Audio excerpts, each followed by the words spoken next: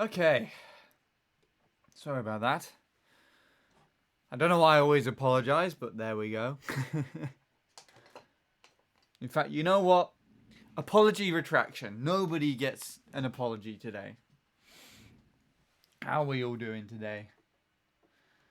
One Below was the first person here. Hello. Hello, Papa John's. Hello, Jake. Soup. Daff. Gonna completely ignore what you said. And Soup following it up as well. Vivbot. And Sean.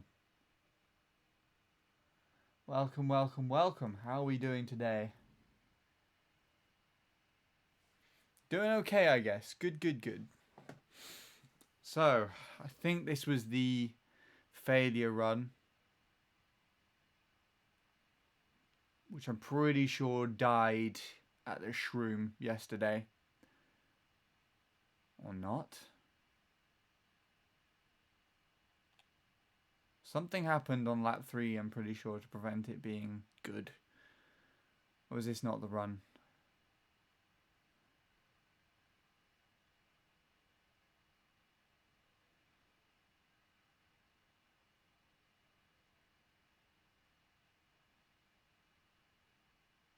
I don't know. I actually do not know about this run. In fact, I'll just fast forward it this way. That'll be quicker.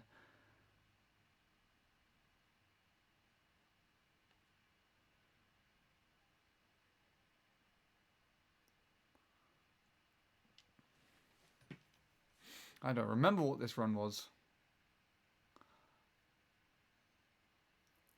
Oh, the Mist Super Mini Turbo, of course.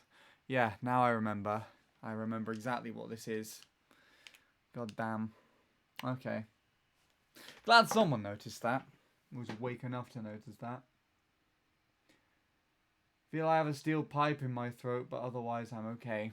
Well, take the steel pipe out of your throat and then you'll be even better, right? Even though that's exactly not what you meant. How's your day going? It is going. It is gone, in fact. There is no day. There was no day. I literally woke up, Leanne stream and eat dinner / lunch. No, wait, breakfast / lunch at like 4. And then now we're here. There's not so much wake up as it was get out of bed. Sleep is questionable.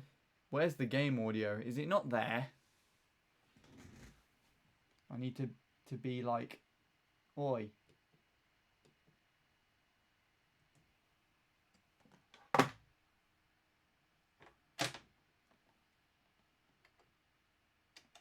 You know why? I think it's because I jogged the capture card before I did anything. When I started the stream, I placed the thing on top of the capture card. Thank you, Neptune. That should have fixed it, if anything at all. If it's not fixed it, then we're fucked, basically. Don't know how to fix it otherwise. And hello, Lord Soup. I don't know if I greeted you or not, but hello again. Welcome.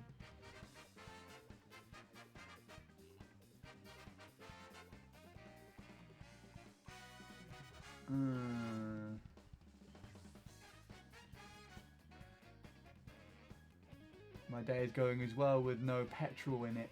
Wait, my day is going as well as a car with no petrol in it. Nowhere. Just got a 2-minute 3:03. Nice. A time that references Dazran pretty much. At least you've had a day, Sean. I don't know. Nothing's happened for me, so it would be rude to comment. You better not be using the names from earlier Soup Played that were just thrown out in the chat. Just pointing that out. If I do find that that's what you've been using for your most recent PB, I will actually remove you from my lisp. Lisp? Lisp? Wait, what the fuck is a lisp? That is a word, isn't it? I know it's not what I wanted to say, but what is a lisp? Online dictionary, let's go.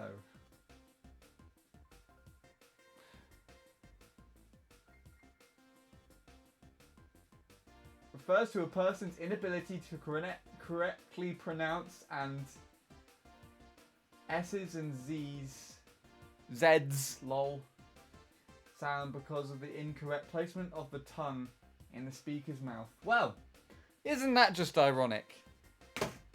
I couldn't say the letter T and just you said it as a P instead.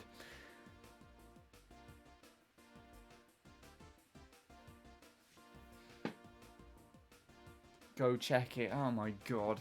Okay. I always go up here for some reason. I think that's where it is on Mario Kart 7, isn't it?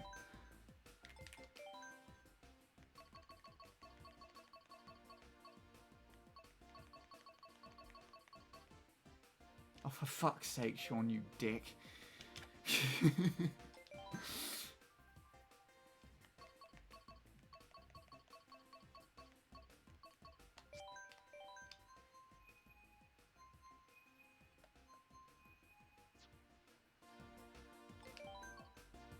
It's just Soup Blade.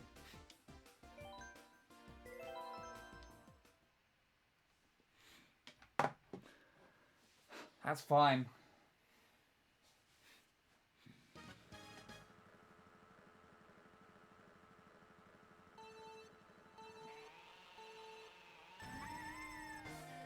Let's see what you managed to do here. You're using Yoshi, so that's going to be a big loss of time. I assume that's more enjoyable for you. That's interesting. That's the meta on this game? Oh my goodness. Need to get those 3 coins on that turn, Soup.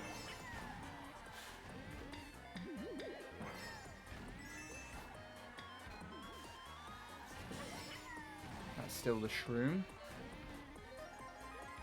The decent mini turbo release there.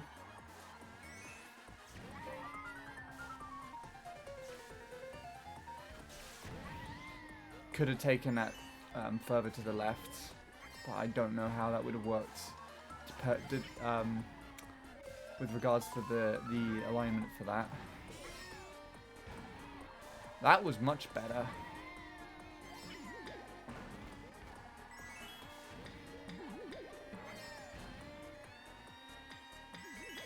That looked a bit indecisive. Oh god, that was super late.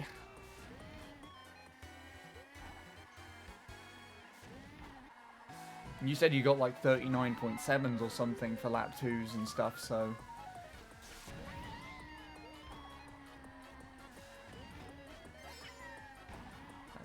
That didn't look like it was the greatest of laps for you.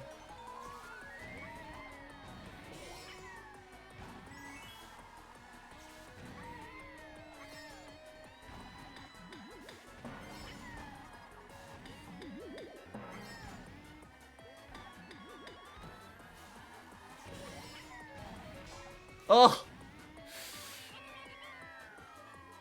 39.0 lap 3. There you go.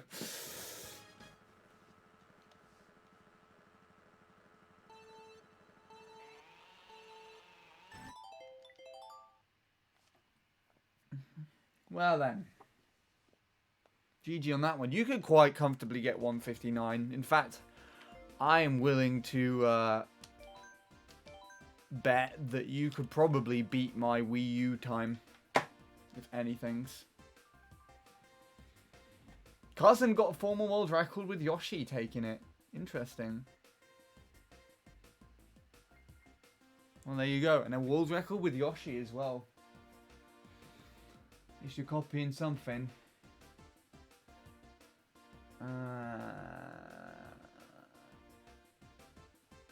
What else has been said here?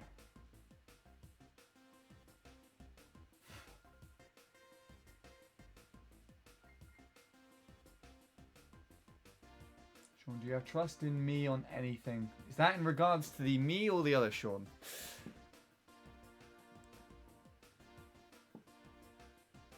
Soup played tongue in Handy's mouth. I do not want to know where the rest of that story goes.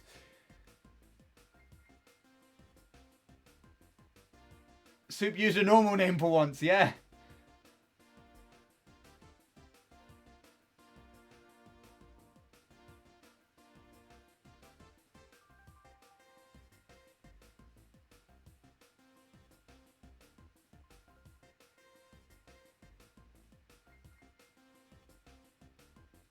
I missed a whole coin. I didn't even know. I don't even know like the coin routes on this thing, so I can't tell. Yeah, your Moo Moo Meadows is cleaner than that. Welcome to Moo Moo Meadows today, right? So I don't get left alone.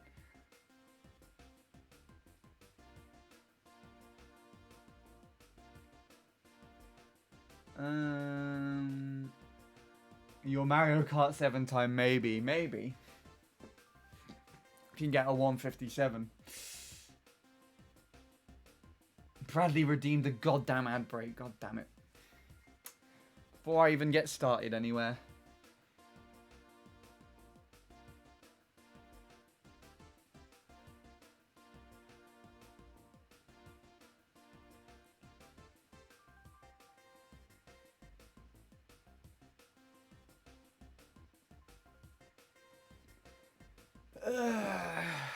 Right. Well. It's because you can't do it yourself. Did I still not fix that? God damn it. Well, I'll do it for you then, Bradley. Here you go. Just for you.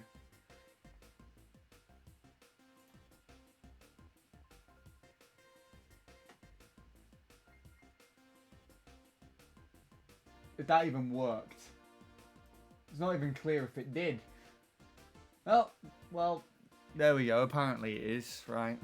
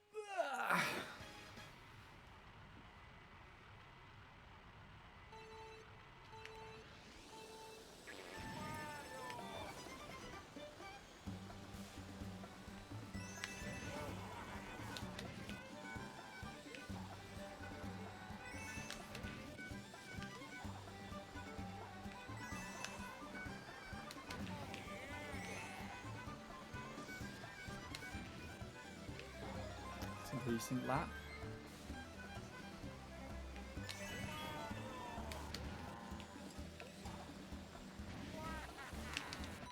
Cool.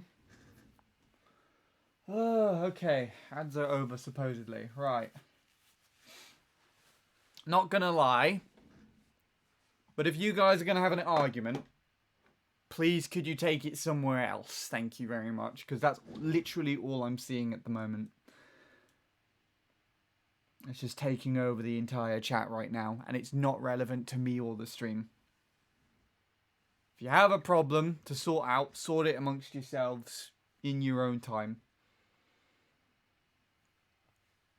But if I had to weigh in on the situation at the moment, you're both being pathetic. Just saying. It's a game. It's not something to take to as personally as you have been. And to be honest, the way that you're acting toward each other around something so petty is putting me off playing.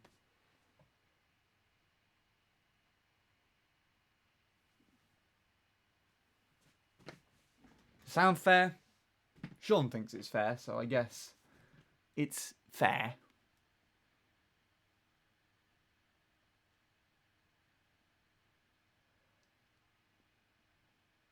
Alright, let's see if there was anything actually relevant within this situation here.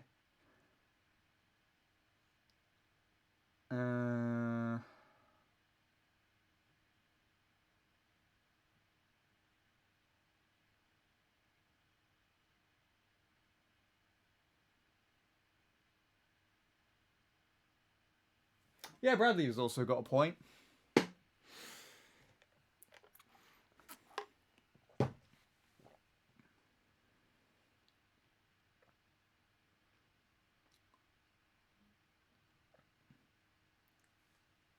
You got a flap on Hyrule first run somehow today. Sweet. I mean, that was a really good lap one. I don't know if you could see it through before the ads ended or anything. But it was 057 lap one. That's the first finished lap one, which is pretty good. I think that's the best lap I've opened with. And yeah, I usually get that. Mine just died to the shroom just there. So.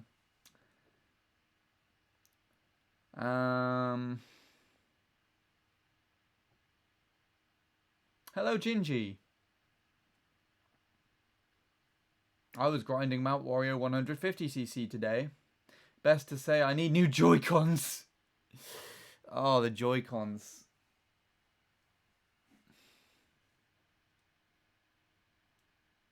God damn.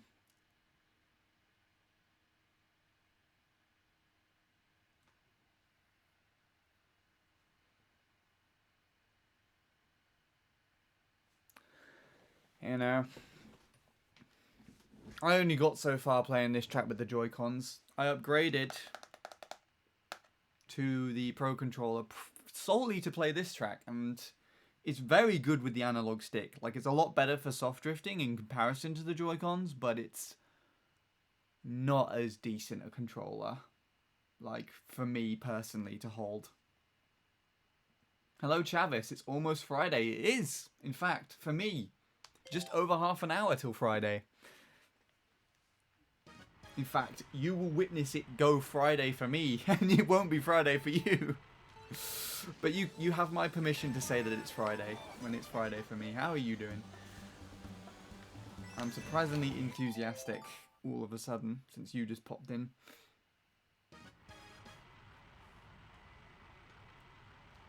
$33 minutes left. There you go, then.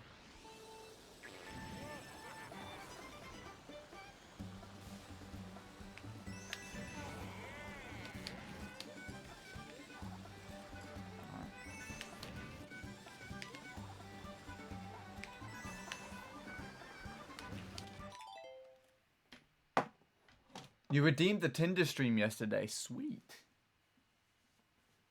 How did that reaction go? If it was reacted to.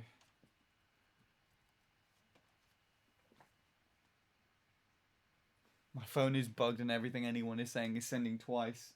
You restarted it? Restart the app, restart the phone, restart everything. Lord Soup just intentionally sends something twice. No,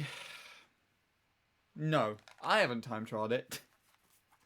Actually, no, that's a lie. I kind of did. I time trialed it way back in the Wii U version, briefly, because Chris Shaw liked the track and played it too. So I time trialed it, and then after I finished it, I found that you can actually tie times on there.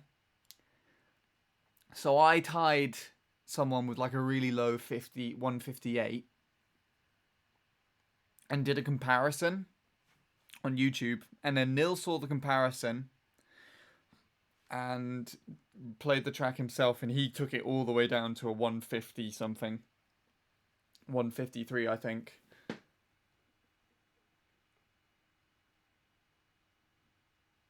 I think I might actually have a faster time than my Wii U PB on this one.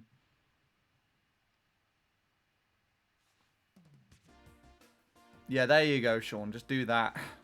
Just do what Jake suggested.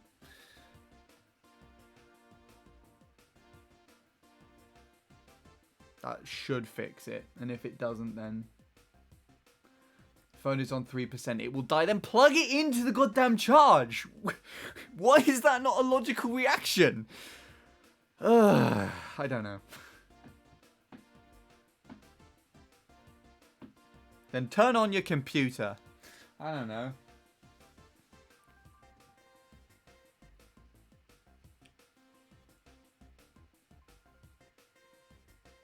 Should try TTing it. What does the new world record do? I don't even know. My ghost is a 129. Ha! Lol. No, what is it? 150? Oh, okay. Well, I absolutely annihilated what my Wii U PB was then, but that's still probably way off of the main standard for this track. Alright.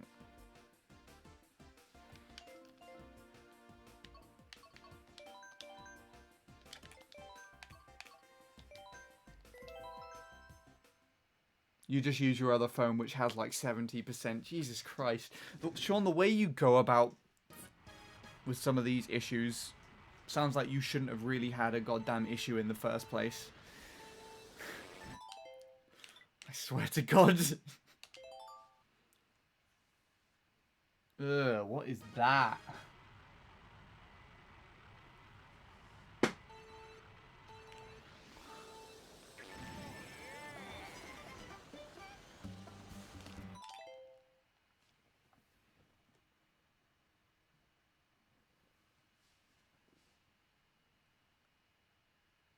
Can't charge it in bed, then there's no charger next to you. Well, go to where there is a charger.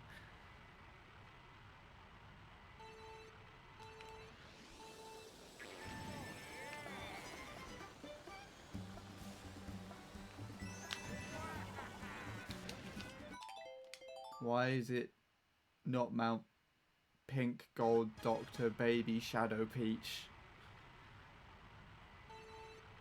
Because Wario needs a track? I don't know.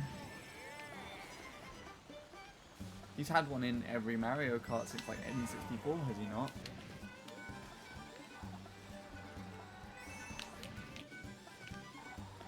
Okay. I don't know what I don't know if he had one in DS. No, yeah, no, DS Wario Stadium. Yeah, actually he has, hasn't he? Because he had N64 Wario Stadium in N64, Coliseum in Double Dash, DS Wario Stadium in DS, Wario's Gold Mine in Wii,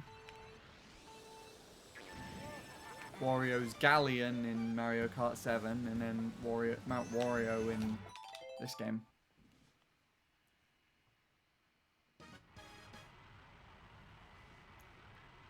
Is that one sentence like, I just realized that I'm dumb, or I just realized that I'm dumb?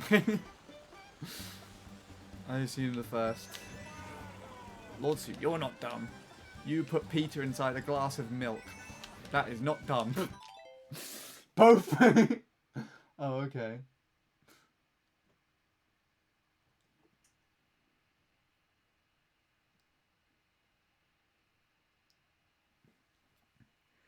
It said unlock Handy's emote for 24 hours, but now emote is locked. What the heck did you do to it for that to happen?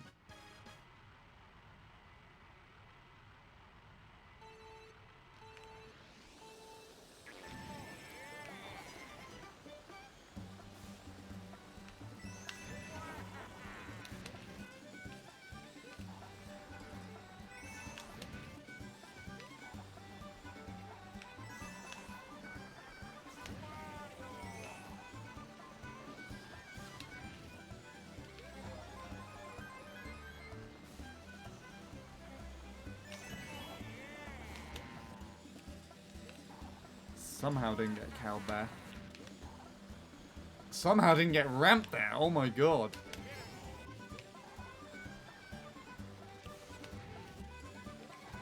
That was disgusting though. What the heck did I do? Did I have all the coins? Well, it must have not been faster then. I have at most 100 IQ, savage. I don't get IQ.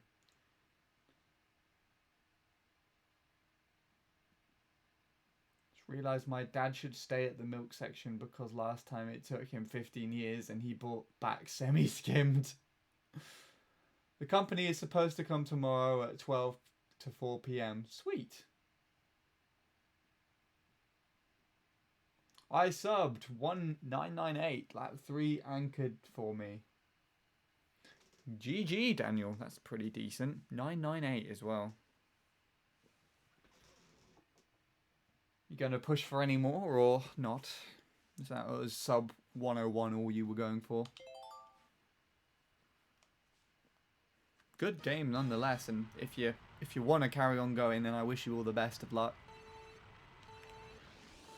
And I know how disgusting the end can be sometimes. So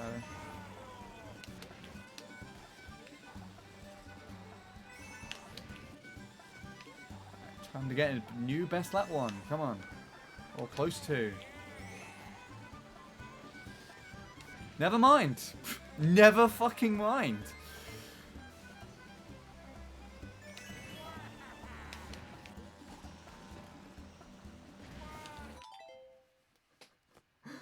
He was just like, okay, no, thanks. Ooh, it's working. Sweet.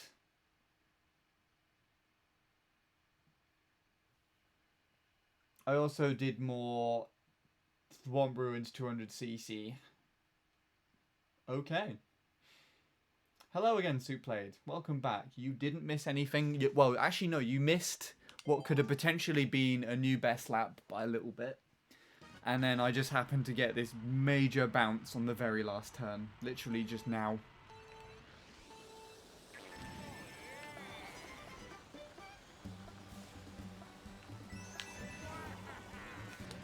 So far, no runs, though.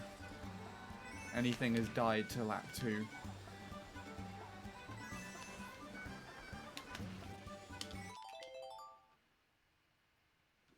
Don't know what to call it. What to call what? Bouncy. Bumpy, bouncy track. Yeah, bouncy's appropriate. They really amped it up from the Wii version. I don't know if you ever played the original Wii version, Daniel, but in that version it was quite flat. It still had those hills and everything, and especially at the end, the last turn could easily just screw over your entire run in Mario Kart Wii as compared to this game, but it was not as bad, I don't think. Actually, I think in comparison to Mario Kart Wii, this game, you approach the turn a lot better.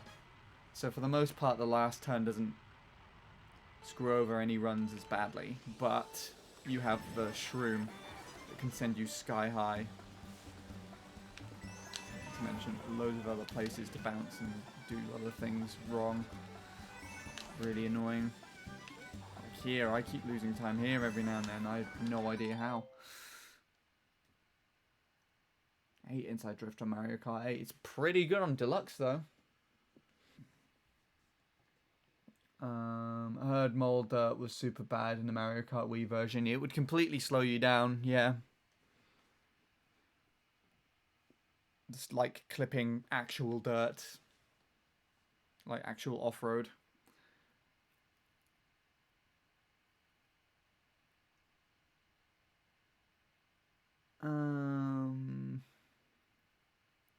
The best I got is 123.756 because I missed the mini turbo on the lap 2 and didn't get the optimal coin route. Is that on Thromp Ruins 200cc, I assume?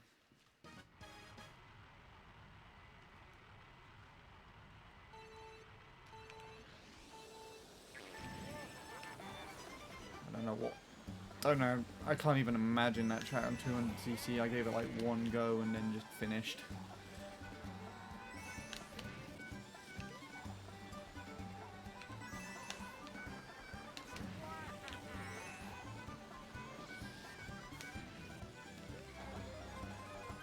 Oh, it's gonna hit the fence.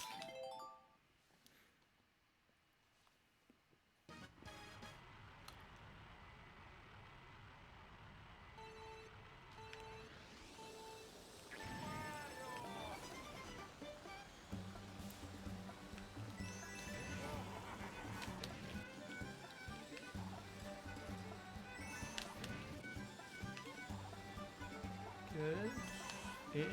Not really. Oh, come on.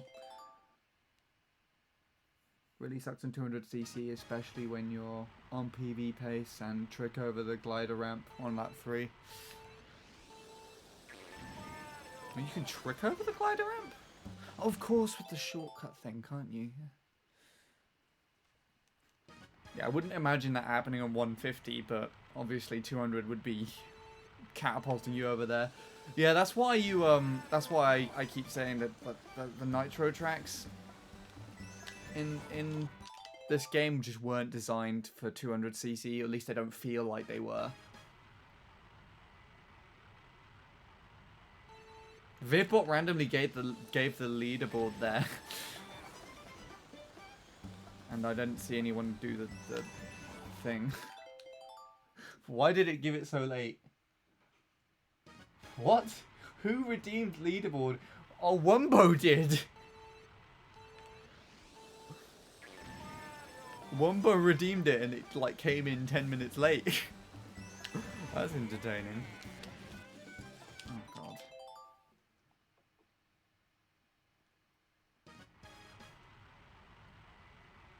What's happening? Gingy, you just literally overtaken my goddamn stream.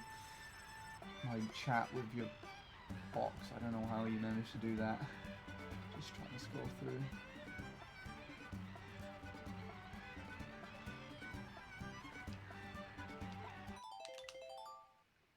I think I can get 159 soon. You could probably beat me to it, Soup.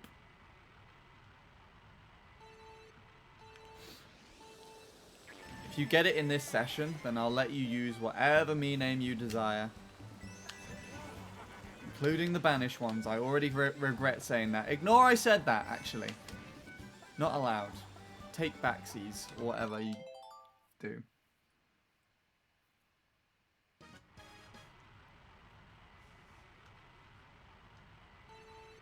You're 39th. Sweet. People are getting up on that board. There's probably still people in the top 10 who just don't watch the stream anymore, so I'd assume they'd be pushed out quite easily. Like Dacia and Gnome don't. They're not even in the goddamn Discord server anymore. So they could be overtaken very easily. And Shadow stopped showing up as regularly now, considering he now streams himself. Mr. Shrooms being nice to me today, somewhat. Should be an alright lap. That's alright. Oh my goodness.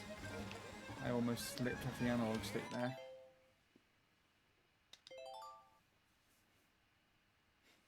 Found a Greg sausage roll in my kitchen. You want it?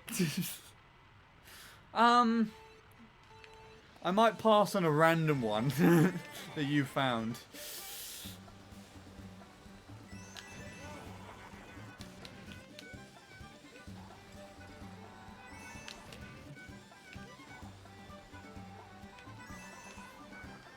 I don't know where it's been. No.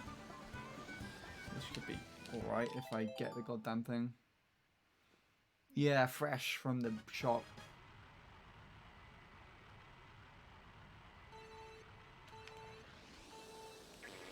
Lap 3 is hard because lap 3 is all 10 coin speed. And I never thought that that would be much of an effect. It all feels the same to me. Yeah, I never actually thought of that as being an issue, Daniel. You pointed something else out. Imagine playing shitty peaks. Don't play that track, Jake. God damn it. Play... There was another mushroom track in CTGP that I recommended to you. It's the one that Justin has the BKT on.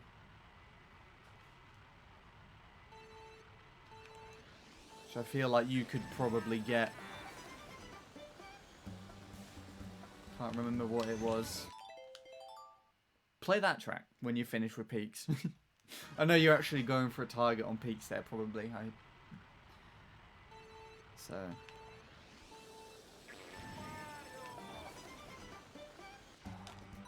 And it's not Mushroom Island or Kanoko. Kanoko's pretty strong, actually, from what I last saw.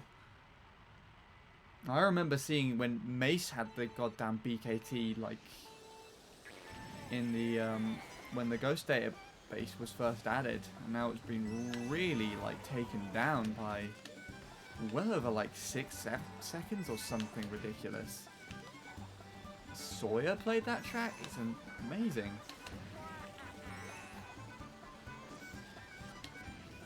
Sawyer came out absolutely nowhere from me as well.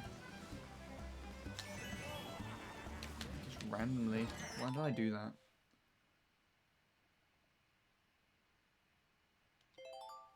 And Epix as well. He really pioneered that track. I remember he was, when he still came around to my streams for some reason, and he was in Bradley's as well. Don't know if he still exists, is just elsewhere or under a new alias or whatever, but yeah. I get the same air like you just got on lap 3. Is that on the shroom? Yeah, I don't think it's like anything to do with the coin speed at the shroom. I think that's just me shrooming at the wrong point in time.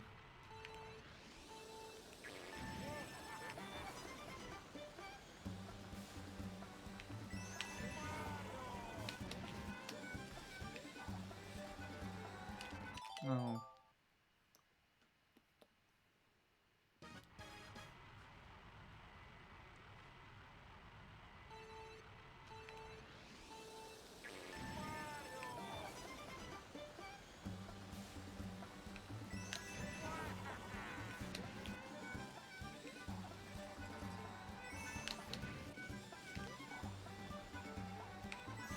Still can't tell what the ramp turn's supposed to be. I tried most angles that I'm comfortable with. It must be one that's like off my reach usually. Weirdly saved me time, I don't know why.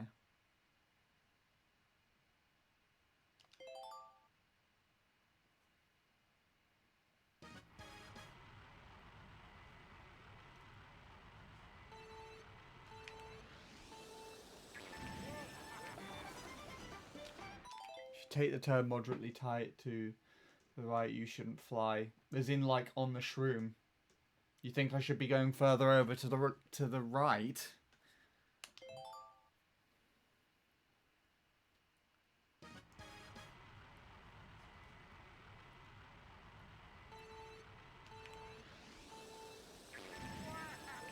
Not you. Oh. Daniel, I assume.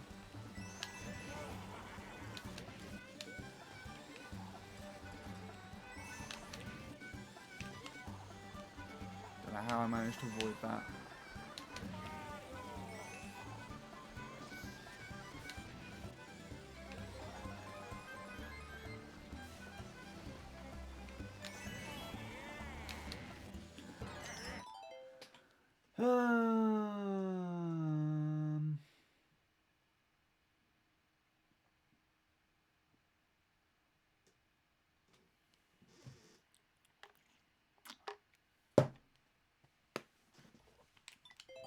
Right.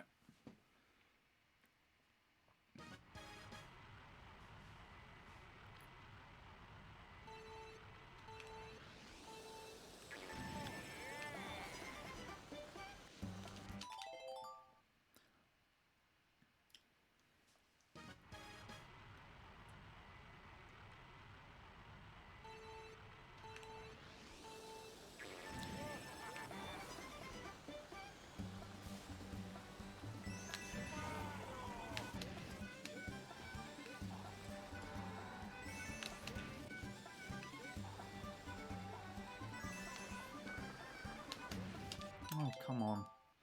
I can't seem to make that work. And I'm all the way over to the left like that.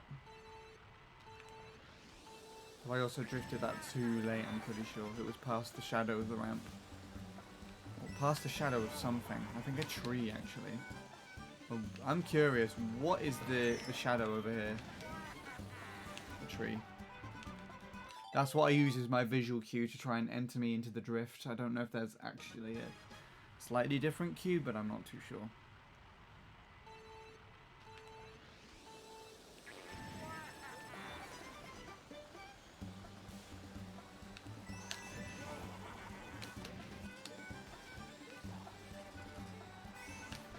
Oh, for fuck's sake.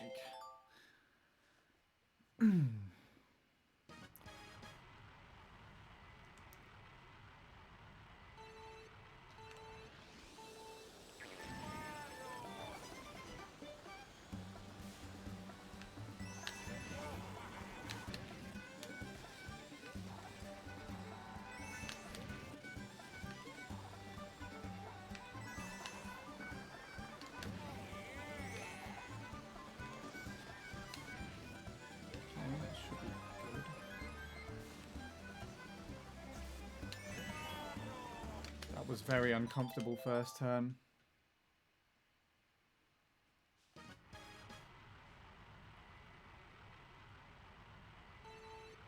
You seen Casey on MC3 literally less than a frame off the sub. I think he's going to be the fourth person to do it, and then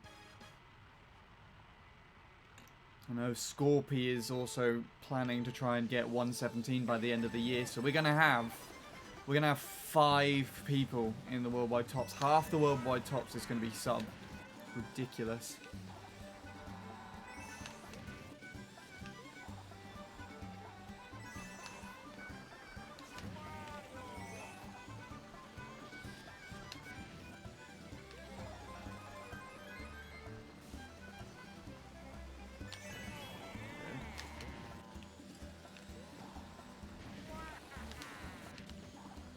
Oh, why do you not hop? You could literally give me just one fucking hop, mate. And it would make my life a lot easier.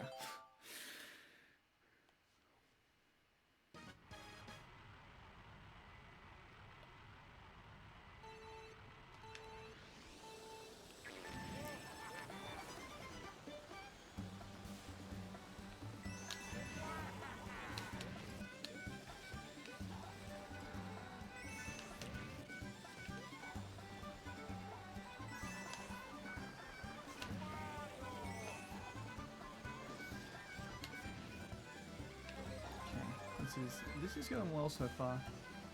Gotta have to make sure my hands don't give out at some point. Like they feel like they might. And I'm not even an hour in yet. I don't actually know when I started playing races local time, so gonna have to just chance it.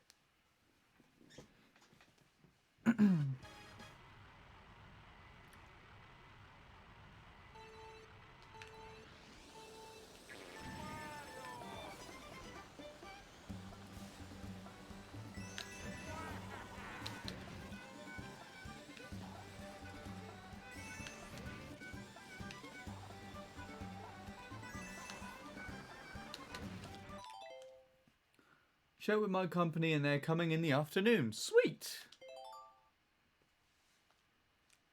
Hopefully they can fix the issues for you, Chavis, and then we can... I'll be raiding you next week. Your sweet, professional, like, Mario Kart 8 Deluxe worldwide sessions and everything.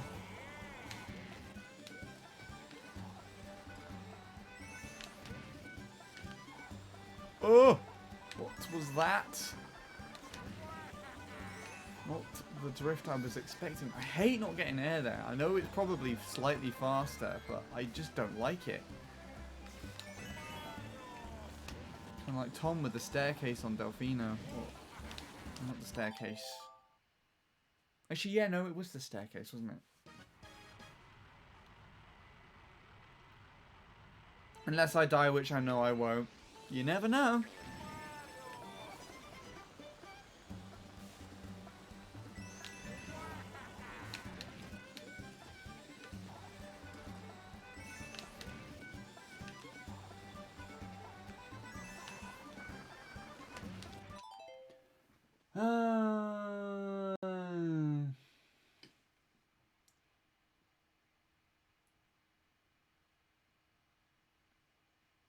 What did I miss here? When they get it hooked up, I will definitely see if I can test it over the weekend. Ah, that's what that was in response to.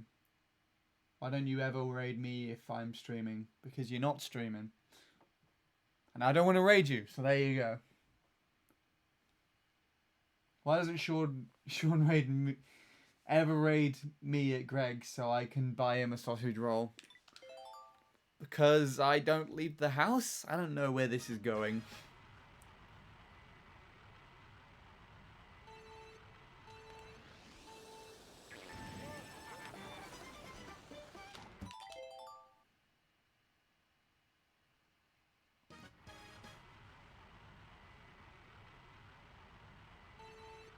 Hello, Bup.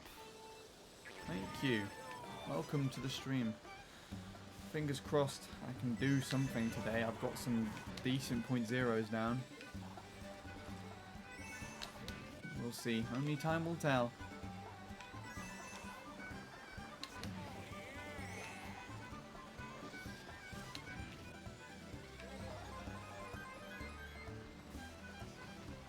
Oh, I threw it away on just one little twitch.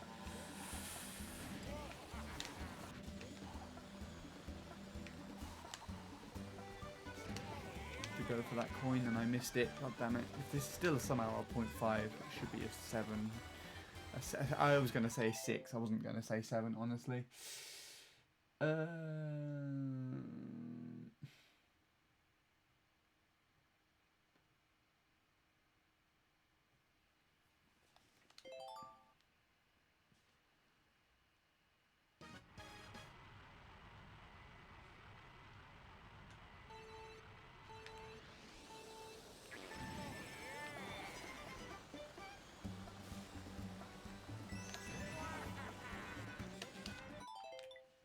She'll never raid me at a fan fiction writing stream. Good God, I do not know.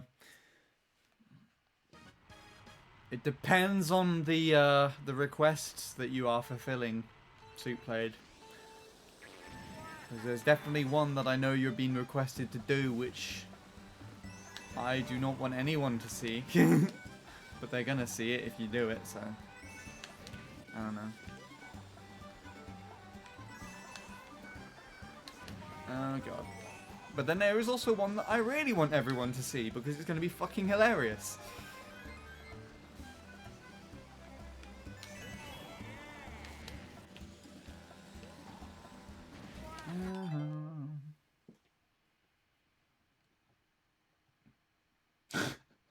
The Wario Cow Ramp fanfiction. Oh god.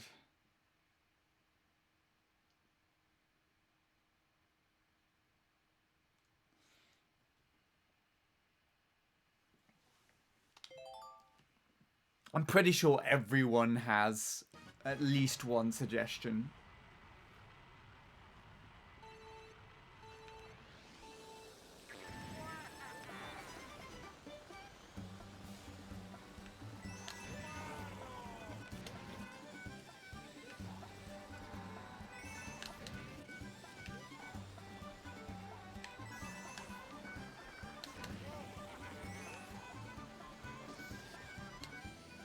Oh, okay.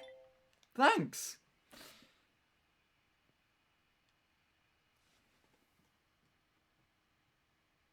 I have an idea that Sean gave me. I want to write that, but when I have time, I will write it. It will be glorious.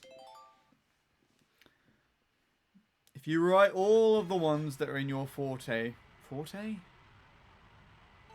In your request list? Forte is not the right word at all. I don't know why I decided to go on that one. If you write all of the ones that are in your request list before I get to the end of this,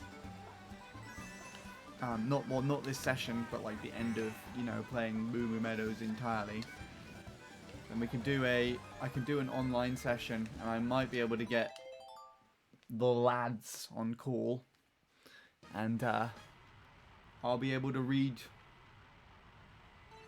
them the fan fictions, and you get a live stream reaction, I guess.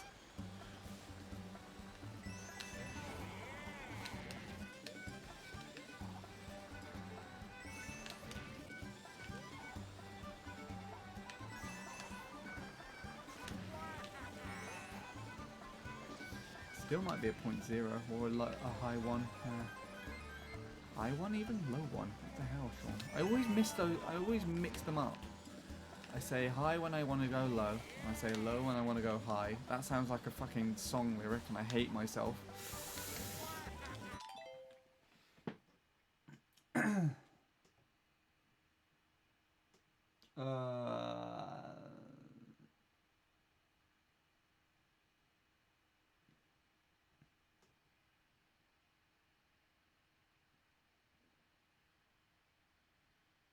You set up a stream for you to raid, but according to policies, he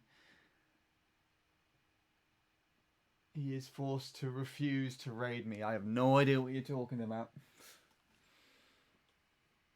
You said it, not me, so I guess we can never raid Jake now.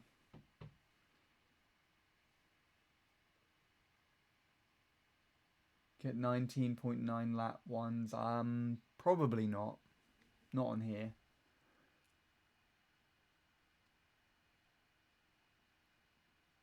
Because yeah, that's a 20, isn't it? The one that I'm racing against, and I don't think I'm gonna get sub 21. So just failed a good pace. The run was fucking disgusting. 40.8, 39.6. You're probably gonna get that suit. You're gonna get that sub before I even get into a decent lap 2.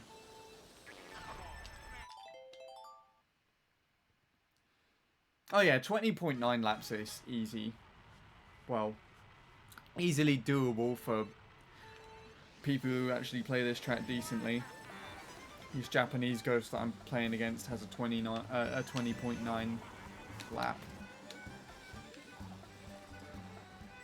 But I don't think I'm gonna beat it or get close to it. There might be a slim chance I sub. But if anything, I think I'm gonna get really close. Like I'm gonna get like a 21.012 or something, and then I'm gonna hit the 1 minute sub first.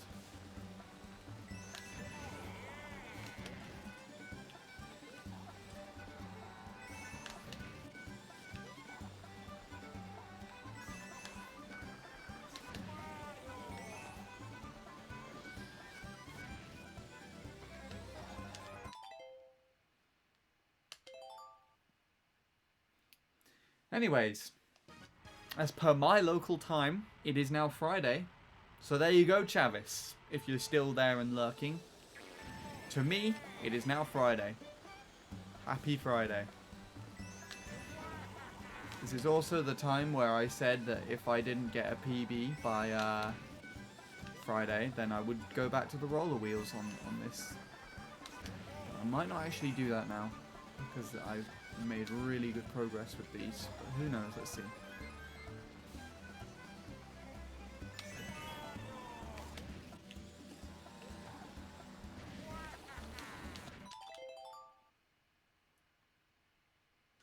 Still 7 PM over here. Well, not anymore. You have my permission to say it's Friday. It is Friday. Look at the time. See? 3 minutes into Friday.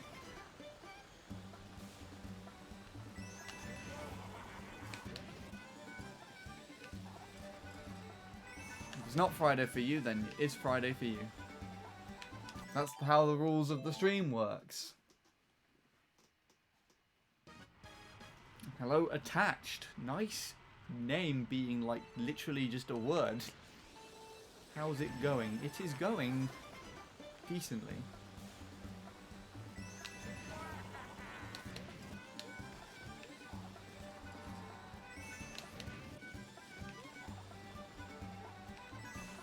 Oh, crap.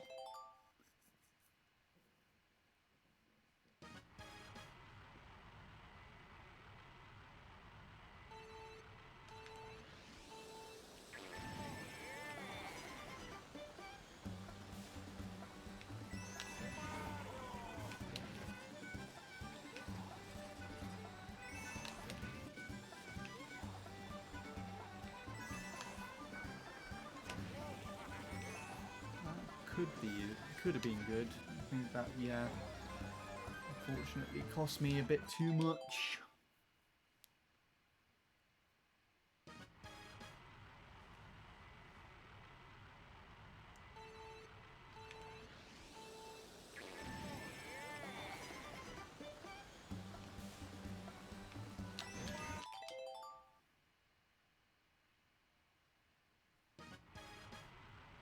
Oh, Soup plays lolling. I wonder what the lol is about. Just failed sub.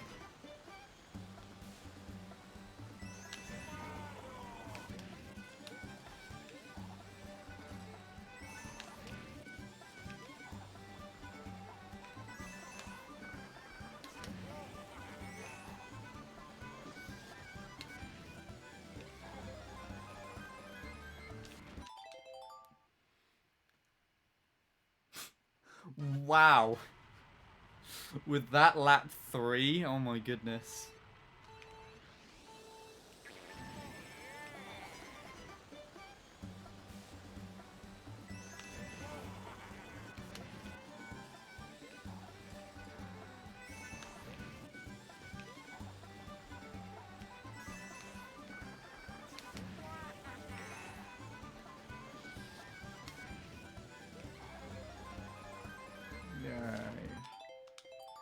If I get a 2 minute, I'll never play the track again.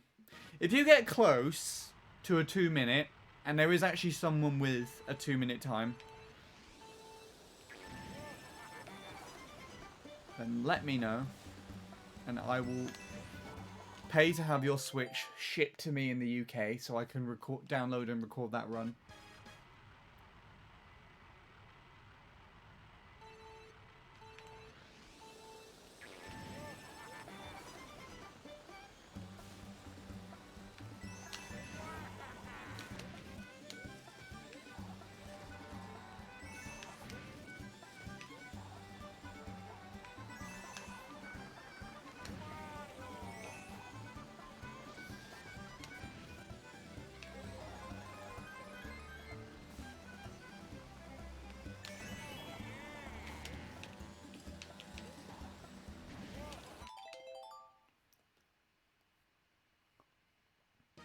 Yeah, it's definitely more likely for you to get it than for me to sub tonight.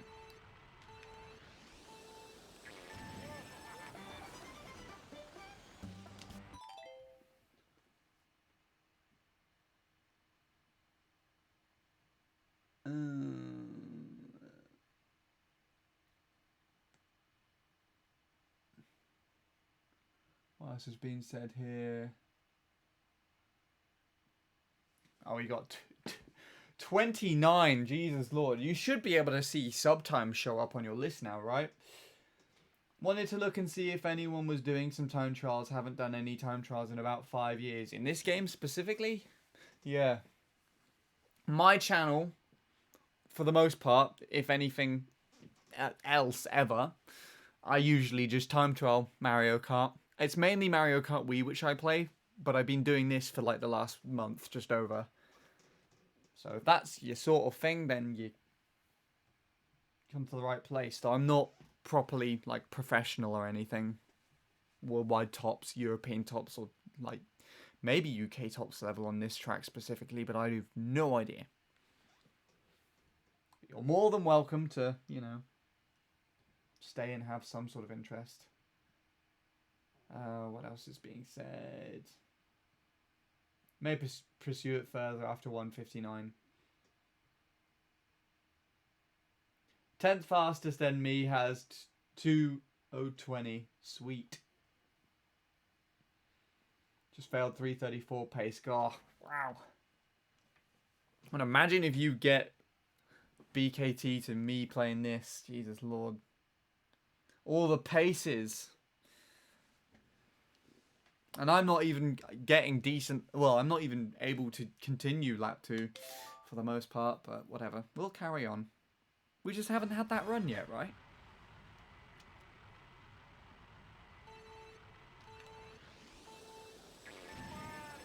Let's carry on.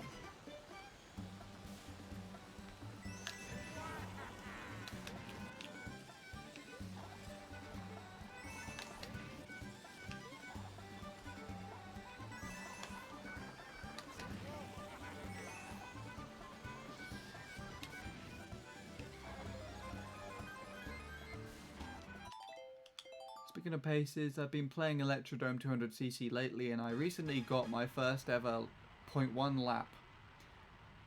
And then failed the shortcut lap 2. Can never get good paces without failing somewhere dumb. Yeah, I get you. I mean, I've never played Electrodrome, so I can't really comment on whether that's good or not. But by the way you said it, it sounds like it was very good. Like it's a decent sort of like boundary to finally achieve for you. I remember finally how elated I felt when I finally got a 0.1 lap 1 on MC3 on Mario Kart Wii. That was fun. Lap 1s are just my only good laps, actually.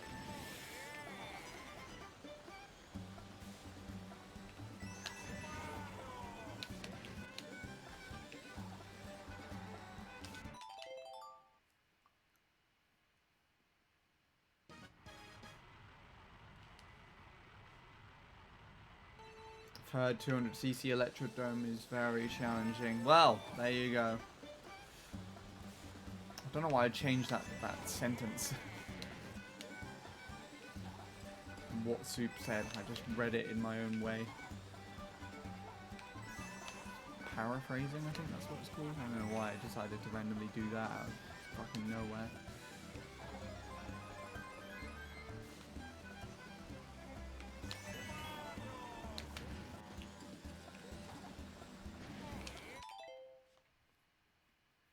I assume that's Jake's ow, that hurt. Failed run. Actually, it didn't hurt. I thought it was going to hurt, but it didn't.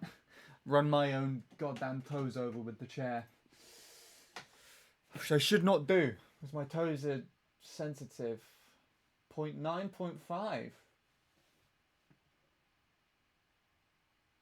You need 0.7 for that one, don't you? I guess with a 0.5, and that's pretty fresh. If you get like a point... Well, you pushed it down to the standard of like a 0.3 now or something. And that would be sub. A 0.1 lap is really good. If I just drove better, I probably could have gotten a 124.8. 200cc is very inconsistent, yes. My run has 112.063, 111.521. 111.478. I see. So that was definitely on pace for sub quite comfortably then. Interesting. I thought you had a 7.55 before. I don't know. Maybe I'm thinking like best lap splits or something that you once told me. I'm only used to TT Mario Kart 7 and some Mario Kart 8 tracks like Mario Circuit and Mount Wario. Might have to give Mario Kart 8 a try again. Yeah, I mainly time trialed the Wii U version of this game. Back in, I think... My prime for time trialing the game was around 2016, 2017. proudest achievements is Dolphin Shoes. I got the 2-minute sub on the Wii U version and the 120 sub on N64 Rainbow Road.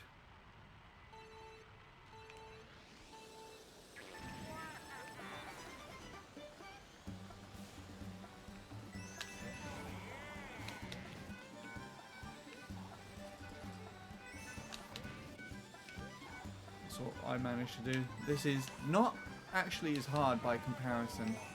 I don't know if that's because I've become a bit more versed with Mario Kart. What? I don't know. I didn't understand concepts like soft drifting and everything back then, but not that I really needed them. The D-pad actually gave you an advantage in Mario Kart 8 on the Wii U.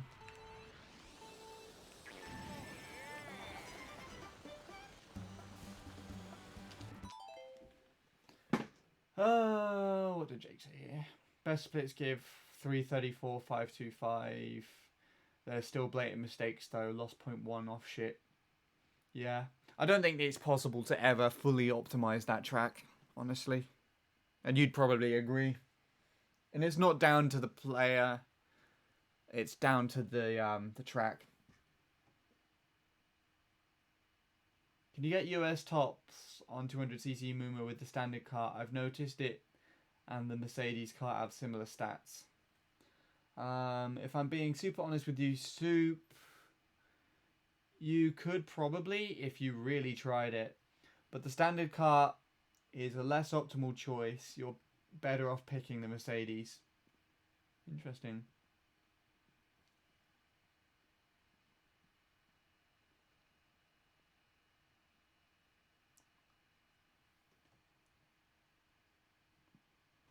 Anyways, carrying on.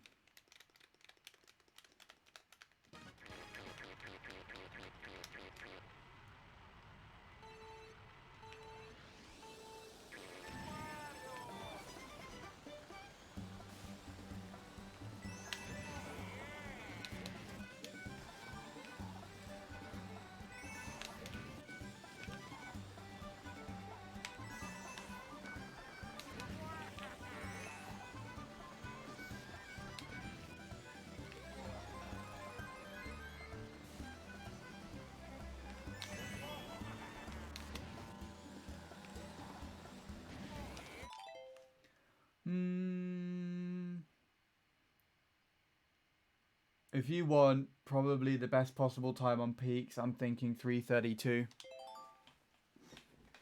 That's not surprising.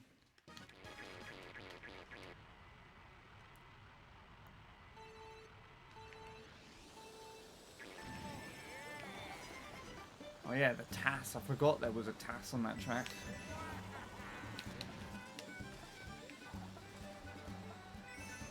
Although the TAS does some weird mushroom shit, the most recent one.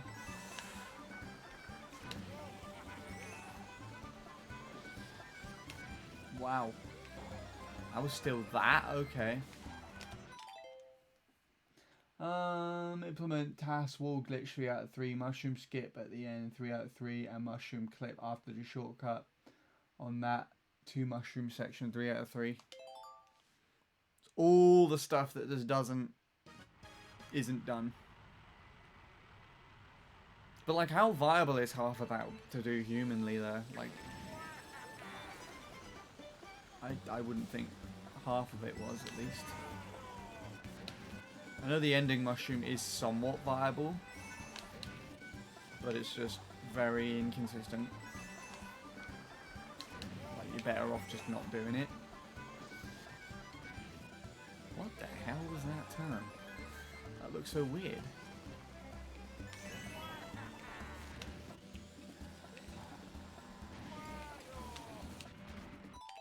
I hate that. Gingy, you always do that. Just click on your goddamn name. You'll see. You've been following since December the 8th, 2019. My PB has the mushroom skip at the end of lap 3 that saved the entire run. I've gotten TAS wall glitch once. And many people have done mushroom clip. Have you seen my PB on peaks yet? I don't. Actually, yes, I do, because I saw it pop up in my recommended out of all places, and the thumbnail was all fucked. So I sent a print screen to Bradley. I'm pretty sure I watched it, but I don't remember. I might. Actually, I think it would be better to say that I didn't, because I just don't remember anything.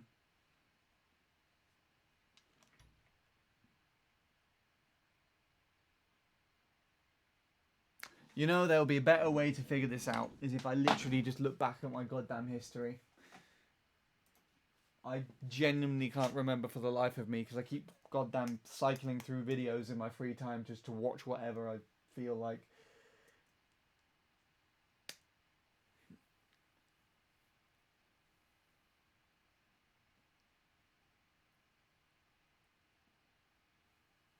It's been over a year, yeah.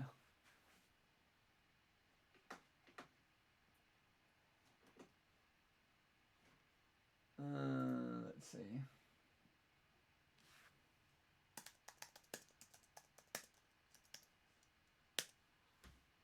Oh, I love capitalizing the wrong letters. You have to love that shit.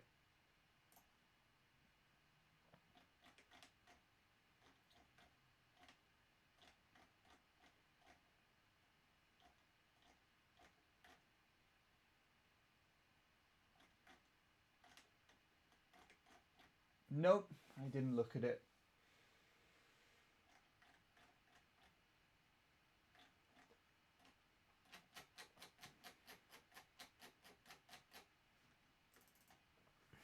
Oh, let's go and find it then. Excuse me.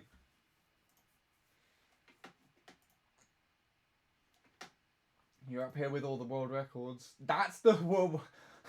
I like how there's two Bradleys and two Shutos just in here. Wait, is there? No. One of the Shuto accounts has been compensated for his 0.5, but why on earth did they do that?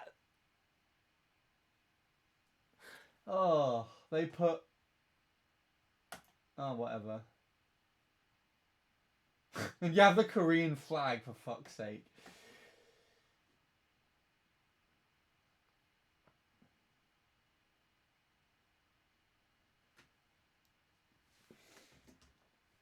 Ugh.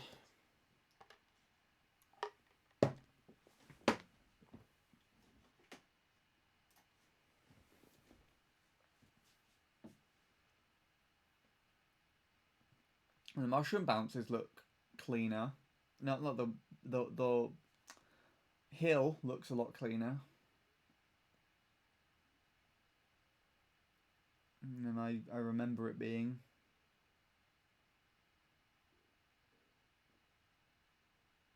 Oh, that landing wasn't good.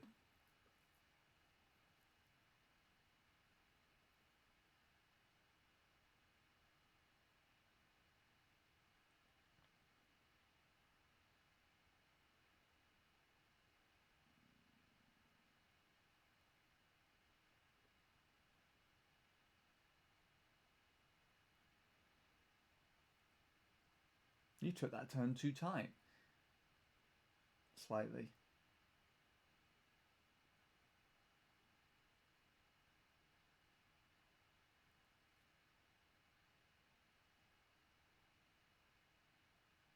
And that one.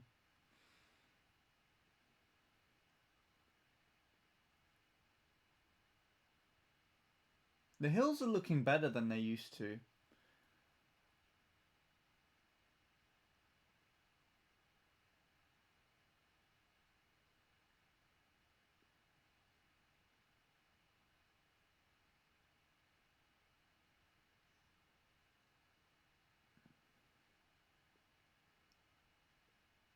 That was better.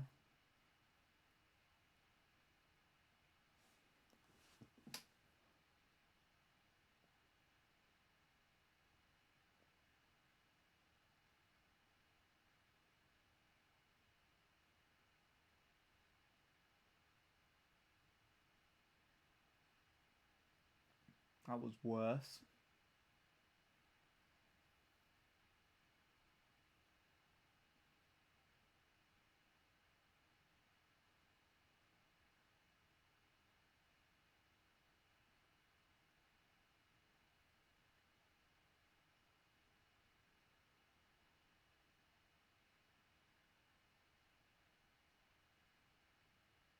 Ah, there's the shit hills we all love and know.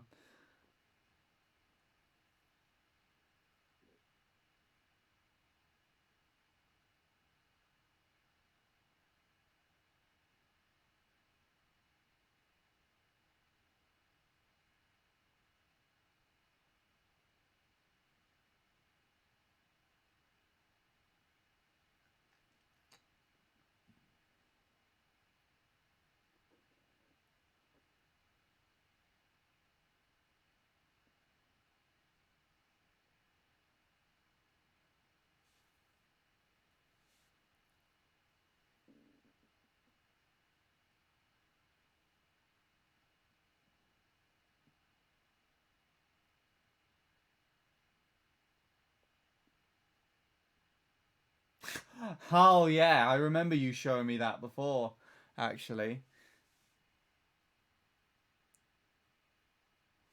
This was recorded by Bint? Huh. It's like dolphin quality. Well, it shows how much I'm connected with everything.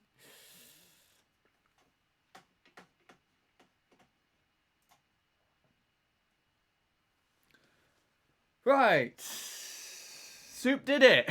797. We'll do Moo Moo attempts tomorrow. Fair enough. GG.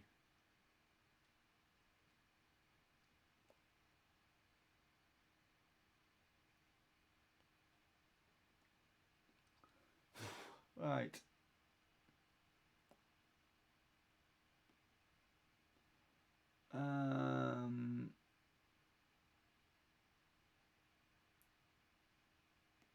I wasn't even listening to the music. I just had it muted.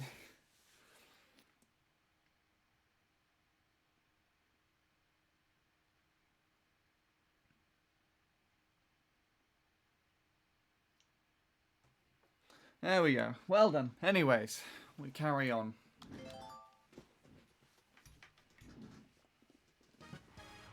Yeah, you could very easily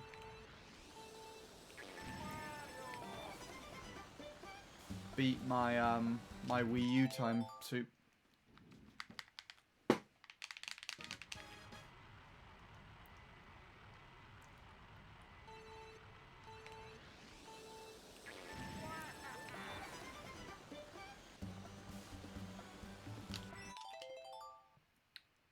Fucking Basil Brush out of all things. Oh my goodness. Curiosity, what track are you playing? Is that Jake, me? Well, actually no, you can see what I'm playing. Or Soup played. Because I'm playing this track. I don't know why I keep answering as if you don't know. Soup's doing Melody Motorway, Music Park. 150, sorry. Yeah, okay, to Soup. Yeah. And Jake was doing Mushroom Peaks on CTGP.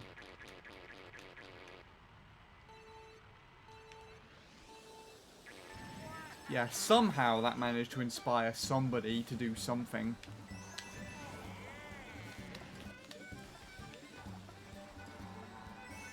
Absolutely no one gave a shit when I set the time.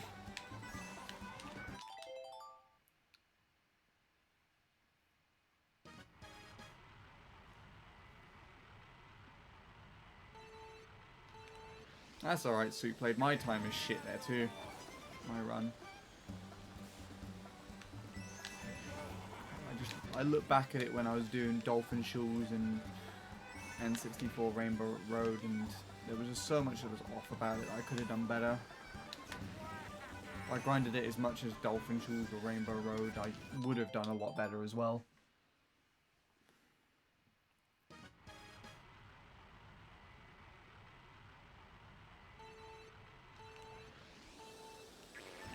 Like, it literally took me, I think, less than a week to take that down from like a 205 down to a sub or something. I don't actually know what my time was before. I think actually it was like 202, maybe 201. All my progress was documented on Miiverse out of all things.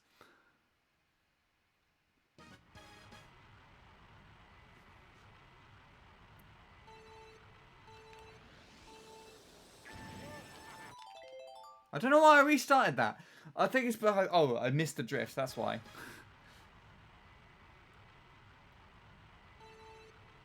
How old would you have been at that time, 2015? So I'm pretty sure I was like 16, 17, which is around the age you are now.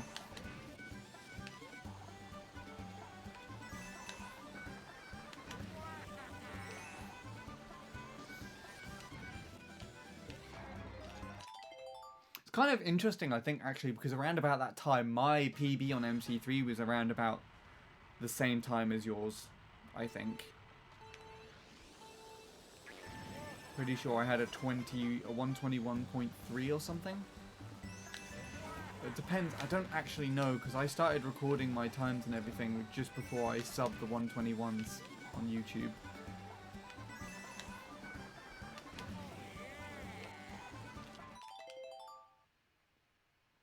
You were 10! Watching the Disney Channel too often. Oh, fair enough.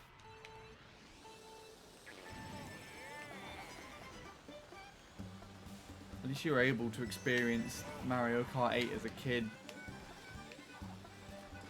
I was just not young enough to do so.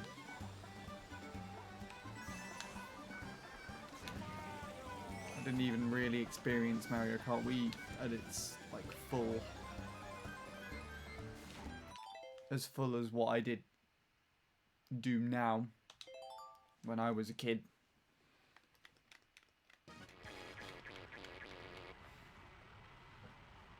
Oh yeah, didn't you have like a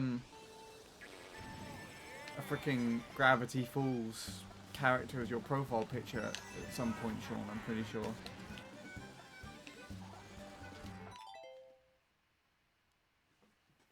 Or maybe Soup. I might be just confusing the two of you together.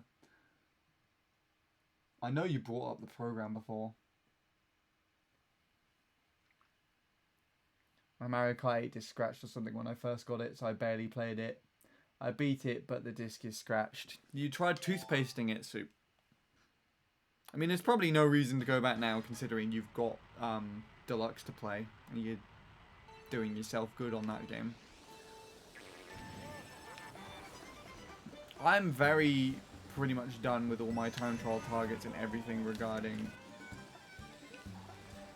the Wii U version of the game.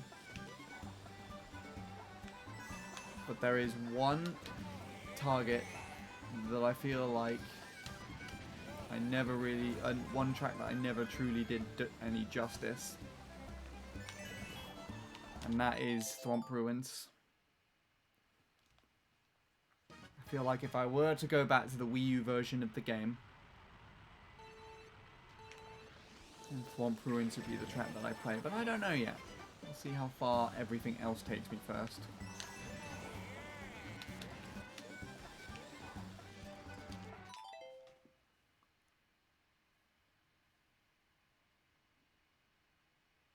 Have the waterfall in the trees as your profile pic. There you go.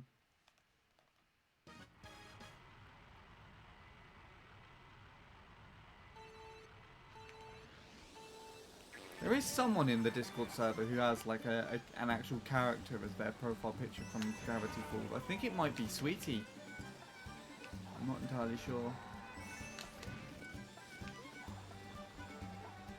Could also be Soup Blade and I'm just completely stupid. I'm surprised Soup Blade's profile picture on Discord isn't the goddamn controller wedding. Or Big Daddy Bowser. Or a picture of me and Leanne and him taped together on a freaking fake family photo.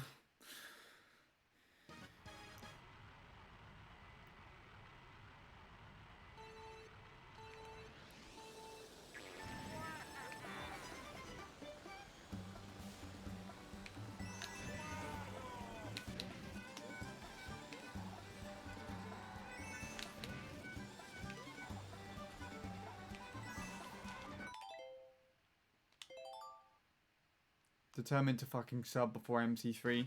Do you mean before you go to MC3 or before I go to MC3? Because I think you could very, very, very easily sub before I go back. Even consider going back. I'm just outright not going. To you, it makes more sense, yes.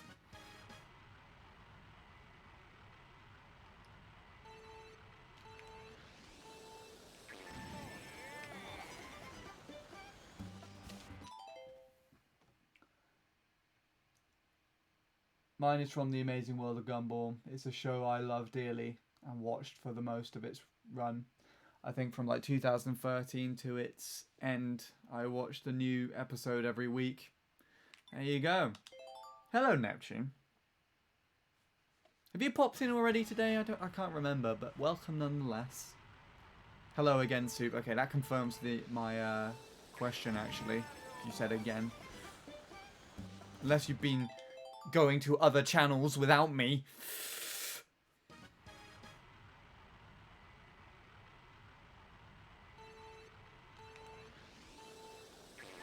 Yeah, that's fair enough, G. Especially on a track like Peaks, where you can literally just mess up one simple aspect and it could take away like half a fucking second. I do not blame you. You've just been lurking. Fair enough. Can't complain with that one.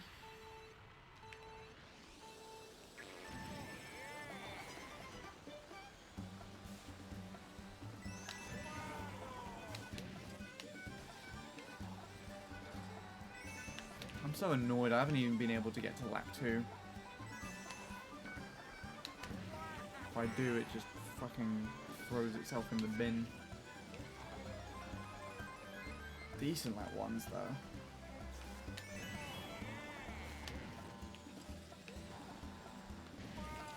Like, because the shroom, if I'm lucky enough to get to the shroom, it just does that shit to me now. Ah, annoying. So imagine if I managed to pull that lap into tuition and then get a 0.5 lap 2. We would be in. As long as I can get a good lap 3 together as well. Like a low 0.0 and 2.5s, I think could PB. This could also still PB. I've still not got a 0.0 in a PB. I missed a coin. Here we go. This is going to be fun. Don't do that, you bastard.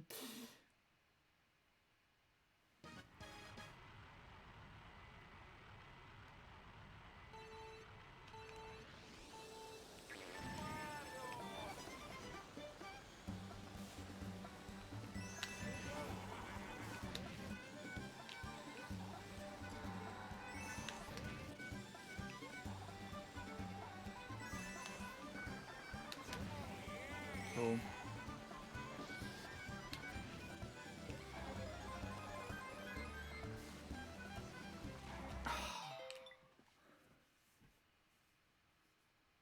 $59,256. Oh my god.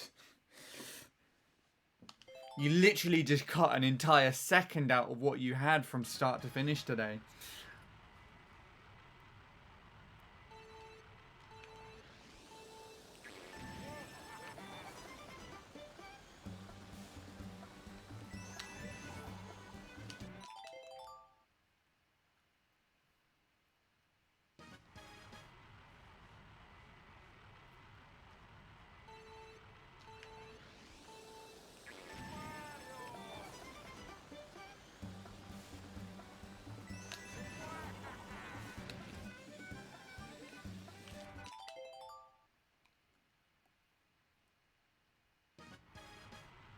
Yeah, you could 158 before I get a fucking run going, if I get one going at all.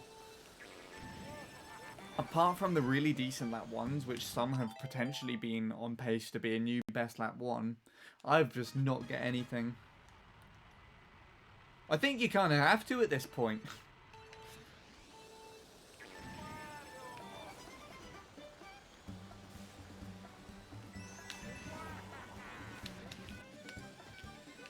going.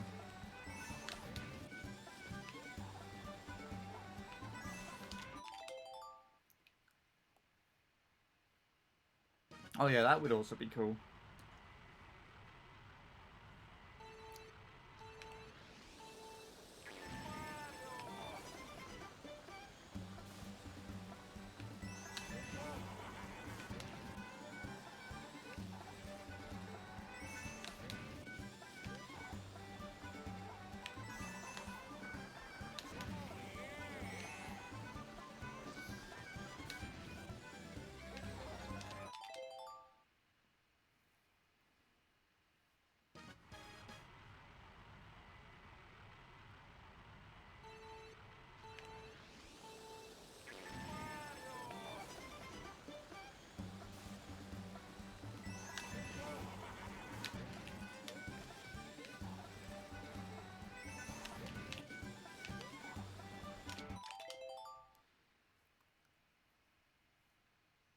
Go for 158, then do Moo Moo. My top friend this time is 156 101. Is that by the same guy that's played 200cc on this track, I assume? That's why that shit's doing that. I actually want to see what's the top time on mine.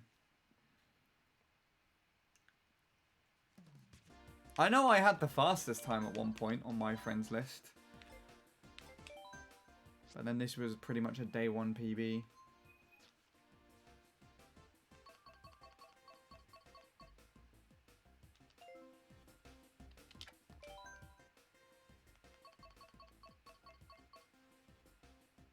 $158. Soup, you could probably beat this time. Be the fastest in my friends list. That's surprising. Where's Darren? Where's Whippy? Where are all the good players? Why have they not got a time on this track? You could beat freaking Marcus. Oh boy.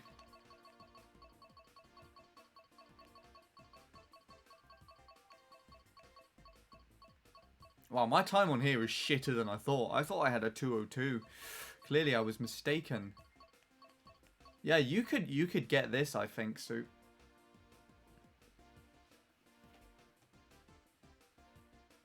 It's the same guy, cool.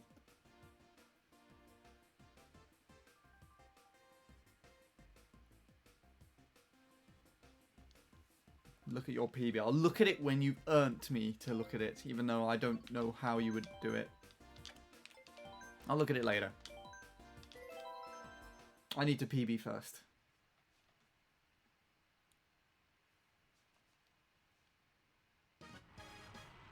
Oh, for fuck's sake. I always do this. Whether that's a muscle memory thing from Mario Kart Wii kicking in there. I don't know.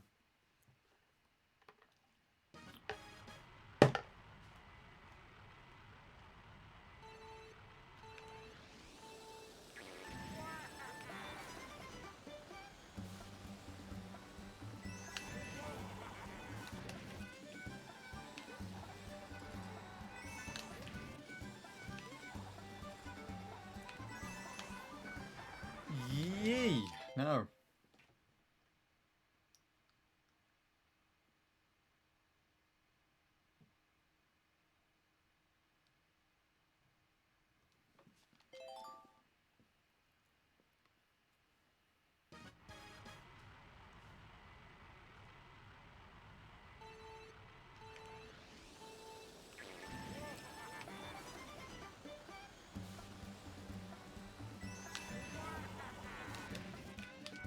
That was really shit.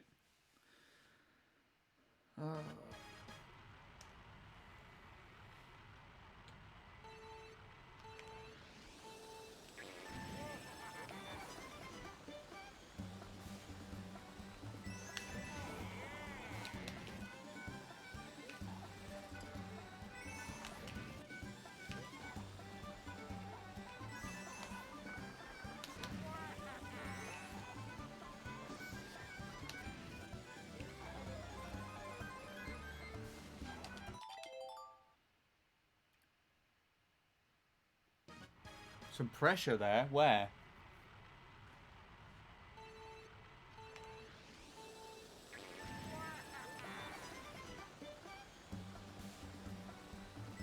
Because Soup Blade might beat my Mario Kart 7 and overall PB on Melody most away.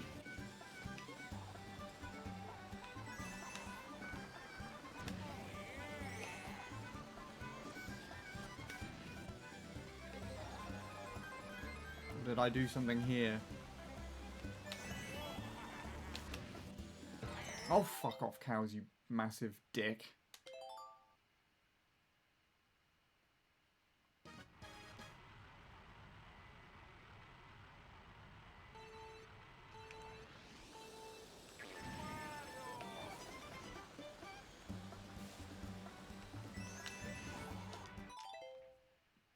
Gets 158 on Melody Motorway subs, 1 minute on Moo Moo Meadows before you sub, 1 minute on Moo Moo Meadows. I'm giving him $25. I mean, I don't know if sub 1 is actually Soup's target on Moo Moo. I think at most he's going for sub 101. And beating the guy who's got the second fastest time on his friends lists. But if he does get it before me, then, you know, whatever, your money. I'll be prouder of Soup. And he would have literally proved that he's better than me. He keeps denying every time he brings up that I'm good. And I'm like, Soup, you're better than me. And he's like, no!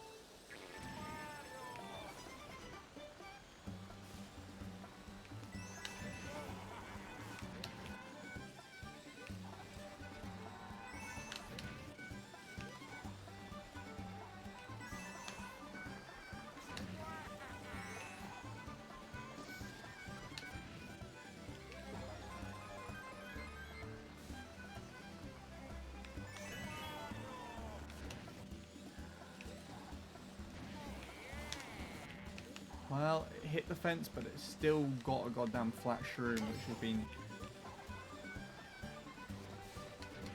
denying me for ages, so... Yeah, I'm finally on a goddamn run here.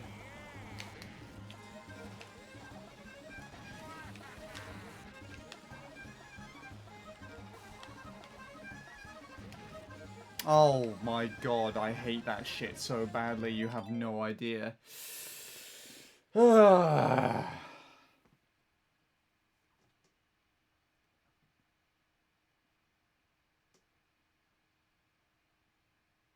mean, you would prove me wrong.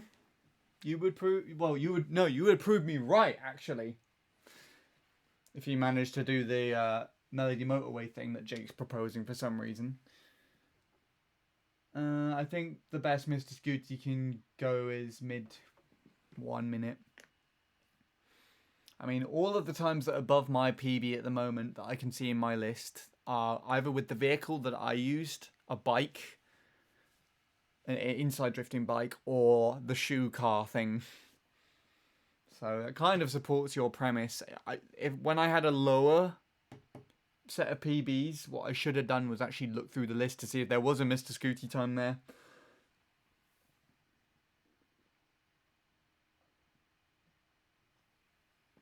Sean has more experience and a UK top. That means nothing.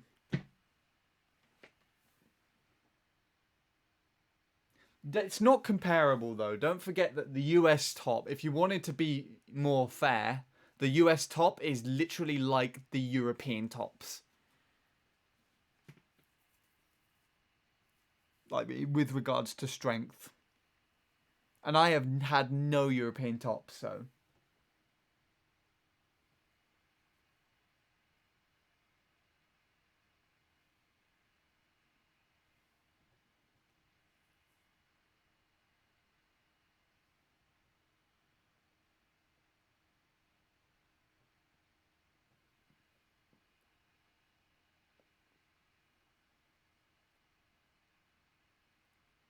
What's US tops on Moo Moo Meadows 200cc? I'm 4 or 5 seconds away from Melody Motorway US tops.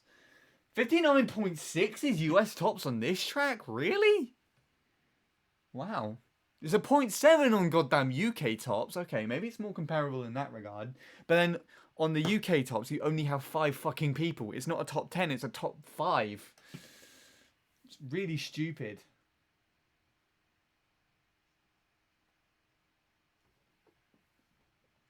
Now that I think about it, I'm really close to Electrodrome 200 US tops. US tops is 124.6 or something like that. My PB is 912. Cool. That's closer than any of us, I think, right now.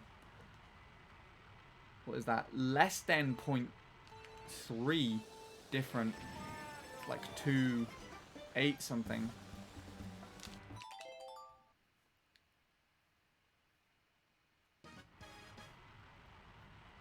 It's closer than either me or Super to any of our respective tops.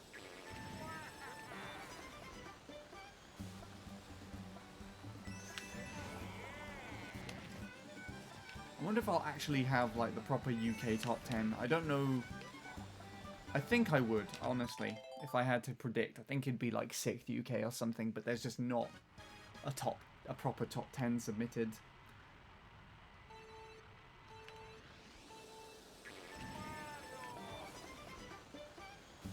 Don't know why. I still submit my time to Mario Kart leaderboards when I've done it.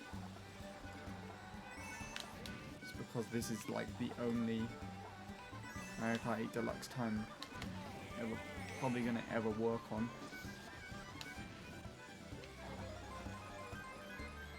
Did I hit the grass? I think I hit the grass, didn't it?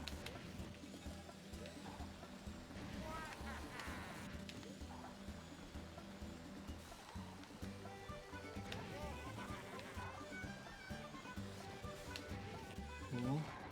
Oh, for fuck's sake.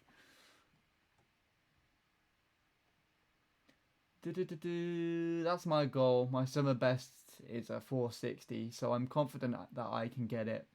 I just gotta hope nothing goes wrong and I can get it on a good run.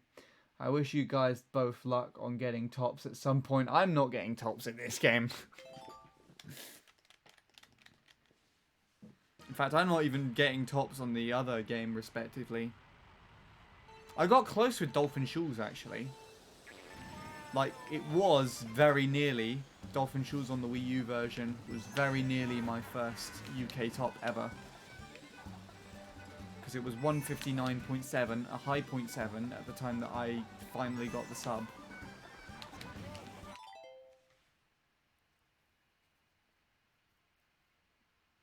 Oh, on MC3, yeah, no, that's Mario Kart Wii. I was referring to this game.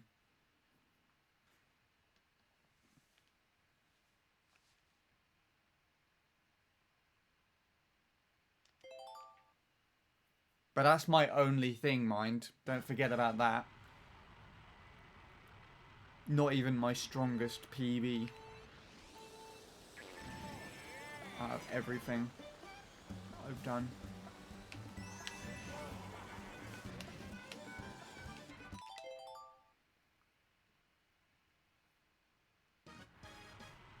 Yeah, it is depending on the top, yeah. And yeah, MC3 is one of the most optimized tracks in the game, so that's my main one. I'm on the UK top for that, I'm 5th. I would have 3rd with my current time if 2 people saw me streaming and playing the track and they decided to give it a go themselves as well. So they both just happened to be from the UK and they did better than me.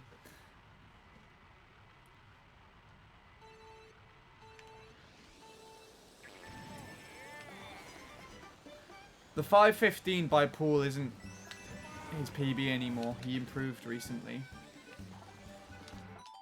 So that's not actually on the top 10. Because Paul got 038, so the top 10 is now 889, 929, 990, 002, unless Casey's managed to sub during me streaming. 038, 066, 010, 014, 154. In fact, Paul might have decided to play the track again because Scorpy requested a goddamn comparison from me, where literally all that Paul did to lose time against Justin was turn for slightly too long on the boost panel at the very end. He even commented on that video like, LOL in capital letters or something. I laughed at it too, to be completely fair. EU tops is 332 on MC3. But I wouldn't be too surprised if it goes down to a much lower 0.3 before I get back there. So far I've been lucky though.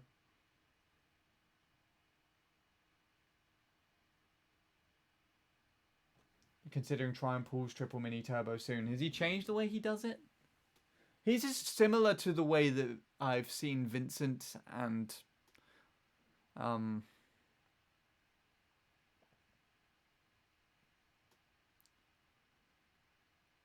who's the other one? Vincent and I think Blaze, but I'm not too sure.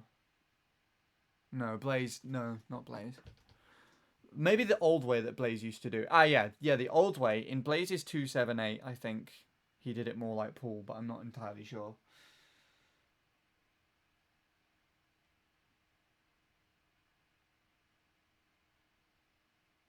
Here's the MC3 world record. Luke.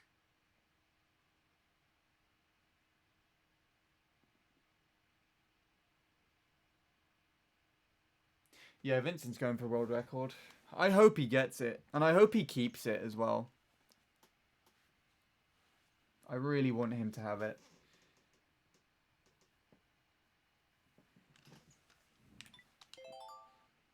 Luke's reign isn't lasting for long. What are you talking about? I think he's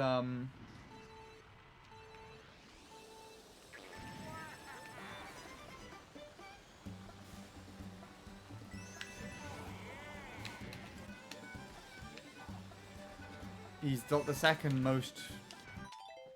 He's the second biggest reign on MC3 after Tyler. Paul's triple mini turbo is consistent. Emil's first mini turbo on the turn, followed by normal world record second mini turbo. After Luke finishes RBC, he's going to go to that track because he hates people stealing his world records. That's sad. Oh, I'm assuming. Okay, he's not like he's actually said that. He's like, yeah, we can't let Vincent get too happy on MC3.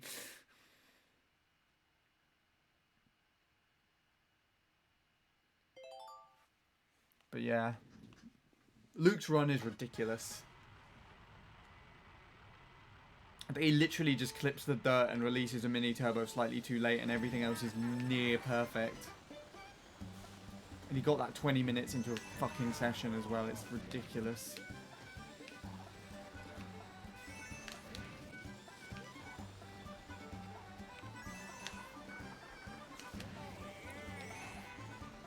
But he seems to be cooling off on Mario Kart Wii in general recently. There's been several tracks where he's lost the record and he's not been too fussed about it. Like Mushroom Gorge and Dry. In fact, I'd actually guess he would go back to... I would have guessed, honestly, that he'd go back to Dry. But I don't know.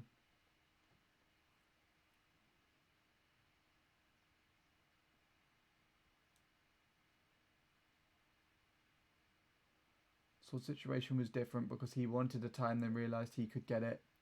He tried it before Tom and set his run.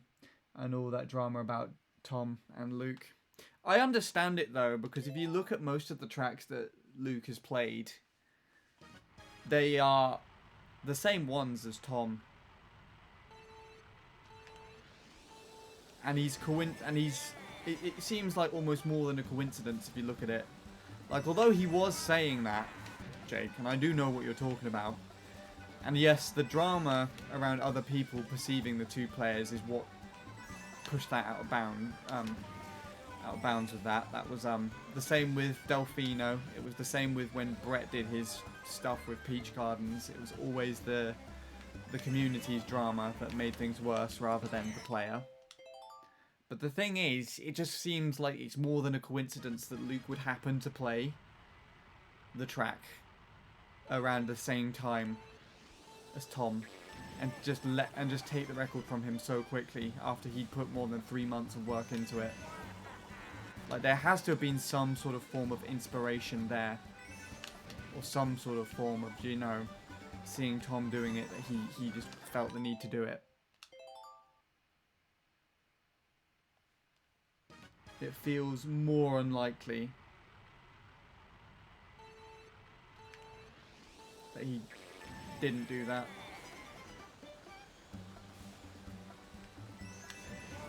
I did initially think that, you know, he was taking records from all of his favourite Mario Kart time trialers when, you know, he would be playing online in the game back in, like, I don't know, 2013 or 14, whenever he played online. Because he's done majority, if not all, of Nick's tracks as well. Bar Maple. Tom has the I guess he has the exception with Shy Guy Beach for Tom, but then he also has done most of Fox's tracks too. And he's got Infi off of Dry Dry, Yasha off of Parkway, and he went for Raceway too. Again, I guess more that's because he said that, you know, he's a high level player. He's capable of taking them. That's probably the main reason behind them. But it's kind of interesting. That wasn't my initial theory, but then it's kind of a bit more far-fetched, I think. My initial theory being that, you know, he was just trying to go on to tracks that big players played back in the day.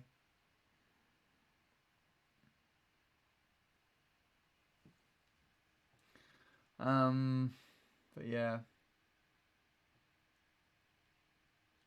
MC3 is a favourite of mine to time trial, though. Yeah, as long as you enjoy it, Soup, then that's fine. It doesn't matter if you're not close to what's the top part on there.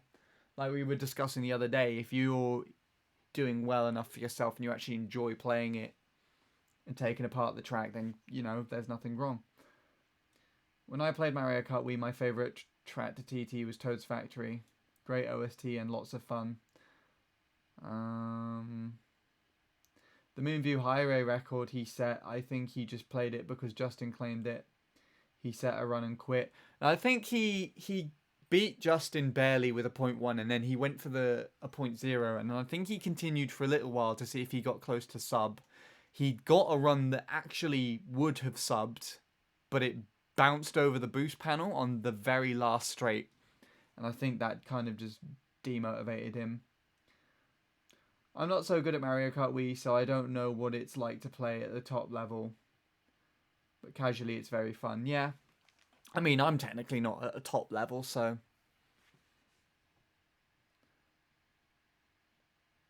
I desperately hate TTing peaks, but I have a goal, and I want to set it. I time trialed it for months on end, and nothing really happened for me. Hello, Bebron Cat. Might start streaming again today. Sweet. I moved to Deluxe and Moo Moo Meadows. I initially only played it because of Sean, but then I accidentally got good here. So if I go back to Mario Kart Wii, I don't know what to do. Probably go for a 119 on MC3. Or play Daisy Circuit. Yeah. I mean... Honestly, Soup Played, I wouldn't be too surprised if when I would go back to MC3, you will start playing it, not MC3, sorry, Mario Kart Wii, you will start playing it alongside me. Because some of the stuff that I would like to try and work on before going back to MC3, I think would appeal to you as well.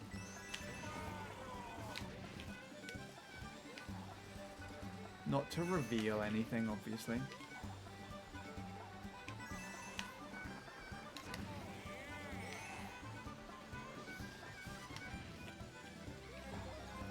Ugh.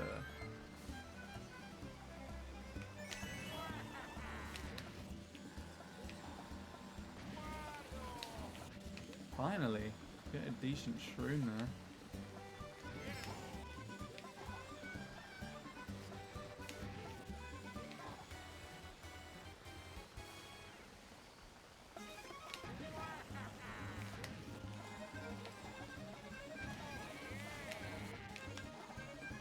I hit the grass. I hit the fucking grass.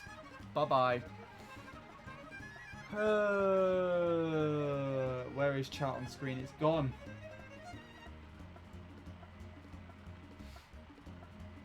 We had a bread convo redemption, god damn it.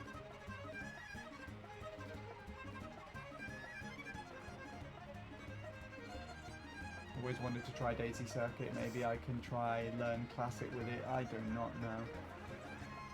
Yeah. Oh, Offie would have started this conversation off really well.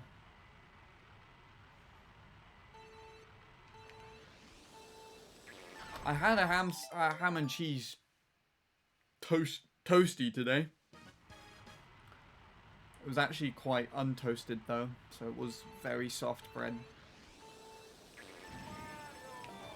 But the crusts were crunchy. All the only bread aspect I feel like I can supply to this conversation.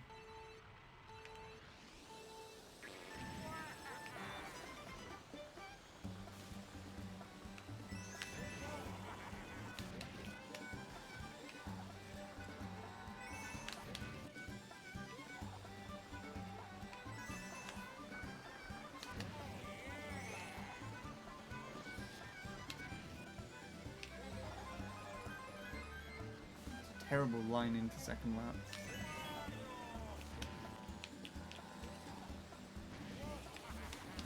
That was way too far to the left.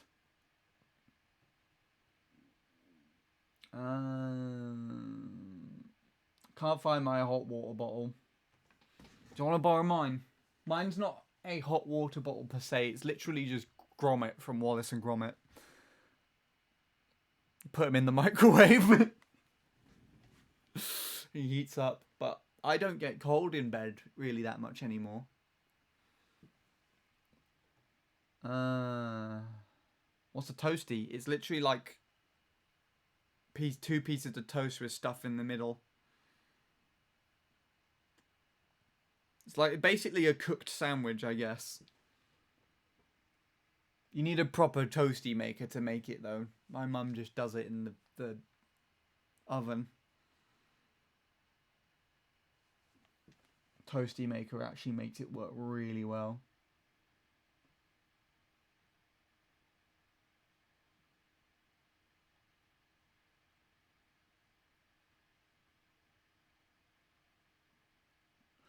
I think both soups, ironically, don't like soup.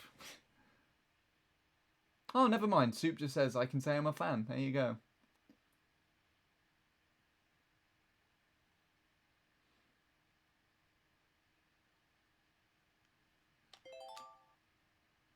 Tomato soup is okay. Ah, yes. Now I understand.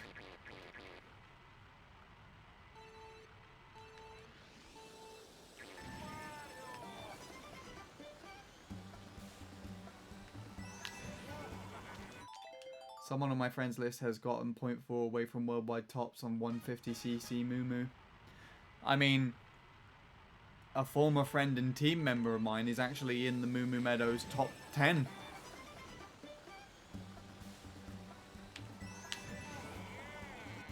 For 150. He even had the world record at one point. And he contended it on the Wii U version as well. That's Anthony. Absolute tank. I miss him, to be fair.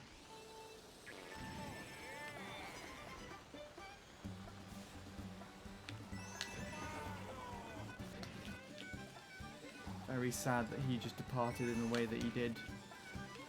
But it's not uncommon. That's the worst part as well. It's not uncommon with people online to just be like, wake up one day and just be like, fuck you. Not that Anthony really did that, but he just gradually gave less and less of a shit. It's sad. Nothing personal toward him though. He's doing well. He's really done well for himself actually.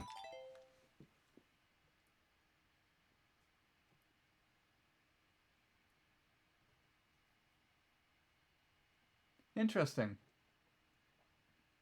Do you not have like a jumper or anything that you can put on Lord Soup? Or get some tomato soup. There you go. Put that in the bed.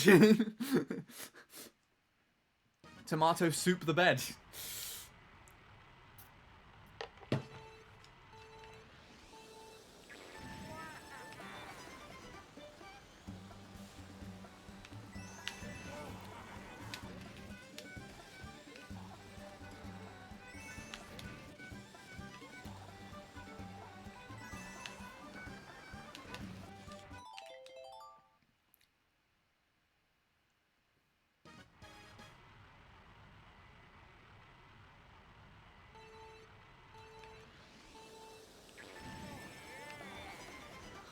Jumpers are boring. Someone soup the bed.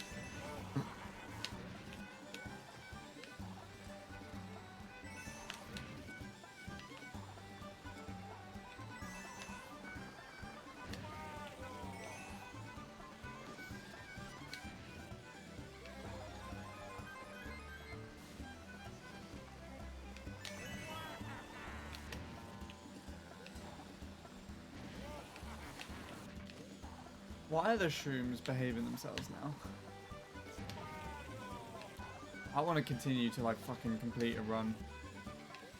And that's not a good mindset to have because you have no idea, but like...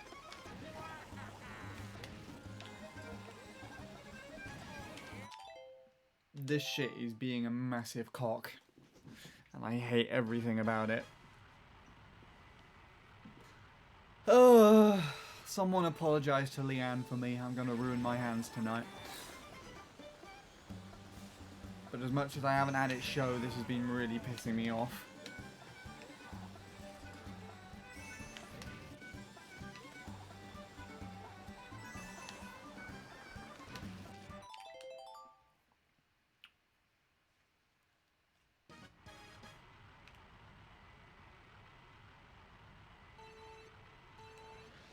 No. I had that awkward situation the other day, actually, because I was playing Leanne's stream through the speakers. Leanne is nobody.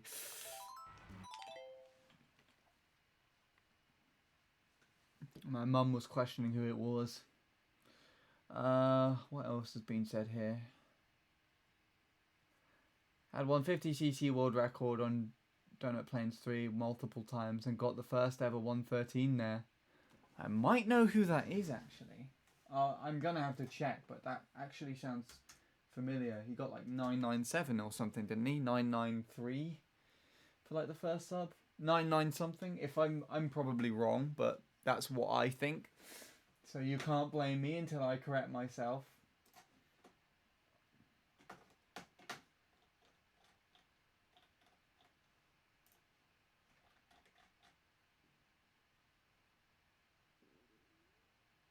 Braden! Oh my god. I do know who this is.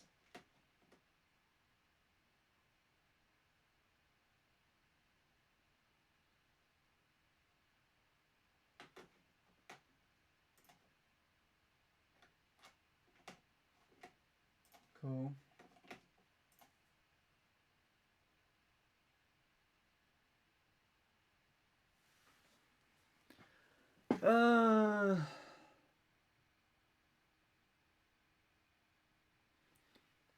If I don't show up to stream ever again, you'll know what happened. You souped the bed too hard. That's what I'll assume what happened. And yeah, Soup played is right. Leanne is my favourite streamer at the moment. Genuinely bringing a massive positive influence to my life right now, just watching her streams and hanging out. just tell her all my negative, shitty problems, and she actually provides a really good insight. It's the reason as to why I'm not playing MC3 at the moment. The reason as to why, well, one of the reasons at least. Well, not necessarily reason, but a big inspiration behind it. And a big inspiration as to why I'm usually quite conservative with the hands, playing games and whatnot. Hence why I brought up to apologise to her, is because, yeah, she inspired that change just through conversation and just being so kind.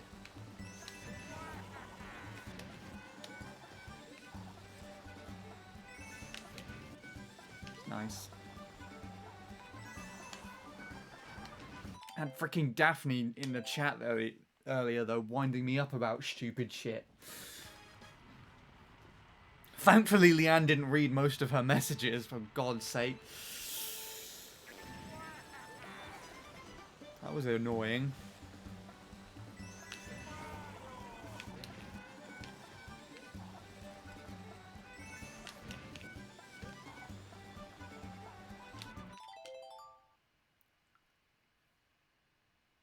Braden used to stream regularly. Leanne is wholesome, yes. More than we honestly deserve, I feel. Certainly more than I honestly deserve out of anybody that I know right now.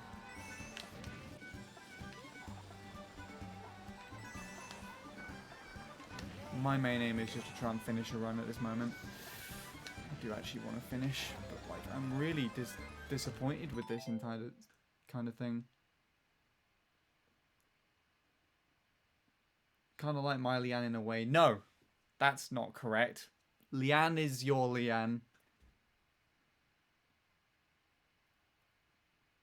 Give me positive insight on my shitty problems and your positive impact in my life. Believe it or not, that's hard to believe. If I actually would ever believe it at all. No, Leanne is better for you. Take my word from it. Not allowed to think otherwise.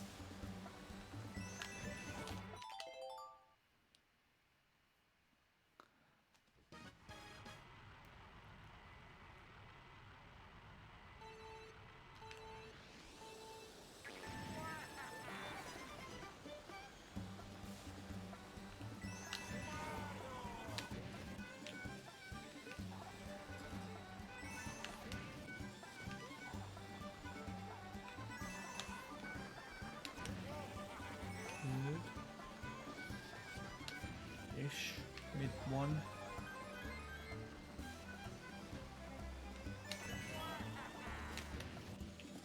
Okay, that's fine.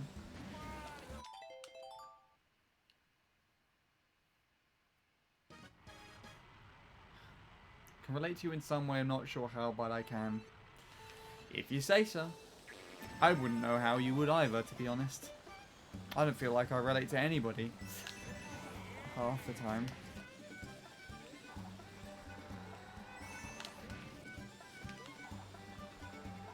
But whatever.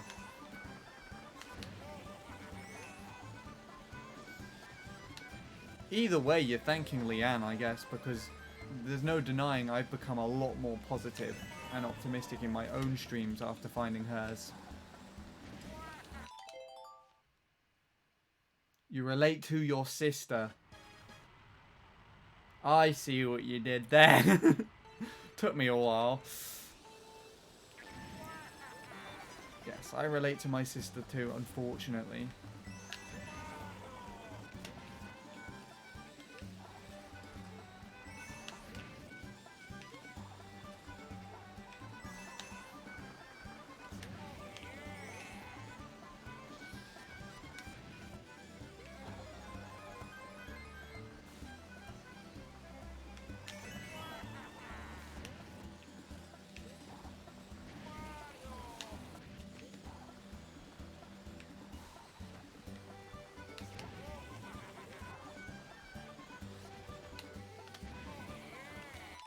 You're a prick.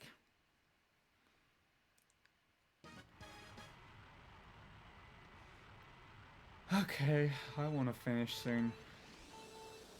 I'm really upset with this session, actually.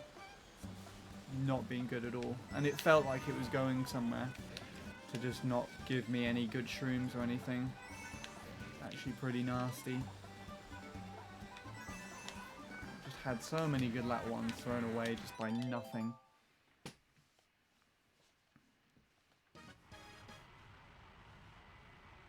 Can I blame myself for that? Or was it the game just being obnoxious again? I feel like it was the game. Who knows? I don't know.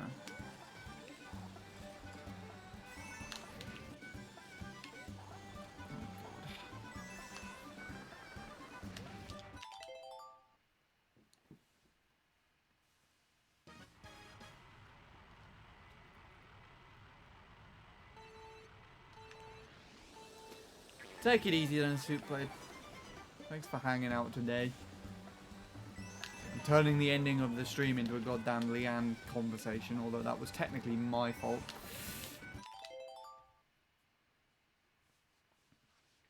Good luck with the rest of your future endeavors in this game.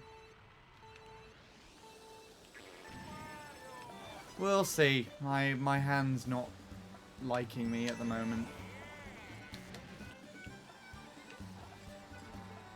That was my original point that I was trying to say.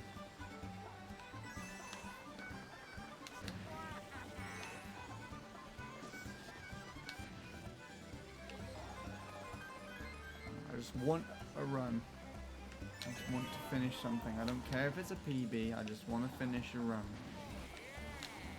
That's alright. Oh, fuck off.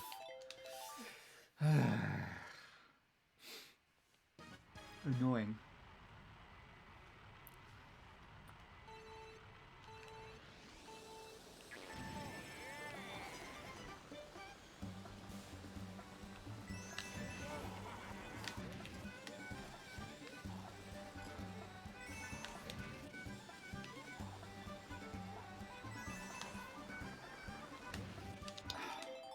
Right.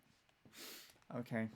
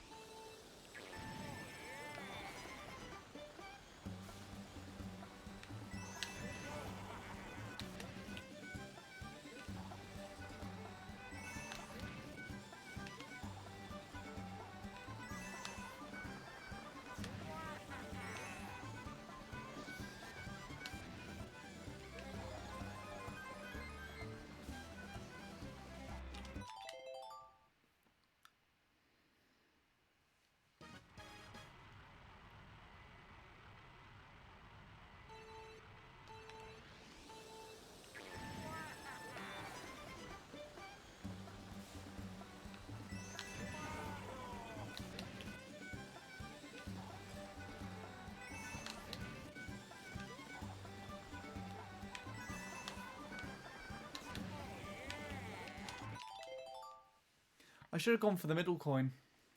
I was in the line to get the middle coin and I decided to try and turn to the left. Stream of my TT session have actually distracted me from my French exam, I assume, and math test looming over my head, and for that I am thankful. Good, that is good. I keep avoiding school. Why? Oh, Soup.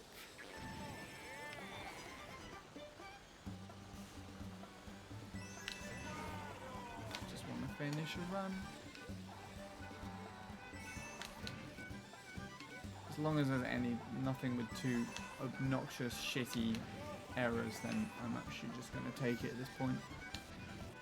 This is a .2, fuck you. I don't care anymore. This has been disastrous.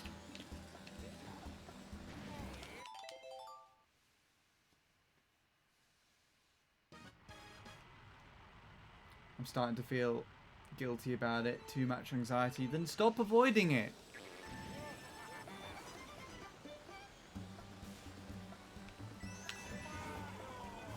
At least you actually have something you can do, like school. I've literally been a redundant piece of shit at home for the last year, nearly.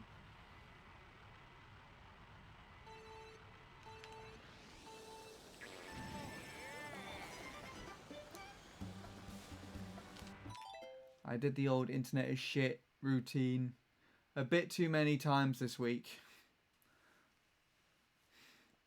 Fight or flight. And I'm just like, nah. Yeah, go to school.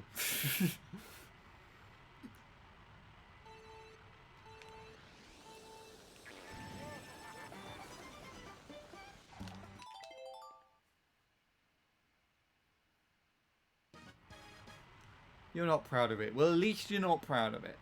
That's a good thing. That means you need to start working on fixing it, though.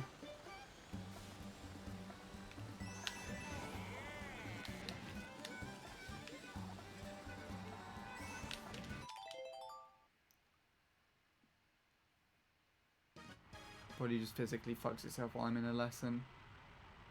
Do you have a paying job? Never. I'll except for YouTube.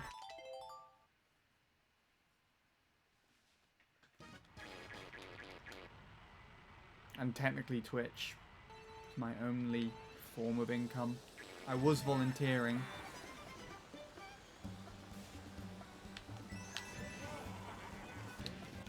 Before the lockdowns and the pandemic hit. And I guess I'm to be working on a album, a future album release with the studio soon, which will also earn money. But I've never probably, like, you know, gone to an interview and done all that job application shit and actually got a job where I'm paid something in return for what I do. Never felt the need to do so.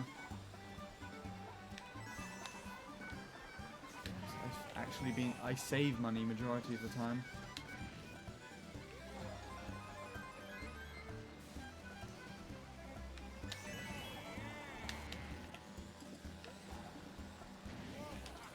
Please. I do live with my parents.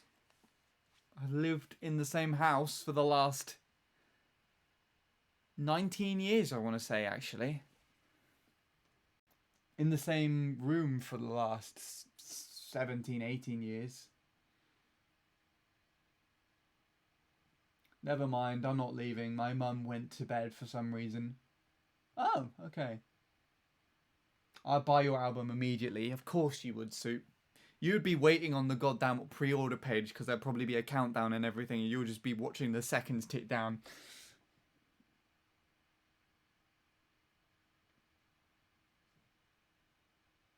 I plan on getting a job at 16. You get peer pressured out of your parents' house super early, apparently. In America? In Europe, it's more relaxed. Well, I mean, I'm not pressured to go anywhere at all.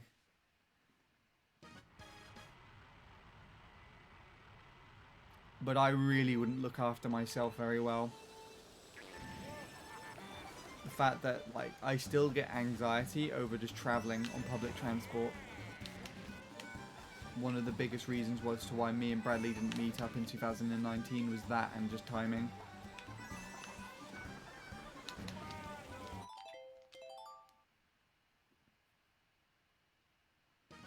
And then, obviously, I still don't really cook for myself. Or at least I haven't done during the lockdown. I got into this shitty habit where if my parents, if no one makes any food for me, then I just don't eat. That happened a lot over Christmas as well, actually. Like, if no one made any lunch or any dinner, then I just won't eat anything. Really stupid. But thankfully, I gained weight recently, which is good for me. Because obviously not eating shit made me lose a bit, and I can't afford to do that.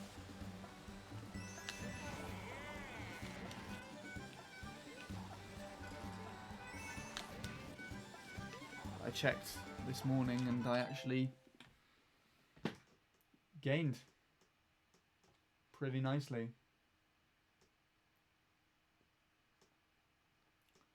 At 18, usually people are pressured to leave. I want to leave at 18, but some people don't.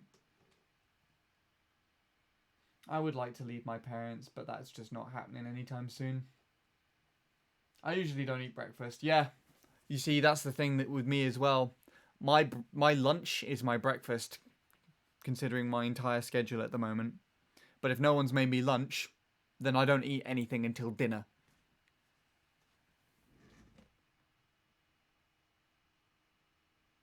Need to lose weight so I can look like Enmead. If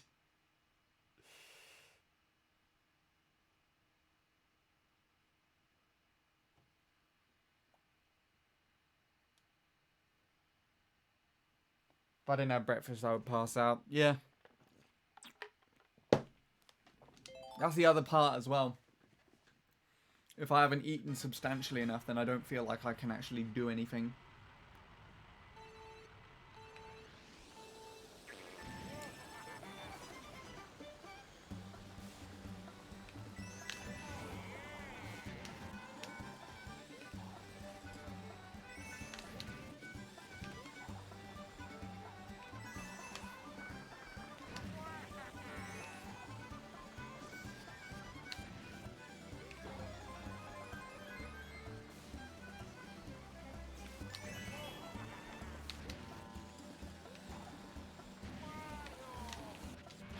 Game.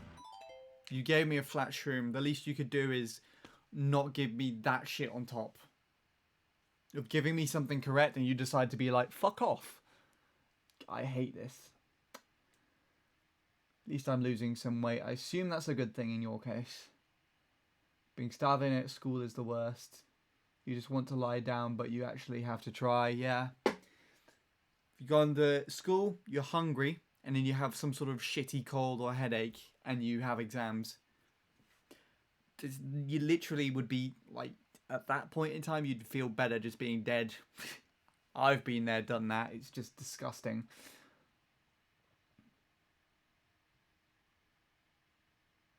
School lunchtimes are weird. School lunchtimes were like an hour ahead of when I would actually have lunch. So I had to force myself to eat, and I would be really slow. Is it 12:52 p.m. would be closer to when I have lunch.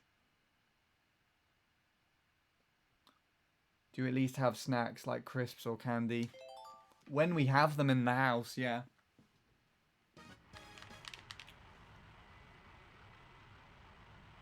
And if I remember to go and get them. If I get myself caught up on something, or if I'm like not even bothered to get out of bed, then I won't get them. Usually I'd have a pack of crisps and that's about it.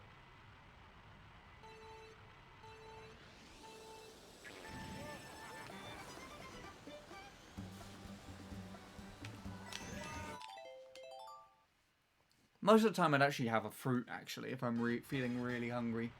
Like a banana or a tangerine.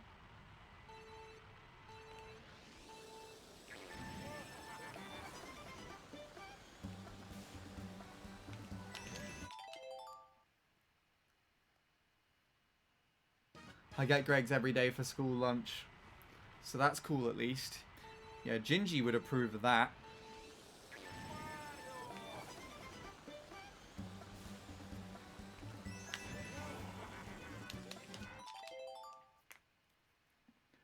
I don't think I'm getting a run.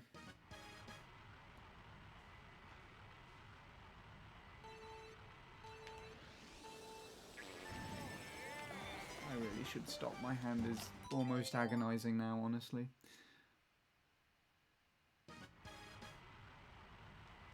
The school really doesn't give out much lunch. Are you required to, in schools in America, to like have school dinners? Because it was an optional thing over here. And the only time I'd ever get a school dinner was when they started doing pizza. I don't know why I loved it so much, because I think honestly, like, thinking back to it, it would just be, like, really cardboardy and terrible.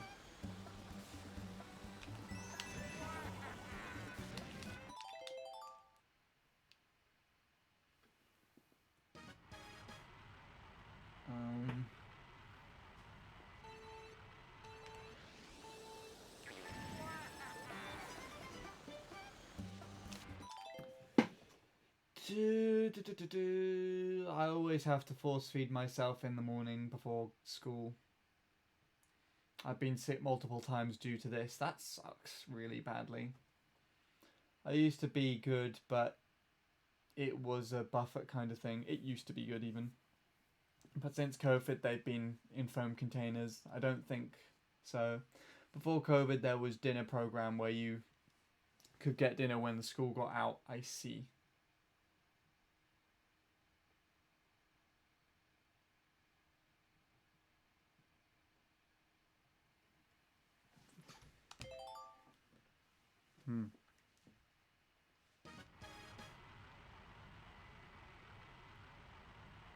Jake's never had school dinner also. Yeah, other than the time where I had school dinner to have pizza, like literally I requested my parents that I would have it on that day because I wanted to have pizza. Like I never have school dinner. Unless my parents forgot to make me lunch once or twice, which they did. But then I just usually the school would provide a dinner, but then I just wouldn't eat anything or most of it.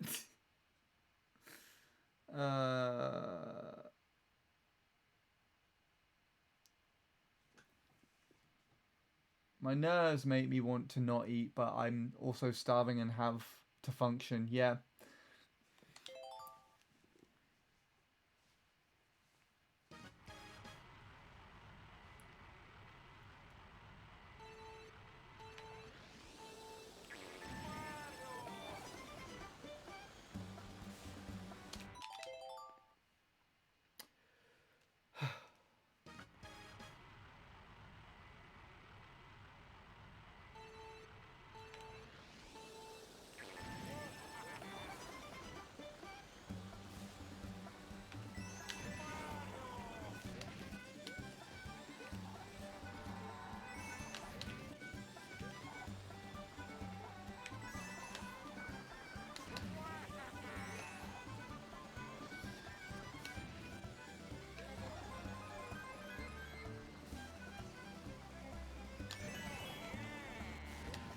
Disgusting turn.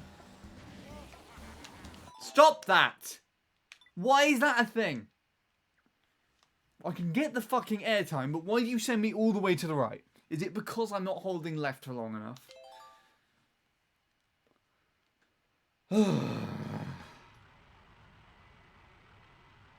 I wish this game would actually tell me something. You know, wouldn't it be so much easier if the game was like, yeah, you're doing this, mate. You're doing that shit wrong. Rather than just throwing you off to one angle. Massive piss take. Some days my school would have rectangular pizzas for lunch pre-COVID. I'd get like 2 of those. Yeah, mine, my school just did like a fucking massive tray. Just a full baking tray was just the pizza in that.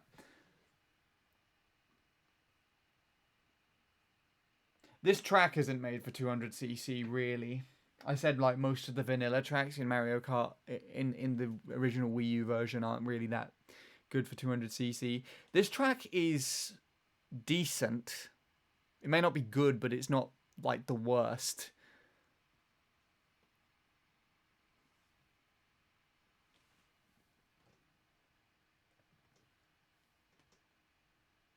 Secondary school, I had the same school meal for 4 years in a row.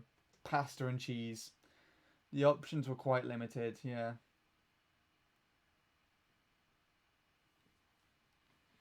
Yeah, well, that's peaks, Jake.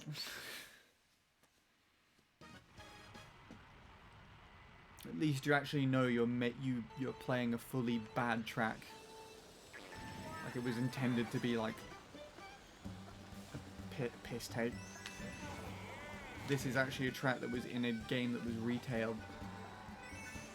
and it does that shit to you. Kind of makes you think it wasn't really tested properly. Music Part 200cc is hard. Mario Circuit 200cc is decently challenging, but not hard.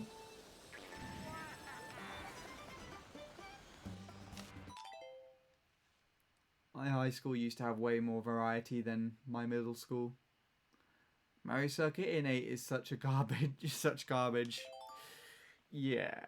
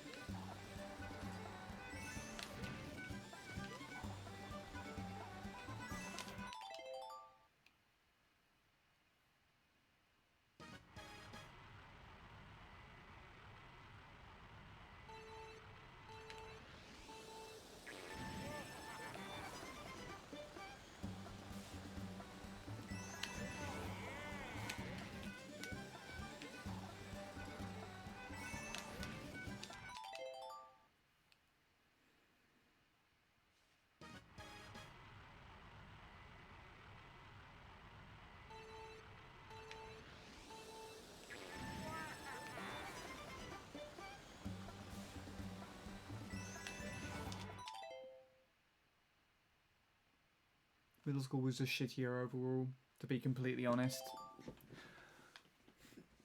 I don't even know how I would justify my schools anymore. Preschool was way too long ago for me to remember, and it wasn't really a proper school, to be fair. It was literally just like an activities thing.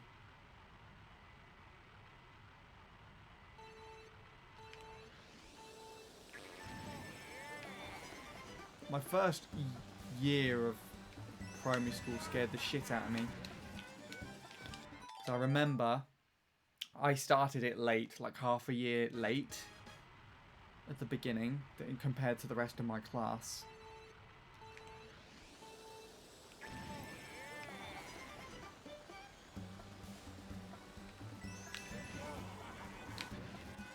So yeah,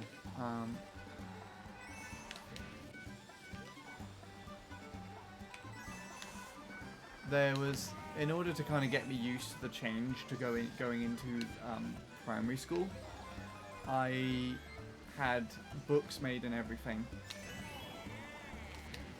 to tell me about all that was happening when I was going up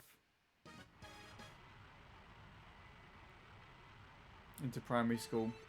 So I was prepared and everything and knew what to expect. And my first day of primary school, the school put me in the wrong class.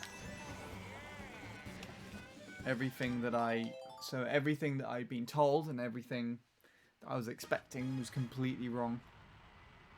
And I got so upset by it being... I was so, like, nervous and upset by it. I hid and cried under a table.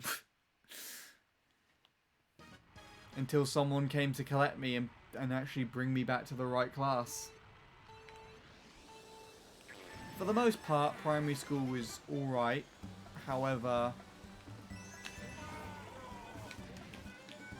I was also like a kid pretty much all the time, so I couldn't really justify anything off with it, and I do not remember far enough back to think of anything that was specifically wrong. Secondary school, like the first year there, I was catered to like by an assistant teacher who would take me to and from lessons early, made sure that I knew the whole whereabouts of the route of the school. I could be checked up on constantly by the teachers and everything to make sure that I was doing well. And then the second year was fine. That was mainly where I was granted more independence and was kind of able to move about the school in the same way that the other students were, and I became closest with my friends. and, you know, did normal things. Yeah.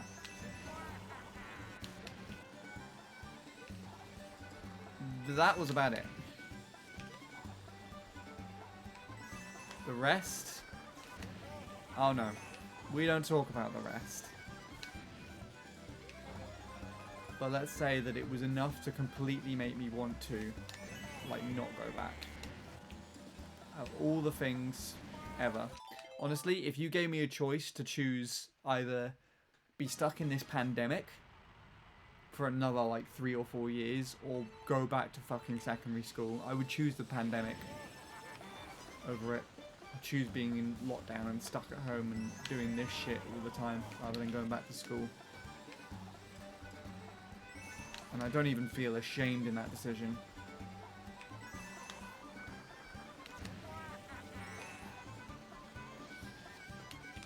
I just felt like it was that bad.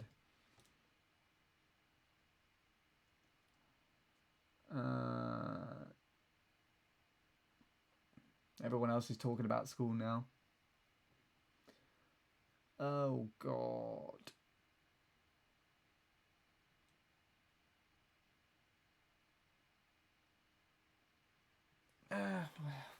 How much have I missed here?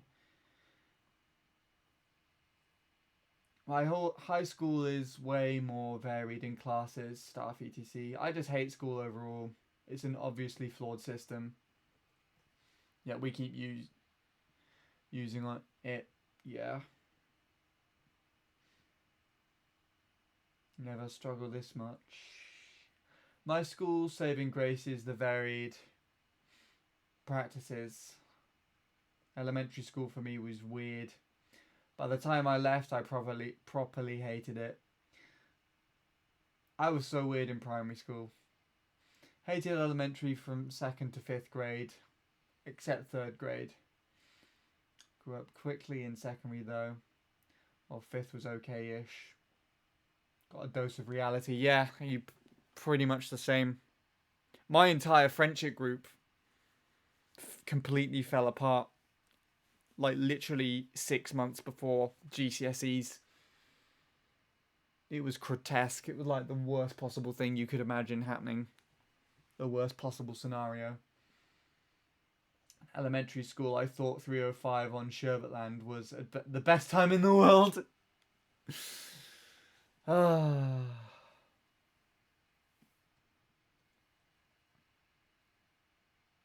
tried so goddamn hard in school up to year 11 and then just fell the fuck off. Yeah.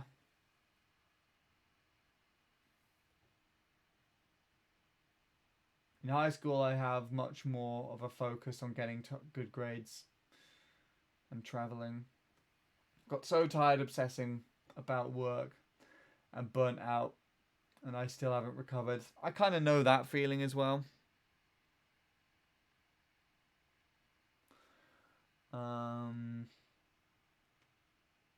I think school drained the soul out of me, and now I'm just a husk.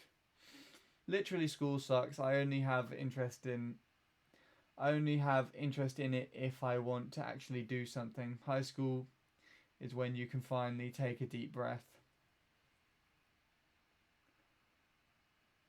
I feel I'm going to be burnt out eventually. Peak is shitting on me right now. Despite having 2,000 kids in my school, I do feel alone a lot of the time. What did happen to your friend group? I remember being able to keep friends until 8th grade. Now, my friendship group was a weird one in the fact that everybody was kind of like, instead of just being friends with everybody, they were friends of friends, basically. So there'll just be people in the group who wouldn't get along and everything. So I'd have like, I think 4 or 5 close friends that were part of the group, including two friends that came from the same primary school as me, 2 other friends that I met there, and then there was a girl who I also met in secondary school as well. And not everybody got along, basically. Like the 2 friends that I met in secondary school didn't get along with my 2 primary school friends. And yeah, and there were lots of really stupid situations done on my behalf. Like, I didn't think things through very much, and I was a massive dick to everybody. So I upset a lot of people, but then other people also just upset themselves, and eventually everyone kind of just fell apart. And kind of related back to what you were saying earlier, like, because that was my only main group, and everybody was just so like, we just want to get this over and done with and then never speak to each other again. Like, I couldn't really turn to very many people about my stress and anxiety about it. In fact, my last year of secondary school was when I was somewhat diagnosed with having anxiety or being affected by it.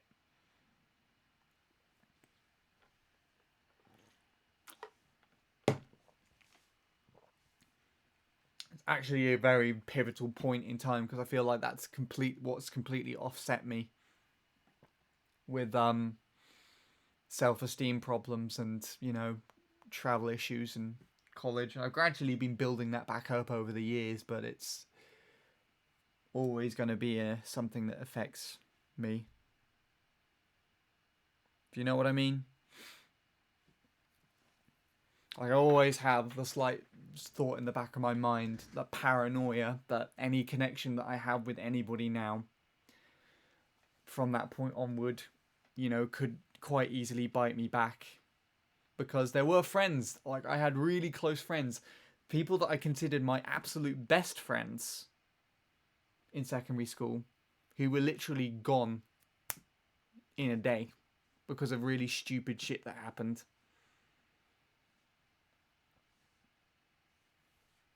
And I feel way more judgmental of myself, but way more skeptical about other people.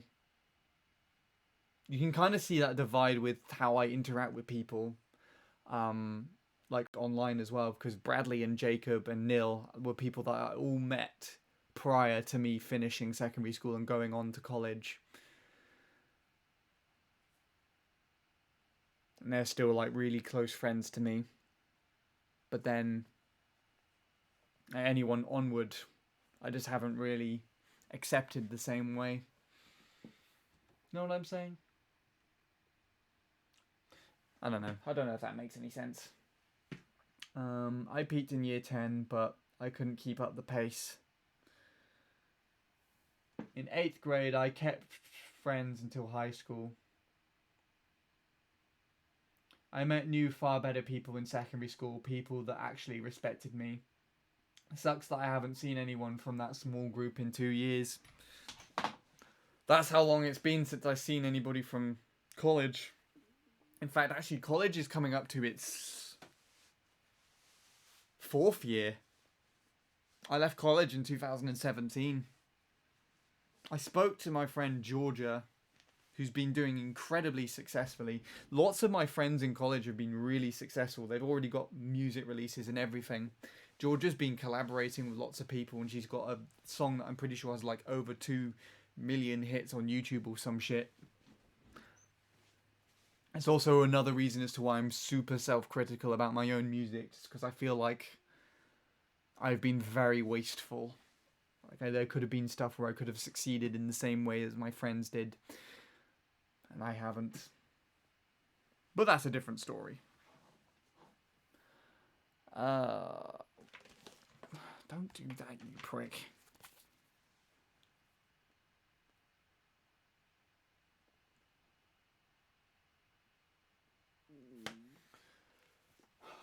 Right, what else is there? In high school, I've had more friends that actually like me. There's a group I hang out with that are actually cool. Yeah, for the most part, I think I stayed connected quite well with I think 4 out of the 5 main friends that I mentioned earlier. See, because up to that point, I'd already my 2 friends from primary school had been friends with me for well over 10 years.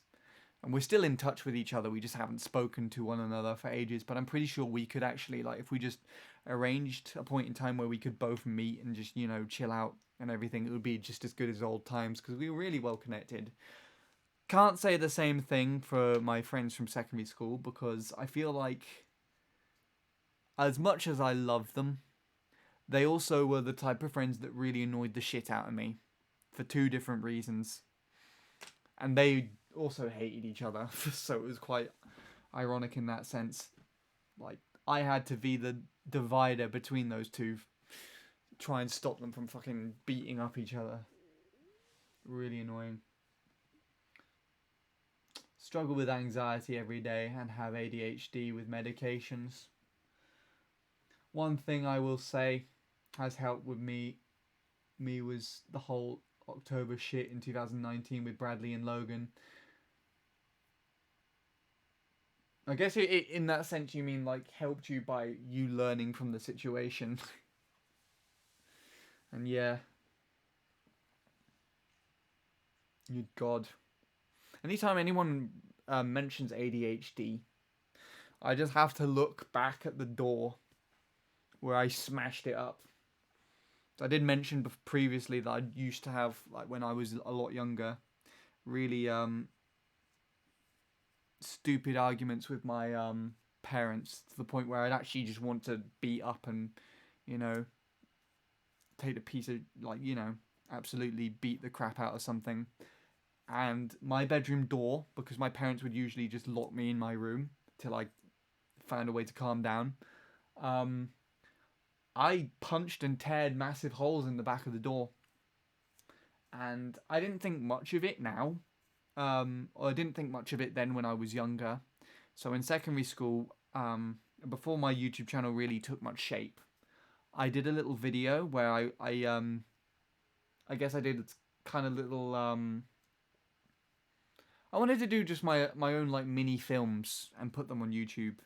And one of the things that I created was Mario Stays for Christmas. And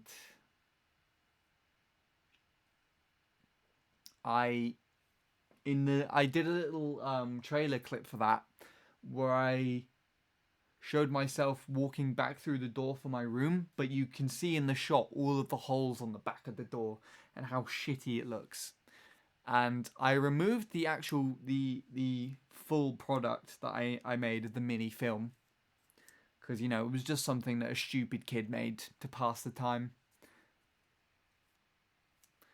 But I forgot the trailer that I made where I showed the back of the door, and Logan and Bradley found it, and it was I think it was quite recently, where at the time,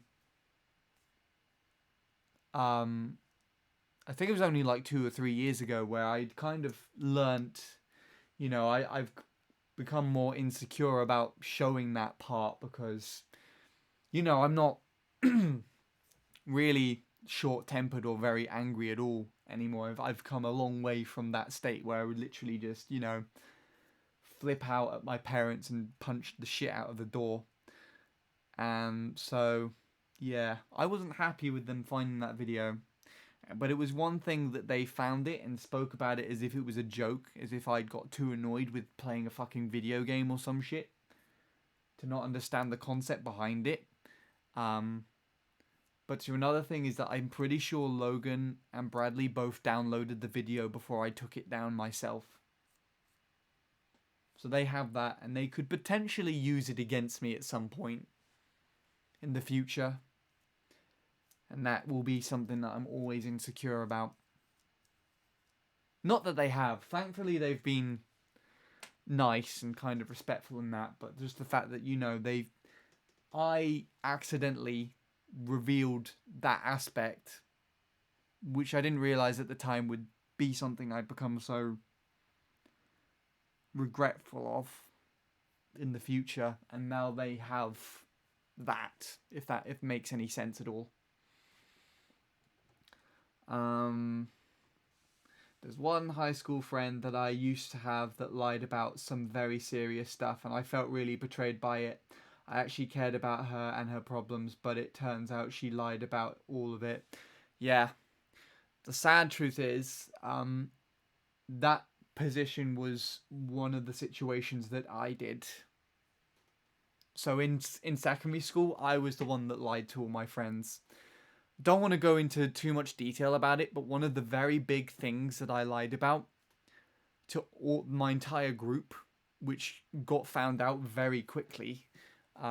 Actually, no, I lied for a very, very long time, but it got found out very quickly. And no, it got found out and everything fell apart very quickly. Is that I pretended that I had an older brother. And I made up so many random stories and like fake memories and everything. And they all bought onto it.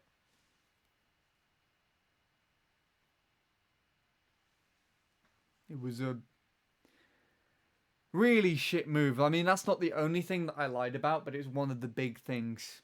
But I kind of...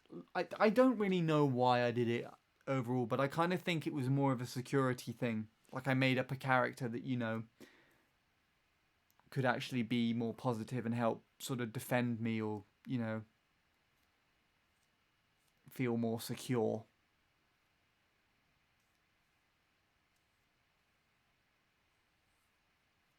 Definitely don't do that shit now, though. Definitely learnt my lesson from that one. Helped me grow a bit as a person. Me not being as much of a dick. Yeah. You get one of those. Got diagnosed with shit in 7th grade when I got tested for anxiety and depression. Turns out I do have severe anxiety and depression and I don't process things very well. Yeah. I still act like a dick sometimes, but it's been reduced. Do you know one of the memories that popped into my head about you, Jake, the other day is... I'm pretty sure when you were really young, I don't remember how young exactly you were, but I feel like you were like only 9 or 10. You were a really little kid. You used to sit with me, Neil and Bradley in our Skype calls for the NAS races. And you would just wholesomely talk about your holidays in, I think it was Bermuda. Like, you were so shy and you were just such like an innocent little kid. And I was just thinking back to it the other day. So I think I was telling my cousin, actually, about MC3 and whatnot. And all of the shit that revolves around that.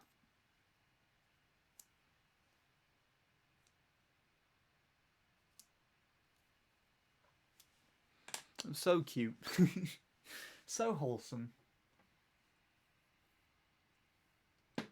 You should tell them to delete it. I did. Still streaming, yes, but this is probably going to conclude soon. Because this session and this stream is a pile of whatever is grotesque and disgusting. Shit would be more of a compliment, to be fair.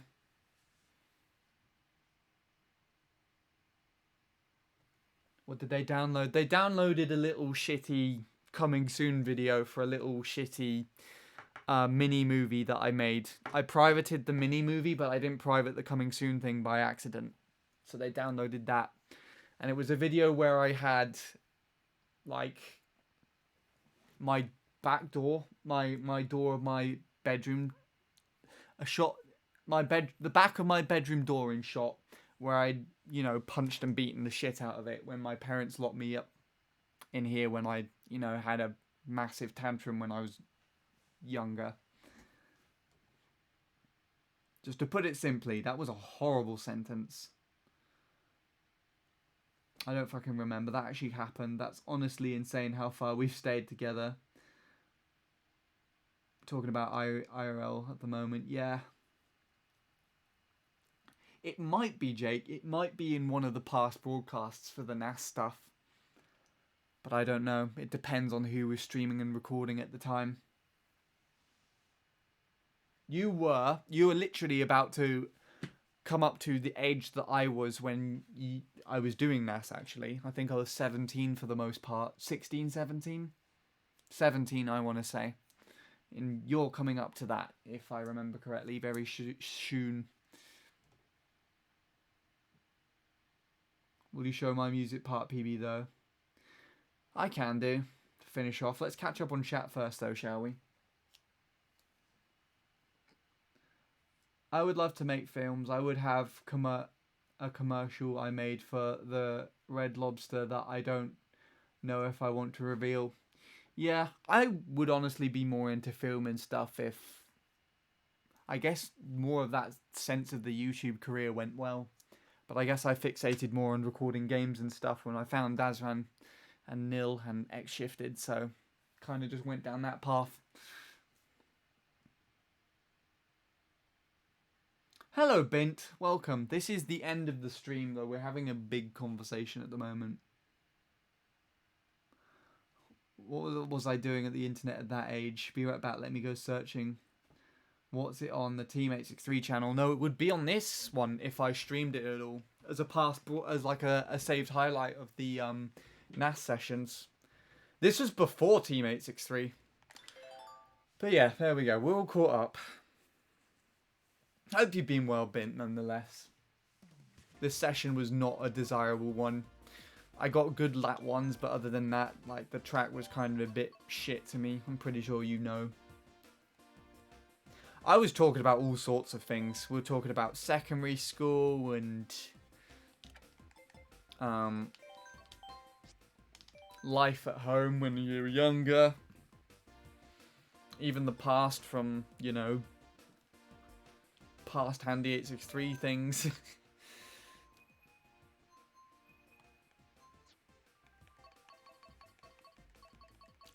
Just a load of different topics, actually.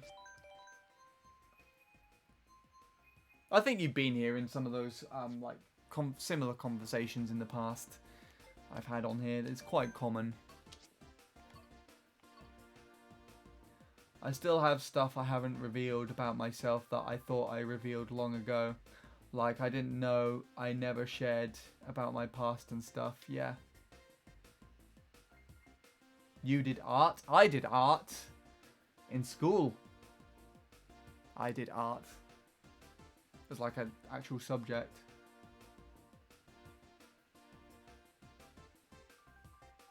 Oh, that's what you remember.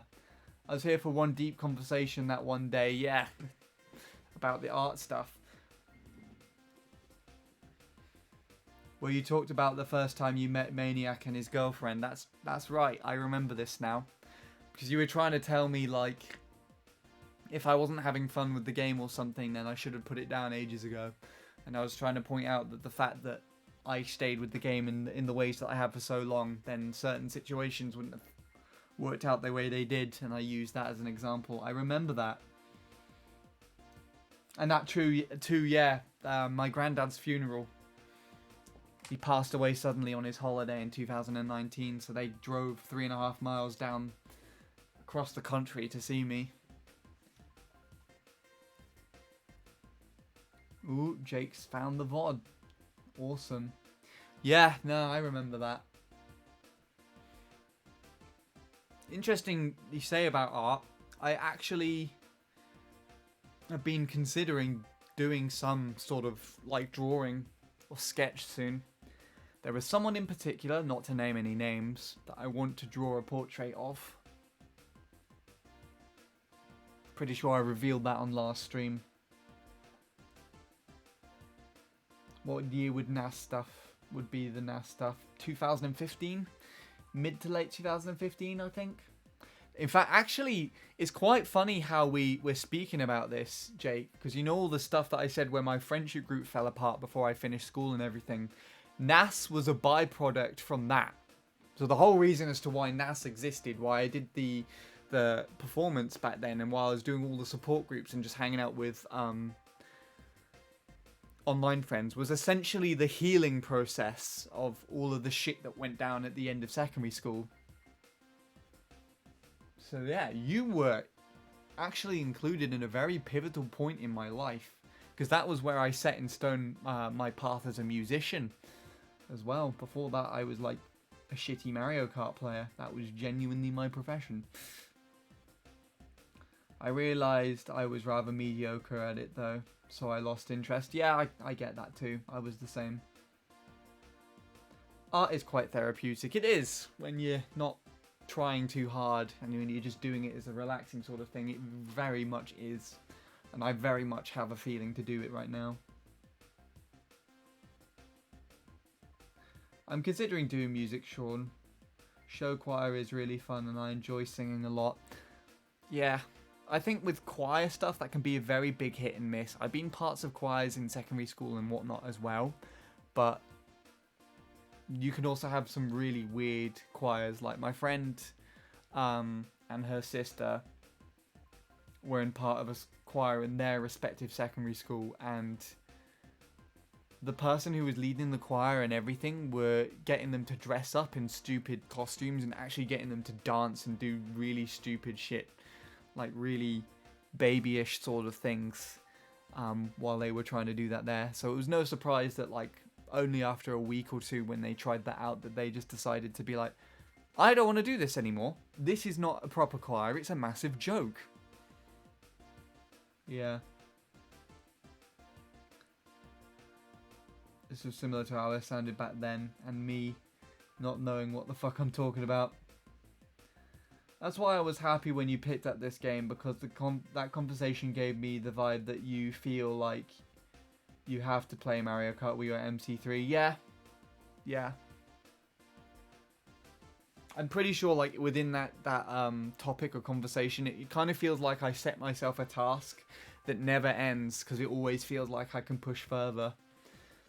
Pretty sure you know that sort of feeling, Bint. Like it's just a never-ending sort of unsatisfaction. And it always has been with every big target I've made on MC3 specifically. It always has been very, very unsatisfying to finally get a target with just such a mediocre run. Like my 0.3 by example, I'm pretty sure you could tell and agree just by looking at like how that played out as my final run that did the 0.3. You could tell I can do a lot better. I'd like to go to the 118.2 eventually as well, but for now we rest, because my mindset regarding MC3 specifically would not be healthy for me to play that track right now. It might actually be why I'm not doing as well as I am on Moo Moo Meadows, to be fair. Speaking of MC3, let's see if Casey's done anything better recently. Has he got the sub? No, still the same. Still the same. Cool. I probably shouldn't be checking. Yeah. Holy shit, I hate my fucking 9-year-old voice. Well, 10-year-old. Good God. Shit, let me show you my 9-year-old voice. Hold up. There's a video of 12-year-old me on my channel.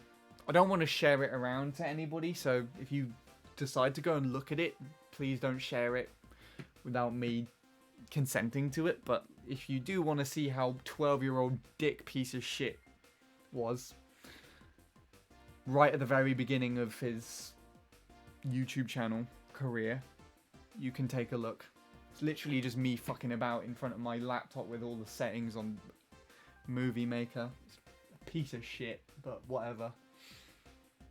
It's not as bad as some of the other stuff I uploaded later on.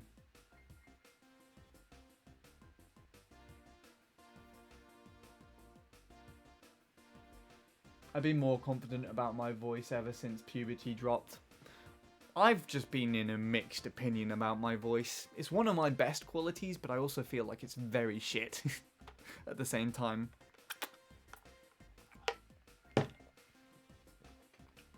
But as I've gotten older, and I guess developed more of a refined tone while I'm talking and discussing and stuff like this, like kind of unique to myself, then I think more people have enjoyed listening to me speaking and talking about shit.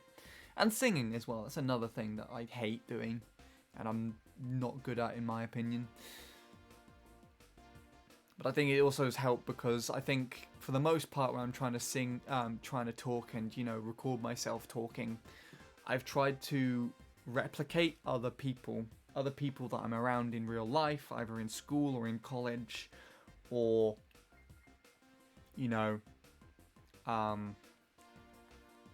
I see on the internet or that I hear in songs and stuff. Some of the ways that I still pronounce certain things is reminiscent of that still, but since finishing college and just not really doing too much outside of home. I've had more time to just sit by myself and kind of, you know, let my voice settle into a more natural sort of thing without me hinting at other voices and stuff while I'm talking, if that makes any sense at all.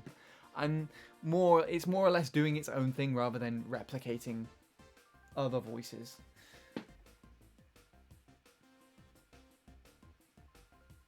Oh yeah, I don't want it shared on here. You just posted it randomly, but that's fine. It's like literally your only timeout, if I remember, right? 3 timeouts? What the fuck have you been doing, Soup? Good God. Movie Maker, yeah. Thing with me is I started puberty quite late.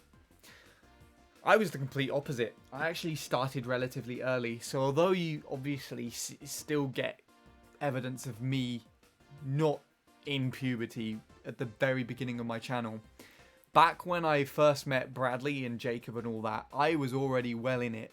So you can hear on some videos where I recorded with Bradley, like he's kind of squeaky. You can kind of recognize his voice though. It's kind of like only a little bit different to how his voice sounds.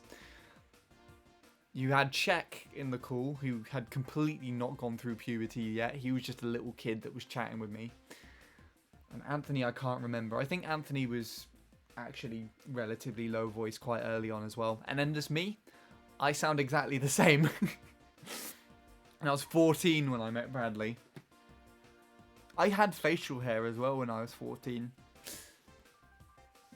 And I was close to the height that I am at now. Not quite there though.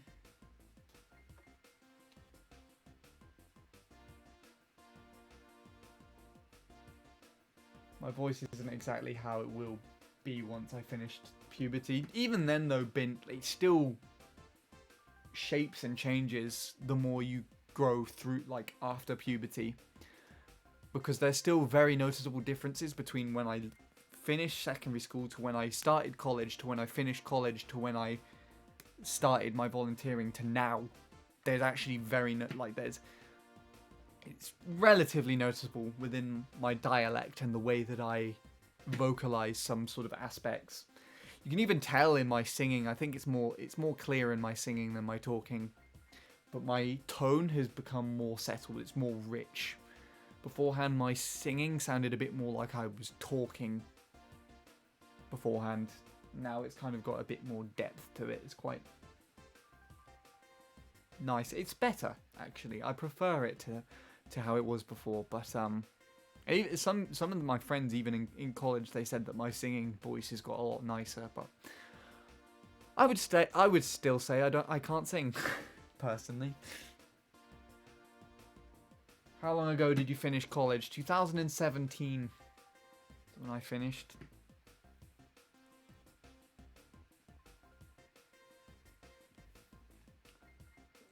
Did someone say timeouts? Yeah. Have you been timed out, Lord Soup? What is this? What? Huh? What was that thing? A fucking like meter came up when I tried to click on your name. 16 with 1 ban? What the hell did you do, Lord Soup?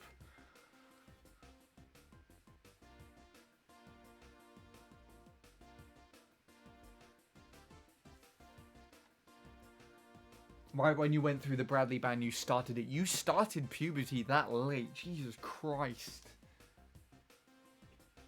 There was so much that I had already done and been through by 2019. Does anyone remember using the program GIMP back in 2011? That's the program I still use now, Bint. For, what is it, on this? Where is it gone? This graphic here that I have on the side of the screen and everything. This thing. I've made this on GIMP. I used to use GIMP in 2011 as well, though. I just cut out really shitty pictures of myself and put it to a YouTube banner. Don't know if you're around when you made the really old, they had the really old YouTube layout where you can like customize the background and everything, but I made my own shitty layout on there from GIMP. I still use it now as well. In fact, I actually want to use it to help me draw a portrait of said person I was talking about earlier.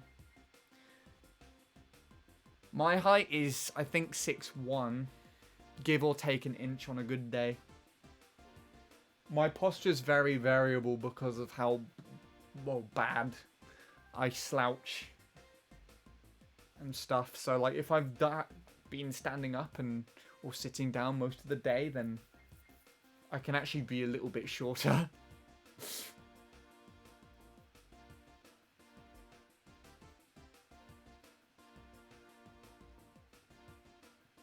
I literally just measure myself as soon as I got out of bed, which is actually the best time to measure yourself at your best height.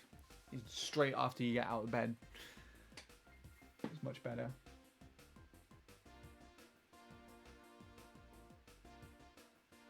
Your old channel name is vaguely familiar. Interesting. Facial hair at 14, the fuck? I barely had hair on my balls at 14. Oh. Well, if we're going that far.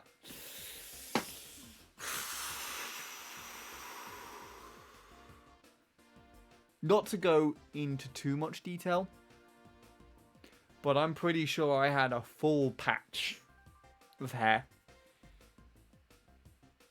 Much, like about at least a year or two before facial hair.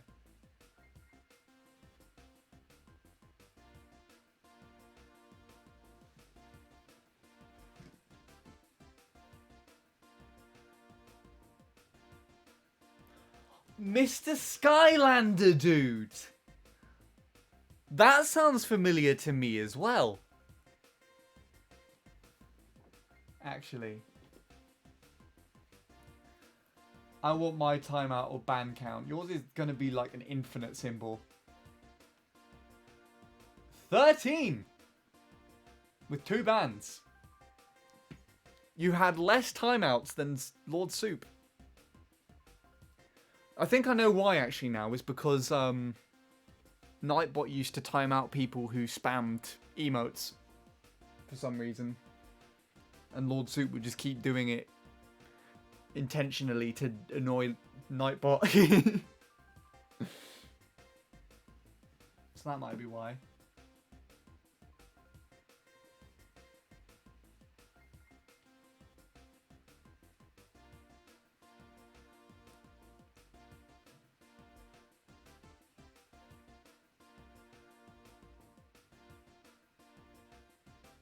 Infant sea creatures fiasco.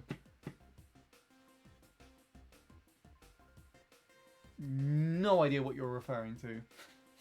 I assume something on We Fit You, it sounds like.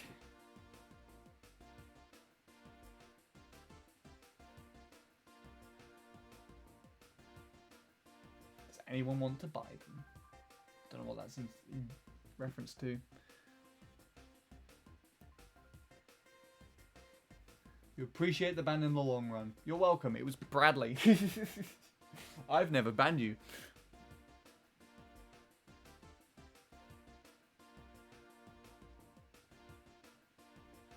Wait, what? Let me see. Dude, I used GIMP when I was like 11.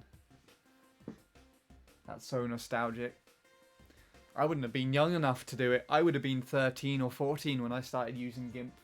I was 12 when I created my YouTube channel. Oh, good God. I'm 5'8", 5'9". That's like the same height as Bradley. 5'7" or 8. God damn. I'm around 5'10". You're around the same height as Jacob then. 10? Not that early on.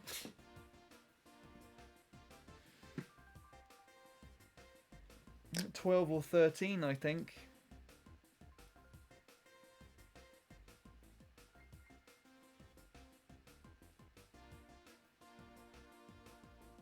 What else was I going to say? I was going to say something about something. Very informative, I know. Oh yeah, there was a girl who worked briefly at my volunteering who was 6 foot. Don't know why I thought to bring that up. It's probably because I had a thing for her at one point. That's why I probably actually stayed on at my volunteering, to be fair. But that's another one of those reasons as to why life can change very quickly. As soon as she came in, she left, and she left abruptly. And we had these big conversations about how, you know, different music and stuff. Because there's a really weird connection, you see. This girl, her dad is a guitar teacher, or has like a guitar tutorial channel. And it turns out that while I was in college, I found her dad's YouTube channel while I was working on coursework, looking up for mode scales on the guitar. And I used his video for an example in one of my essays. Never did I ever think that I would meet that guy's daughter or something, but yeah, there you go. Yeah, we'd usually talk in our lunch breaks and everything, because we had really decent conversations. She's a really nice person and everything. I was going to talk with her and everything about how, you know, we were actually going to do a music duet.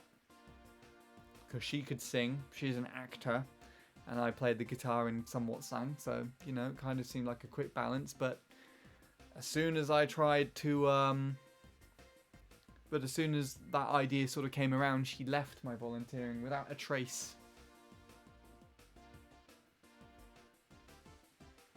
And we didn't exchange any contact information or anything at all. A couple of months later, I found her on Facebook and everything, and I tried getting in touch with her. And yeah, let's just say the result was not a pleasant one.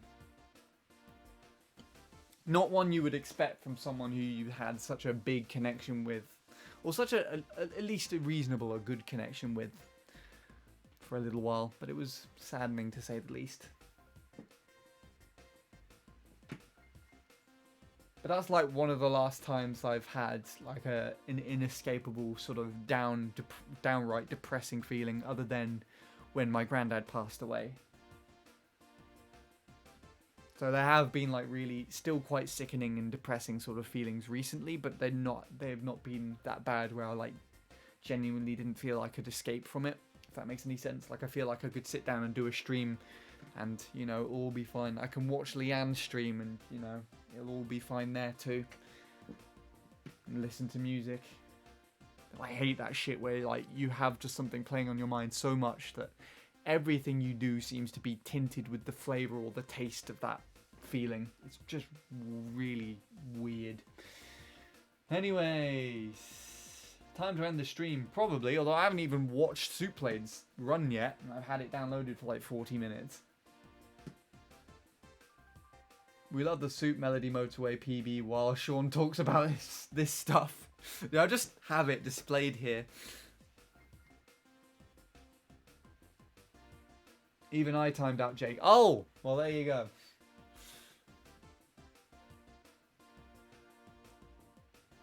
Well, one ban was to get me into chat again. The other was Bradley being dick fuck. He just came in when I was like offline or something and just banned you. And I was like, Bradley, why the fuck did you do that? Well, I might have been streaming actually. I don't know. But I kind of let him steer that situation.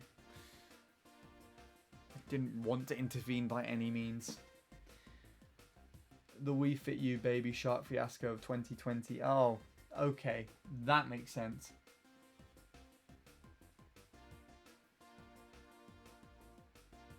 Okay, so fun story. Never mind. Oh. You don't have to answer this, but have you done interns of jobs after college? Because from what I've heard, you never went to uni. No.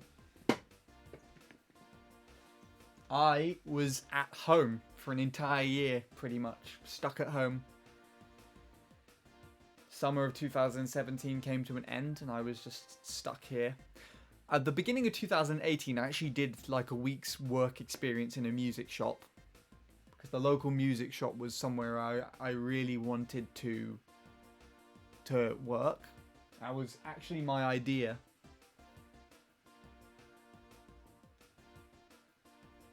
Actually, my idea of where I'd be going afterwards. What I thought I'd be doing is working in the music shop and then using it to both pick up experience and maybe save up to get some more equipment to further expand on my music career. No intention whatsoever to do anything with the studio or whatnot. All my volunteering. Then later down the line, at the summer of 2018, I started my volunteering, and I initially didn't like it. Like, it was just found for me by someone who was trying to help me get work. So they first got me the week's work experience at the music shop, and then they found me the volunteering because one of their other clients went to this place. And so yeah, I started volunteering, and I initially didn't like it, and I was gonna stick with it up until my holiday in Croatia in 2018. But then when I came back, the girl that I was speaking about worked there, and she kind of got me more involved and felt more included in my volunteering, so I stuck around. And then she left, but I stuck around for the entire 2019 and the beginning of last year as well, until the pandemic hit, and then my volunteering could not continue whatsoever. So yeah. So no, I haven't had like proper jobs or interns or anything after college. For the most part, for like a decent half of it actually, I've been like just completely redundant, staying at home and everything.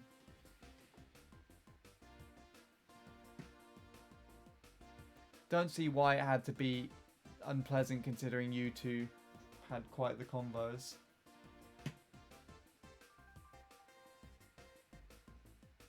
She switched up by the looks of things.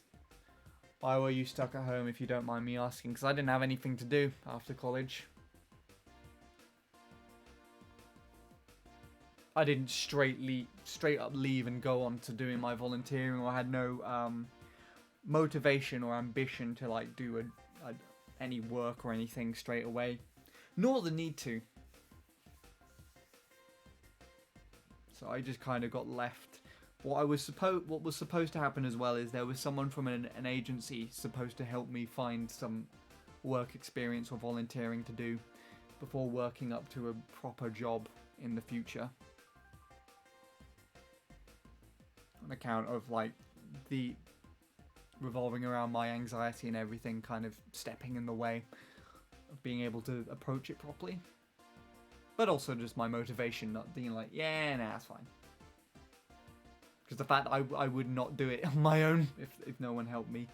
So yeah. I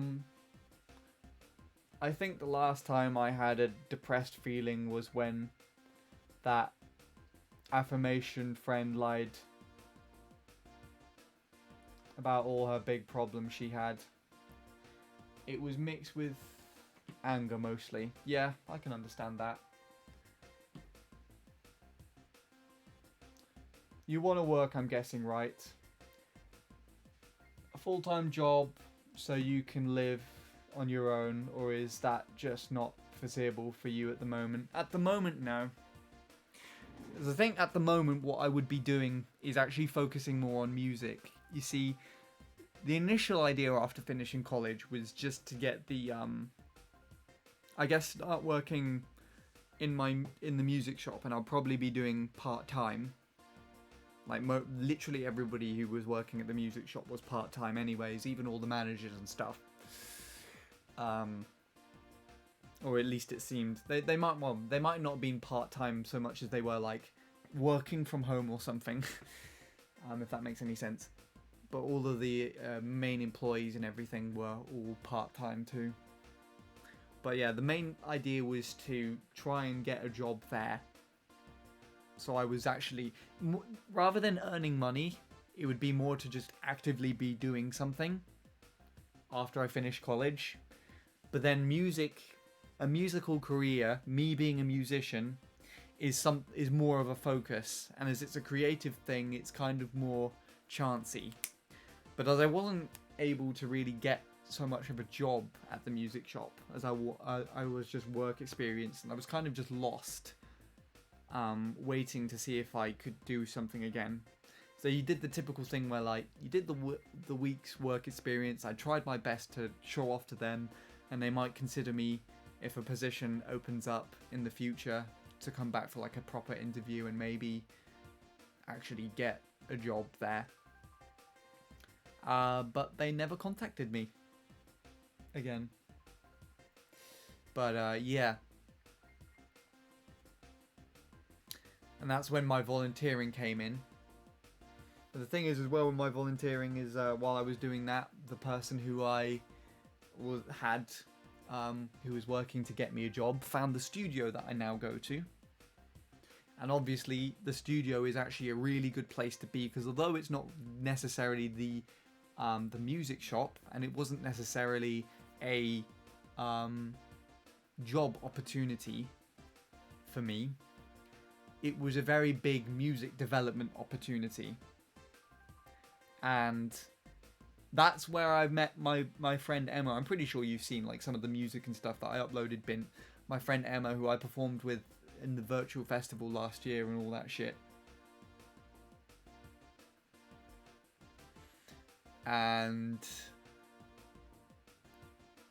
yeah, if I was to go down one route after college, then I wouldn't be at a position where I am now, if that makes sense. And it's benefited me because the studio have recently, as of the beginning of last year, not the beginning of this year even, they recently set up their, you wouldn't know about this, Bint, actually. They recently set up their own record label, and I'm on the first list of artists for an album release.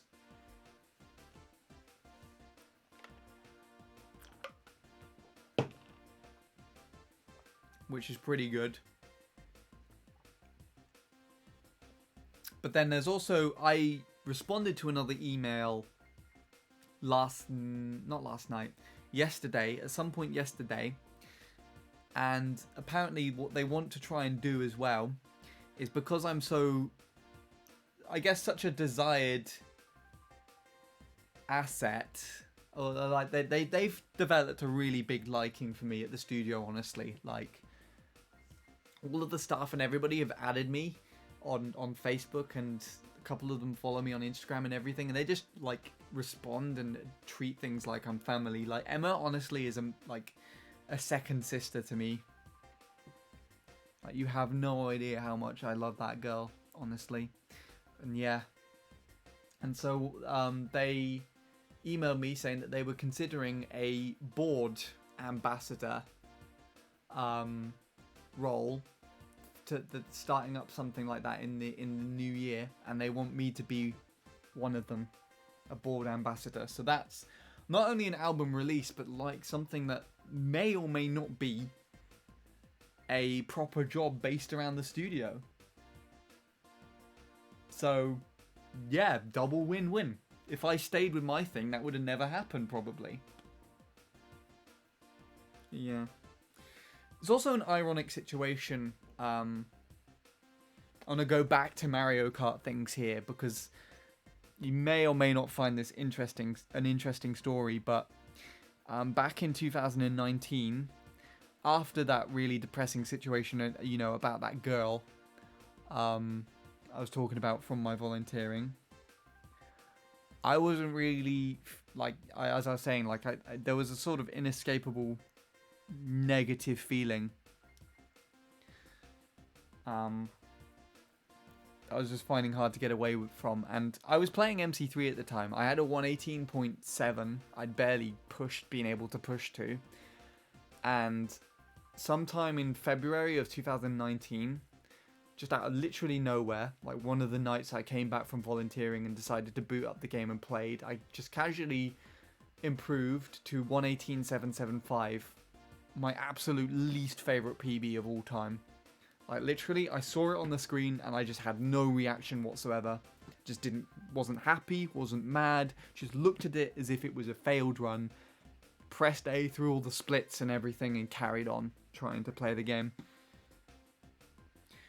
And I hated that because I was not feeling good at all at the time. Like, I was much worse than I am now with my entire mindset around the worldwide tops and everything.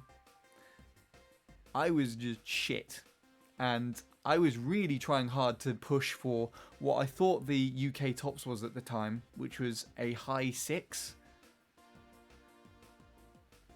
But then several things happened in a very quick succession from each other.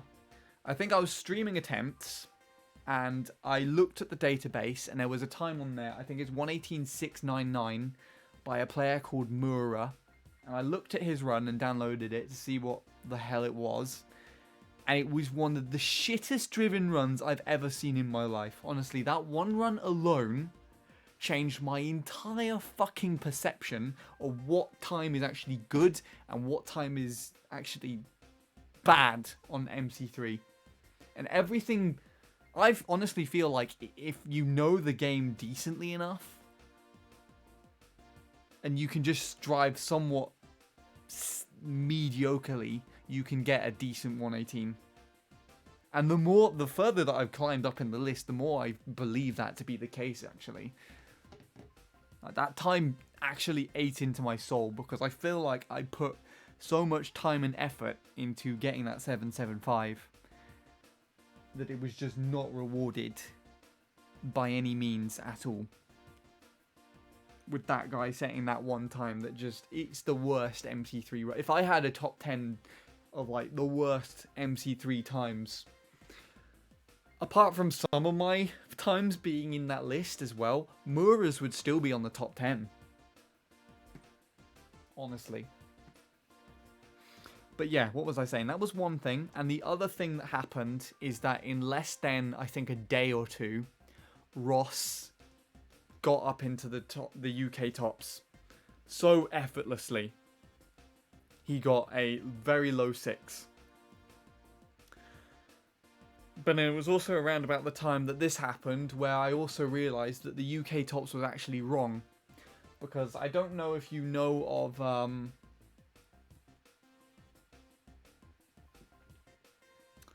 the two Lees. So there was Lee D, who used to play Dry Ruins, and then there was the other Lee that used to play Mushroom Gorge. But only one of those were accounted for, and there was not a very big time difference between the two. So one Lee had 616 and the other Lee had 611, but only the 616 was accounted for. So when Ross got this time and I realised this, I actually realised that I'd been aiming, even though it shouldn't really be something that mattered at all, I'd been aiming for the wrong fucking time the whole time. I was aiming for a high 0.6 when I should have been aiming for a low 0.6. And yeah, but the thing is as well, the big thing about this, and it's the most important part because this ties this whole sort of bittersweet, serendipitous sort of moment happening. Ross playing the track, as you know, Ross is a good player, came in and for like a day or two casually got 118.607, while I had been grinding for almost 2 months, I think nearly 3 months at this point, still stuck at 775. It was early April, yeah, so from early February to early April, about 2 months, just over.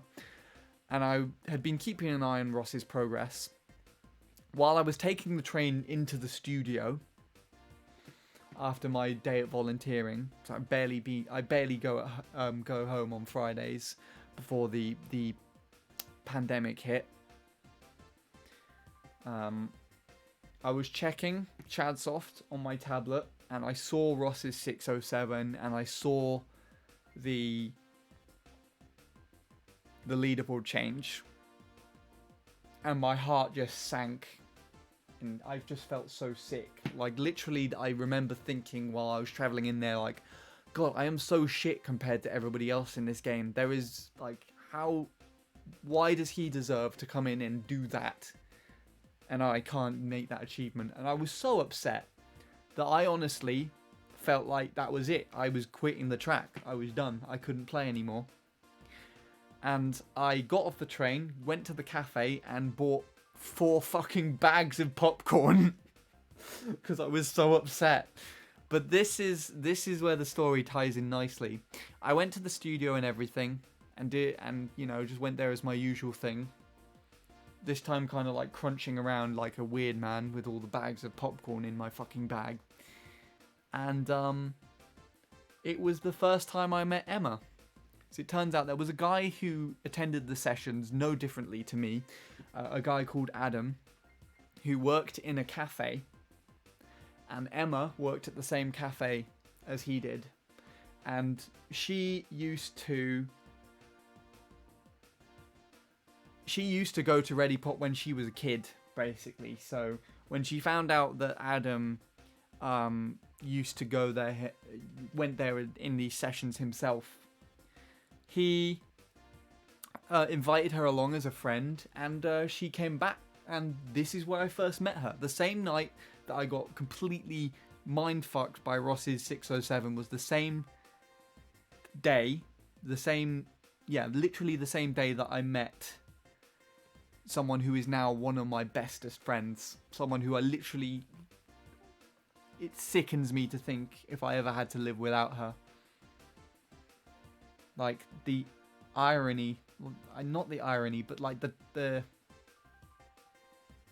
coincidence behind that was enough to like make me have just a little bit of hope, you know what I mean? Even though those two things really do not relate at all. Out of everybody at the studio, Emma's the only person that knows that I play this game. And I sell it out to her to say that I used to play Mario Kart a lot. That's how I've told her. I used to have a YouTube channel and stream. I used to play Mario Kart. She doesn't know I still do. But yeah. A bad situation was replaced with a good thing. I love shit like that, to be honest. Right, I missed a lot of chat there. I apologise. Let's catch up. Oh, Lord Soup had to leave. Well, I definitely have not got... I'm definitely way behind on telling him my goodbyes and everything. But Lord Soup, if you're somehow hearing me now, thank you for the bread convo and thank you for being here for whatever this conversation was. And hello again, Neptune. Why are you still up? Because I am talking about shit. And it would make no discernible difference to my sleep schedule right now if I were to try and attempt sleep at this moment in time. I feel like you'd be good at photography. Photography was another passion I had, Jake.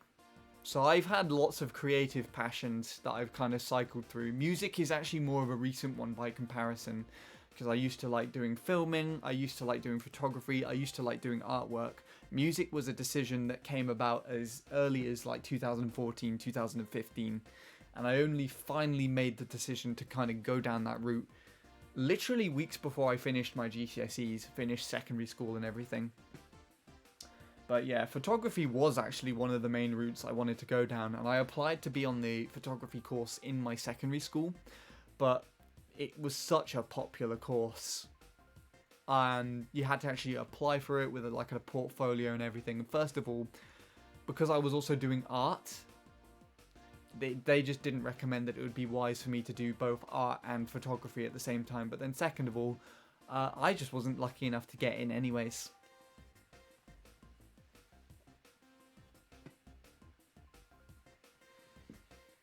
So yeah, there you go. He's going to show my PB, yeah. I'm waiting till before I end the fucking stream to show Soup's PB. To be honest, why haven't I just not done it while I've been rambling? It'll give something off, right? There you go, Soup. I apologise, you've been waiting for probably an hour for me to actually play this on stream. Hello again, Chavez. Why isn't this guy asleep? Why would I be asleep? Why are people questioning this? The excitement about the album release? Yes. Although, it's going to be a problem. From what I can tell from the studio, they want me to actually be in the studio to record shit. Literally all the music so far I've ever made, you've ever heard, if any, has been recorded from my bedroom at home.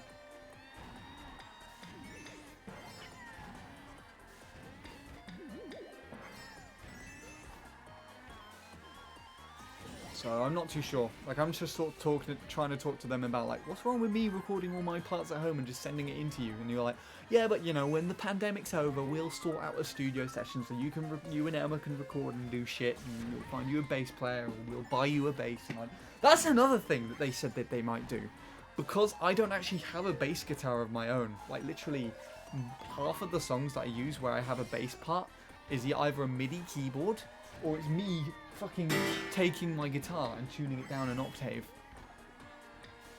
And they literally said, like, you know, because we've got some funding for a record label now, and, you know, we want to finish an album for anything, we might try and find you a bass that you can use to record all your bass lines for your songs.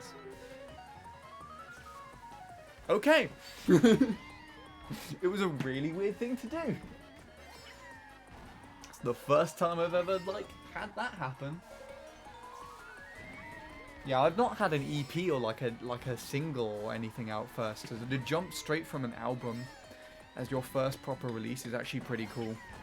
But I also feel like in that sense it would be a really shit album release.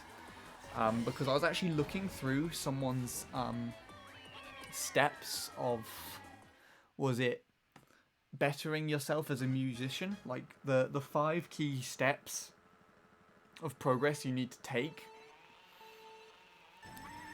to be a good composer, like a good musician. And I've done 3 of them so far. I'm technically working on the 4th. So the 4th step that they said is like analyze in detail everything that your favorite composers and inspirations do.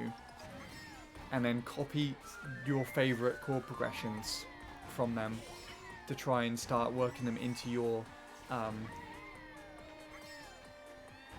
like everyday sort of compositional techniques and everything. And that's technically what I started doing.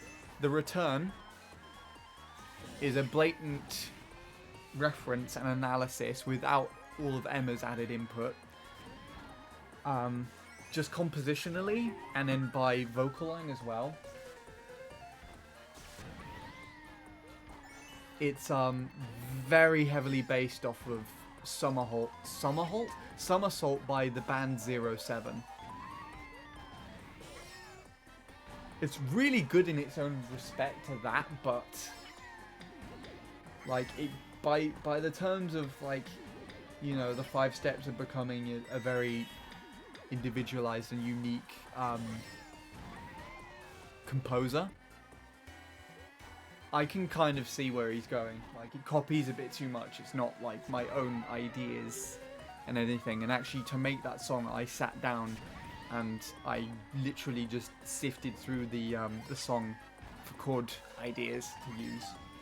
And it is actually kind of true. Like, if you look back at my compositions where I haven't analyzed stuff, they mainly just sound like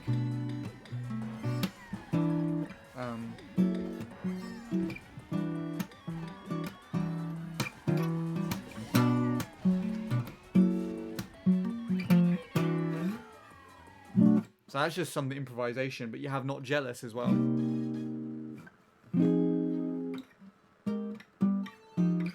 You can hear those chords, can't you? It's this, a minor 1, 5, 4.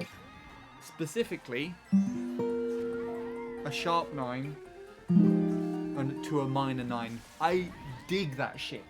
And it's literally all I use. In every fucking composition that I've made so far, I guarantee those 3 chords are in there. And half of my supposed best songs, as determined by the studio actually, are on the list for a potential album release, so it's going to be really shit. But don't forget, that's also only half. So I still have time where I can kind of analyse some more songs here and there and actually make something that's more unique, if that makes any sense. But I don't know.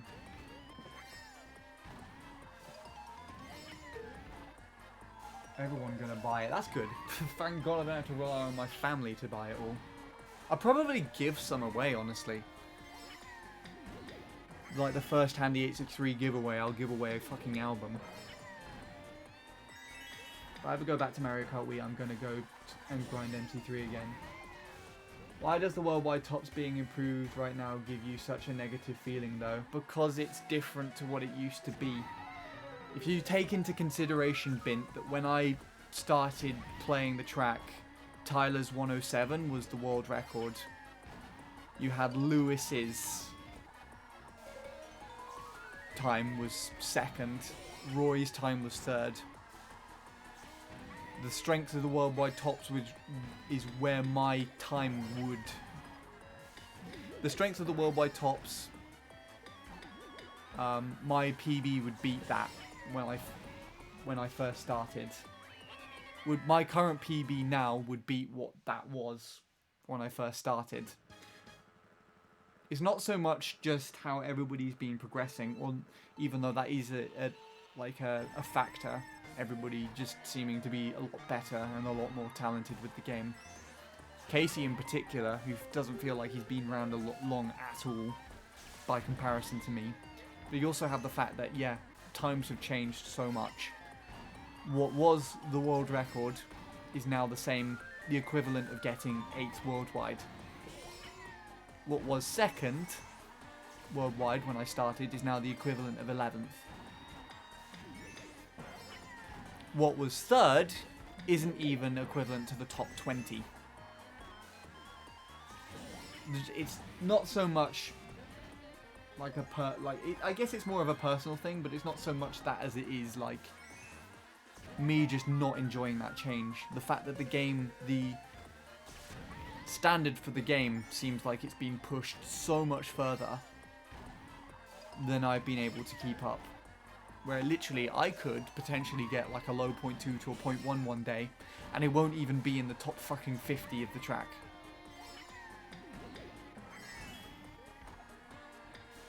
It's based off of paranoia, if anything, but it's still really irritating.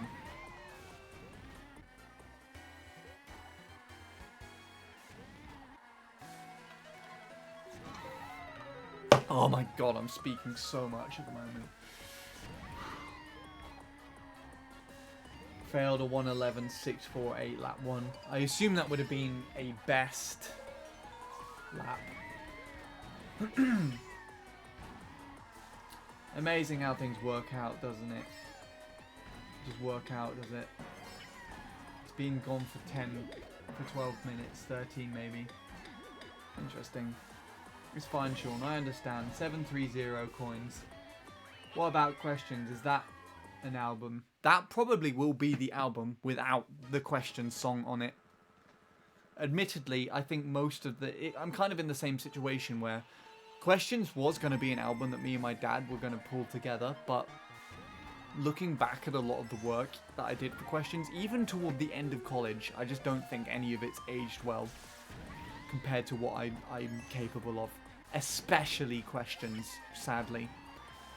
Now, the song Questions itself, we're tying into this a lot recently, but if you remember that situation that I said I went through like before the end of secondary school where my friendship group entirely fell apart and I'd lied to everybody and everything. Questions is about that.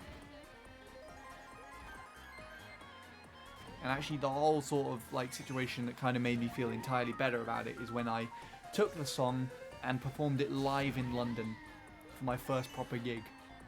I went from writing it just as like a massive, you know, therapeutic sort of device for getting away from that situation that happened in secondary school to you know, actually performing it and getting it completely out of my system. But that being said, I just don't think it's a good song compared to what I can manage now. You compare that song to Pathways. Pathways is literally only like a year younger than Questions, but it was after I'd already been going to college for a couple of months, and I'd already learned so much. And then you compare Pathways to The Return, and it's honestly just not a fair comparison. You might as well compare my two MC3 PBs from the time. What was it? Pathways was done in 2016, so I was like 120.3 on MC3. Literally 2 seconds different, nearly. It's the same factor regarding music. And that's also why I say the same thing regarding like an album release. I feel like it might be a bit too early for my own album release. As fantastic as it is, I think it's a bit too early. But the good thing is about it is with the studio, they said that there are no time targets revolving around it. So although they said that they're going to launch their studio and that I'm on the first list for things to work on, that I should have said this earlier actually, they have no target whatsoever or times whatsoever. So they're going to literally sit down and help me through it and create an album. And they're going to help me do it in my own time. So they won't force any timeline, time limits or anything on me. Unless they really need to help me get things done. And they will just help me till I'm 100% satisfied to get it right first, if that makes sense. So that's good. That's what I disagree with. I feel you should record in your room because that's your home and where you do everything. The offers are good, but it's a good vibe in your room. That's what I'm saying. That's kind of what I want to do as well, Jake, if I have to be honest. Like, it's actually been since 2015 when I recorded Questions and everything.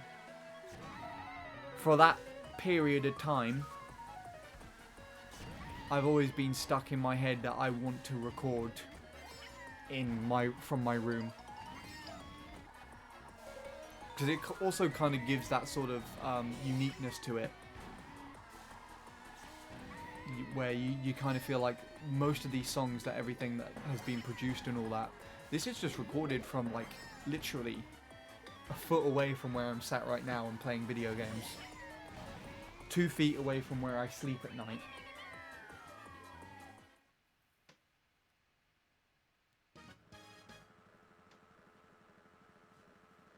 You know what I'm saying?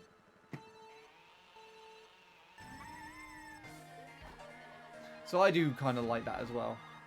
But whatever. We can make it work out somehow. The one thing that you have to take into consideration though is there's probably no opportunity for me to go back to the studio until at least autumn of this year. I know for a fact that the festival isn't going to happen because, you know, Glastonbury, a really big festival that takes place in the UK, that's not happening this year. It's being cancelled yet again. So I would assume that all the other music festivals, including the Studios Festival, is going to follow suit on that. Best is 563. Awesome.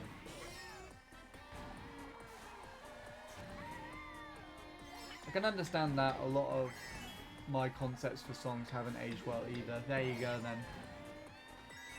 And hello Vusk. I finally found someone doing TT. I really like watching time trials. Also hello. Hello. Unfortunately I ended my session, well I actually finished playing myself like 2 hours ago. Now I've been rambling for the last hour and a bit. But I mainly stream time trials and I'm mainly working on Deluxe. So if that interests you at all, then I should be streaming more time trial sessions and whatnot tomorrow.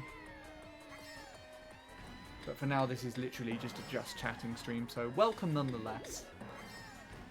Hope you enjoy seeing Soup Played constantly set at 1:59 until I inevitably decide to finish the stream.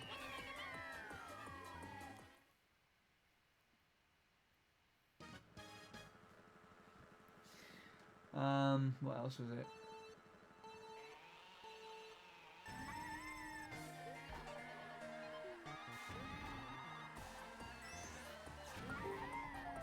I do 200cc Big Blue TT.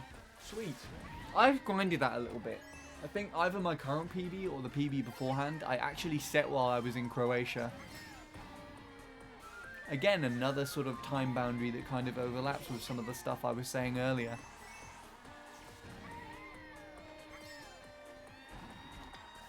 About 15 minutes behind on chat. Oh shit, the bed. How come? Because I ramble. I ramble a lot. So I stop and read someone's thing, and then I respond to it for like 5-10 minutes, and while other people say stuff. But it's quietened down a lot.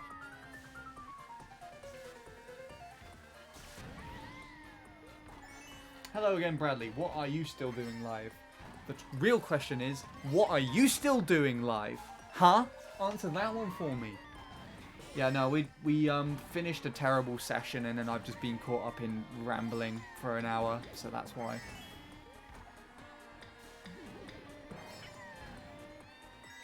And that as well. I'm about like 5-10 minutes behind.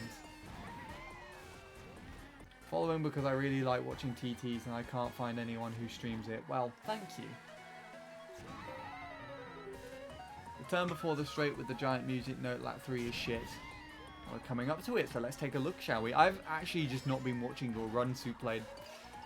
I've been just hearing Yoshi screaming obnoxiously for this entire time.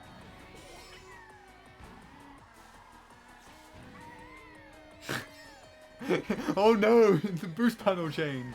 I assume you thought you were on a much slower pace than you actually were, I guess.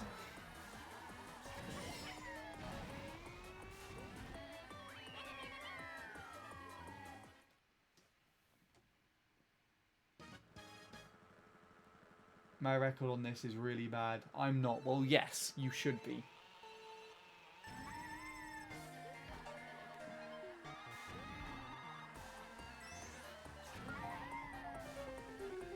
And I've caught up, seems like. Yeah, I'm not used to that rapid of a pace. Fair enough. I'm actually going to watch your run now, and then I'll call it a night. I'm trying to figure out whether I'm sleeping tonight since I don't have a bed at the moment. The change is happening, is it? I see. Well, there you go. Pull up a fucking broken chair, get a blanket, sit down in front of this, and I'll lullaby you to sleep on stream, shall I? Well, yeah, you can sleep on the sofa, I guess.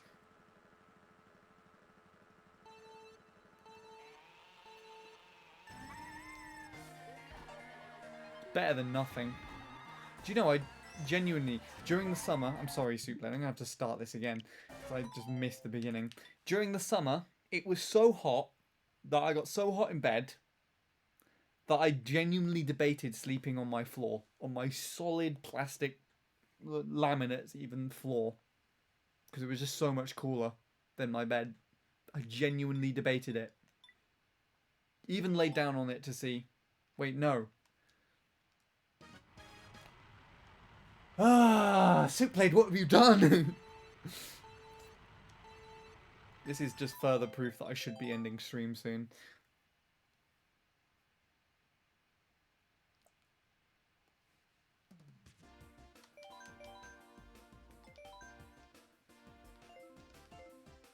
Oops.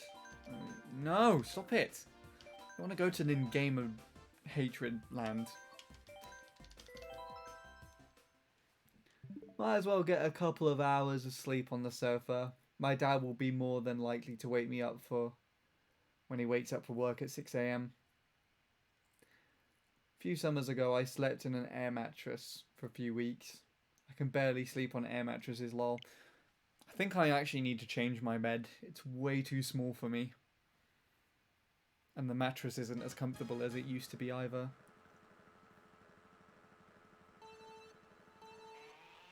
Alright, let's take a look at this run now. Actually watching.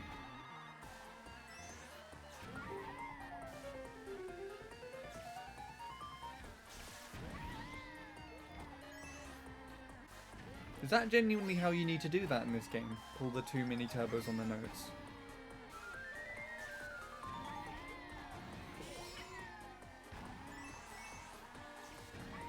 You could have taken all those coins on the inside, I swear.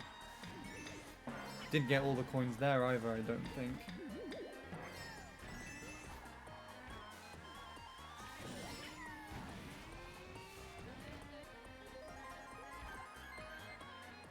I think you might have been able to shroom just a tad later, but I really do not know. You're not soft drifting there, you were wiggling around so much. Soft drift, goddammit.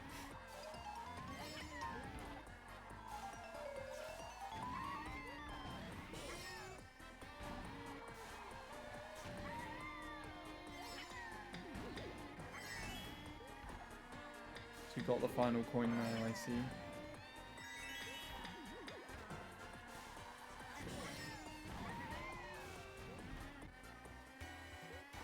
Imagine soft drifting. You soft drift, Neptune.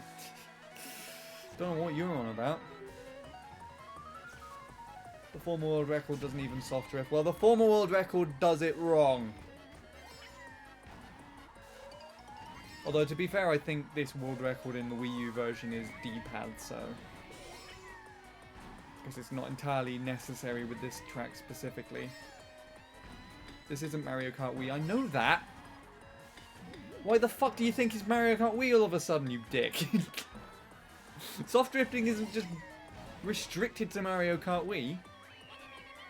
You literally can't play Moo Moo Meadows 200cc without hard drifting. Well, Tristan has done it, but it looks like a pile of testicles. A pile of severed testicles that have been stepped on and mushed into a milkshake. That's how bad Tristan's run looks, and it's probably still going to be better than mine ever will. But no, soft drifting, if anything, is actually more important. I would say it's more important in this game than it is in Mario Kart Wii.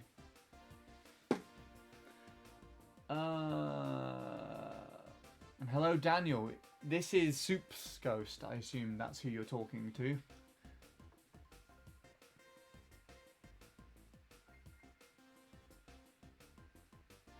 It's even faster with Remy, Baby Rosalina, because you can do turbo, purple mini turbos on the music notes. Weird.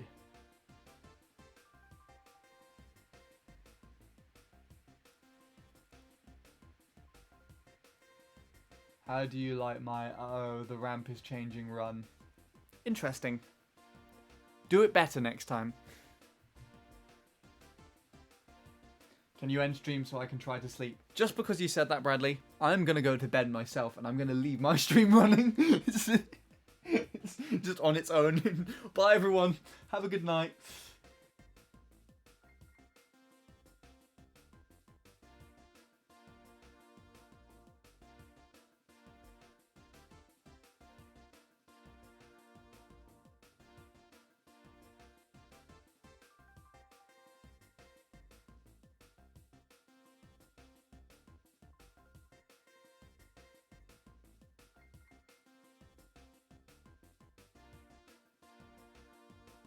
But in all seriousness, I will actually be ending off soon. In fact, I might as well just wrap it up now. Why not? Nothing else to speak about.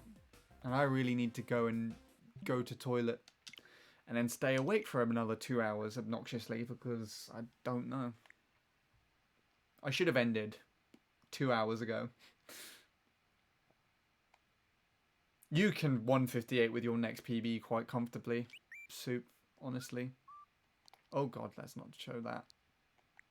I think I actually have a space on here now. I sent a request to Silver because I just saw him on my friends list, like recommendations for 3DS, but I don't think he's added it back. Yeah.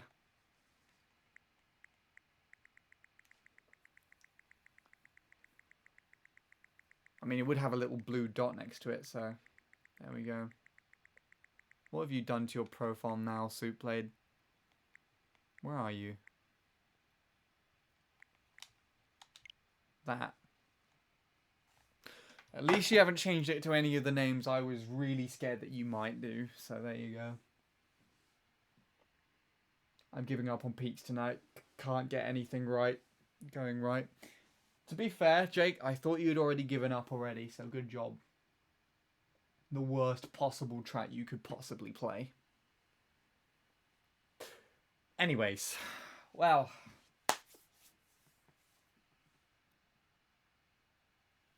I think it's time we actually end it off. Why would I change it to Sean Hef? I do not know, but I do not like the simple premise of that idea, even if you wanted to. Giving up on life tonight. Good idea. I'll join you, Bradley.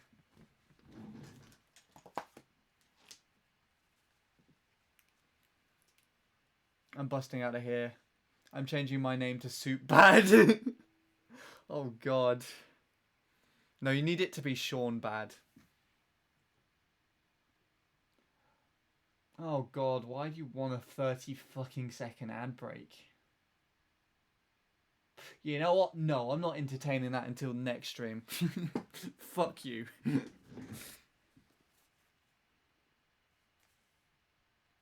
Right.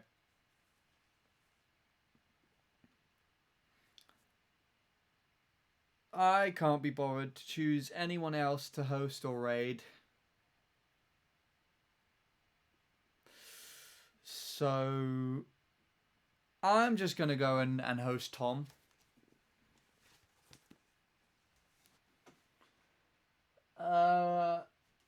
Fuck's sake, everybody. Raid your offline channel. No.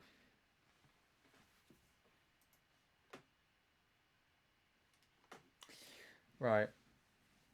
Anyways. Raid ideas _XO. What? Is that fucking... Is that a reference to Offie or is that a general channel? Why is Tom playing Fall Guys out of all things? Well, that's a pleasant surprise.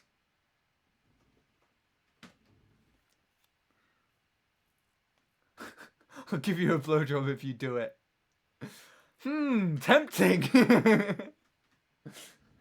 Can you convince Tom to do the same if I host his stream?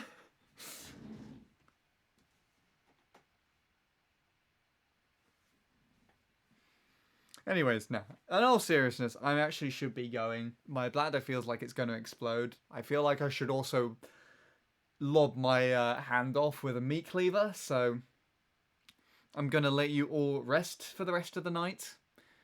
I apologize for the stream. I will be deleting it afterwards. Please ignore what Daphne said at the very beginning. That especially goes to you, Soupblade. Otherwise, I hope everybody has a good rest of the night. Bradley, look after the sofa for me. And take it easy. And I shall see you again later.